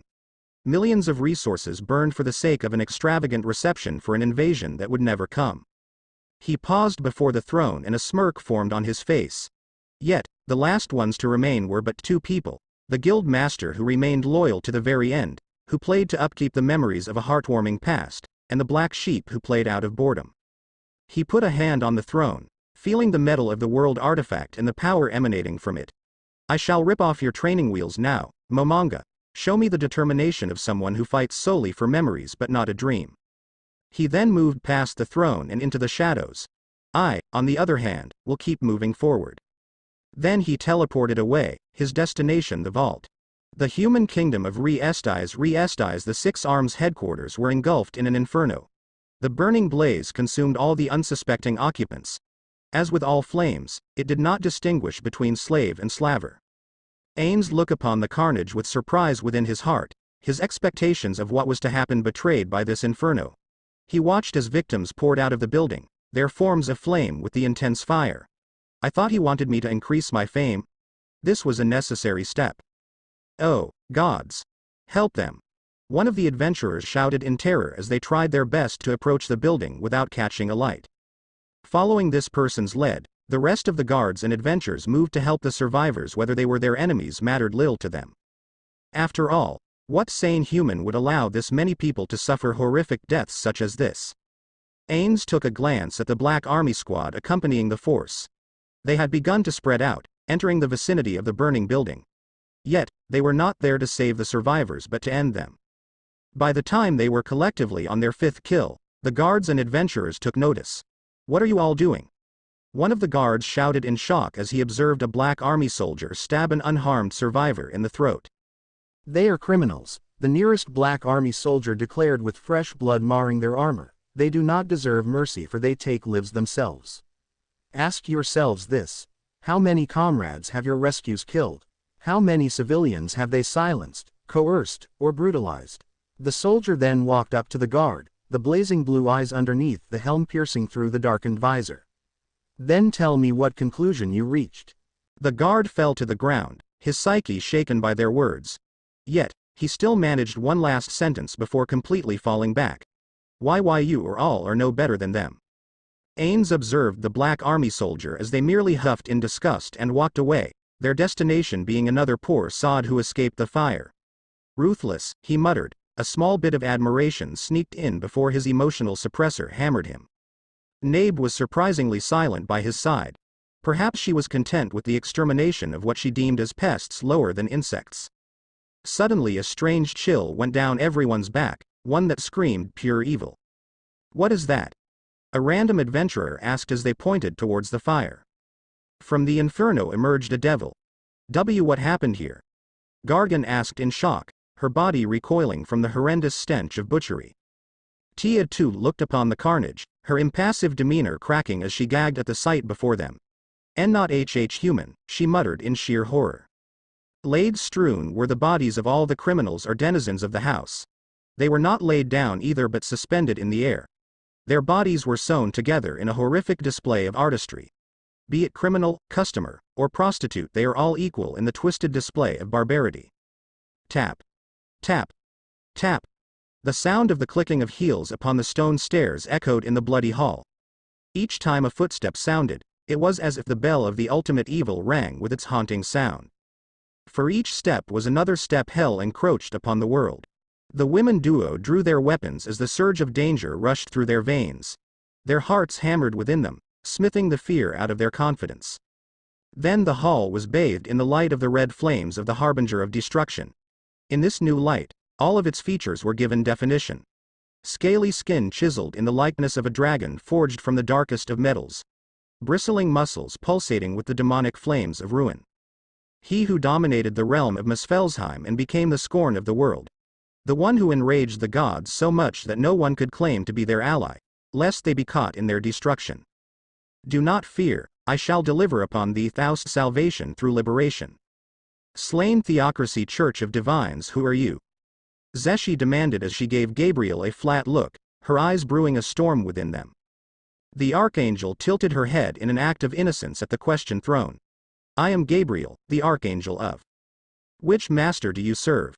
The godkin cut in, silencing the spawn of divinity. Her mismatched boring into the skull of the archangel. Gabriel felt her facade crack, if only a tiny bit, as she gave a small smile to the strongest of the slain Theocracy. "The 6 great gods, of course." "If you are truly the scion of the 6 great gods and the archangel of documentation, why are you uncertain of the identity of the elf king?" Zesshi asked as she leaned back. "If you were truly in this world at that time, then how come you could not see the arrival of a player?" Gabriel maintained her smile, the small classification morphing into a wider one with every second. Then laughter erupted from her finely made lips, the hymns of mirth uncanny as it both soothed and unnerved all who heard it. Wiping a stray tear, she took a breath as she controlled her breathing. "I am sorry, I just didn't." She paused as a massive grin formed on her face as she suddenly stood up and spread her arms wide. Her face flushed in pure ecstasy as she proclaimed, "Didn't think you were this slow." Suddenly, a massive fire erupted behind her. Screams and shouts erupted from the entire capital as the city was set aflame. The godkin was already upon her with her war scythe, causing the very air to scream.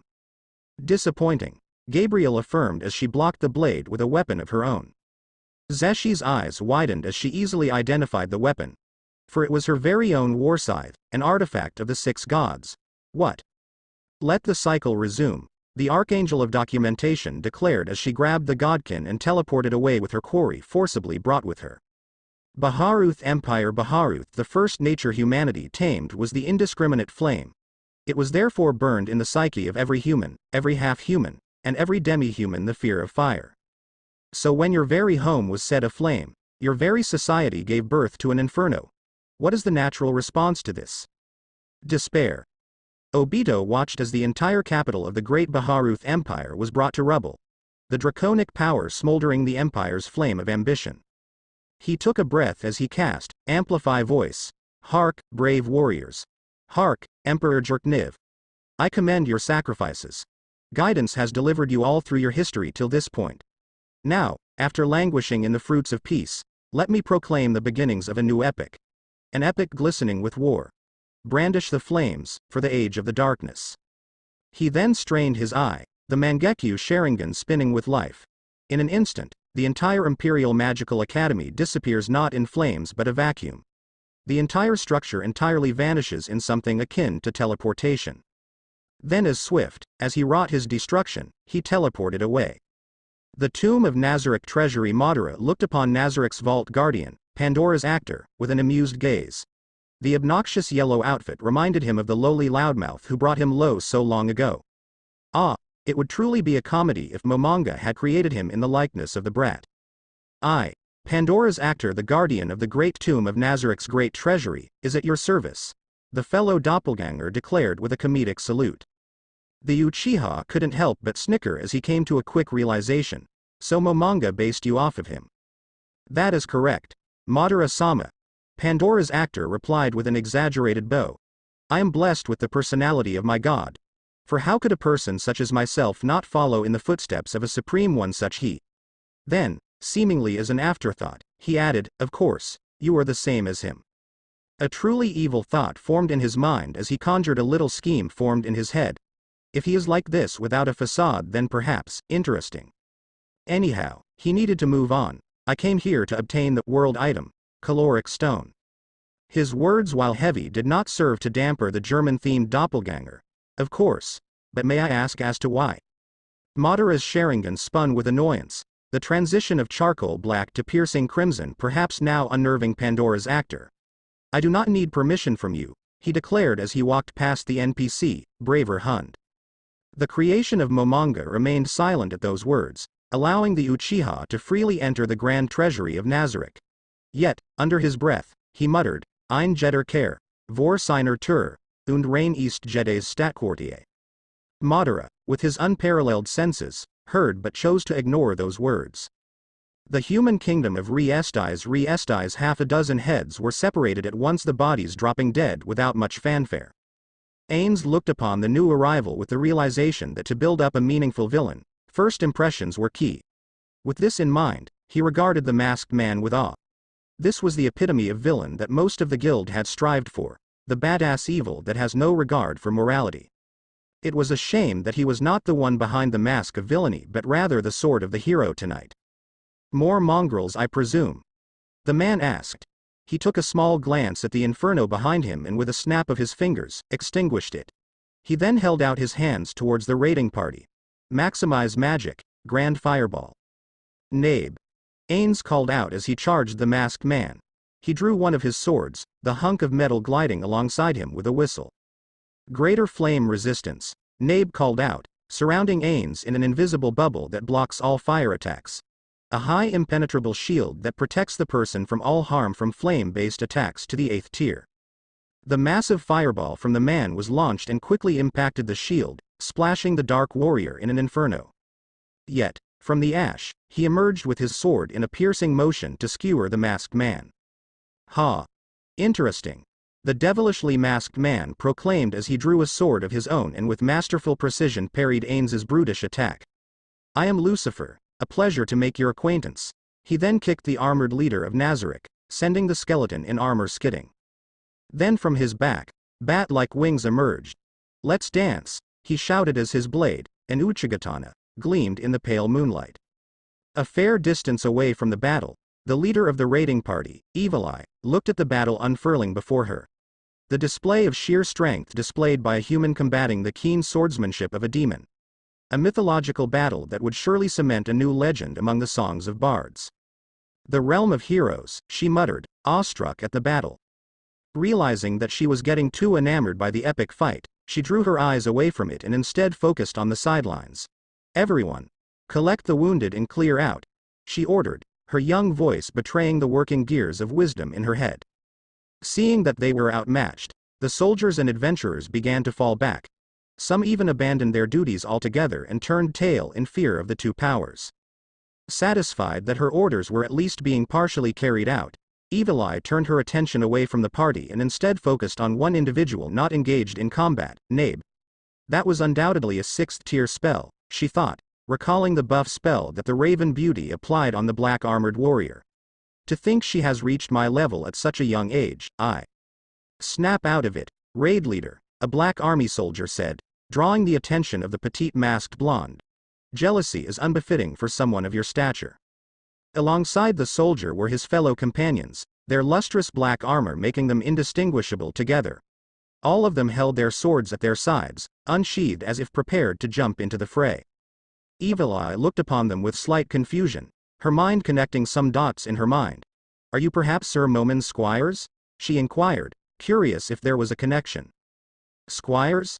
The black army soldier asked as he shouldered his blade. Didn't take you for a joker, he mused. With the first put out, the sound of bones chattering was heard all around them. The incessant noise was given form from the epicenter of the past inferno was an army of undead. Finally some action. Within the castle of the king, Lacheus looked upon the place of battle with concern. Her confusion was not placated by the reassurances of her comrade on the field. Then she turned to a more distant location on the outskirts of the capital. Come on, answer, she almost begged as she tried to utilize message to contact her two friends on a different battlefield. What is happening? Princess Renner asked out of concern as she looked out of a separate window beside the adventurer's own. Has our attacks failed? From the shadows, Tina too looked to the distance as concern and anxiety were written clearly on her face. For who was closer than a twin? Lowly humans, thou'rt unfit even to graft, Deathlord X mused as he sat upon the corpses of Gargan and Tia, their mangled corpses laid bare underneath him. Reanimation. Their bodies started to twitch until their limbs started to contort back to their natural state, underneath his weight. As they reformed, he looked through his inventory until finding the thing he needed, divine tier armor. Thine bodies will serve thou leader in death, he mused as he finally got off the corpses. In the service of despair. Thanks.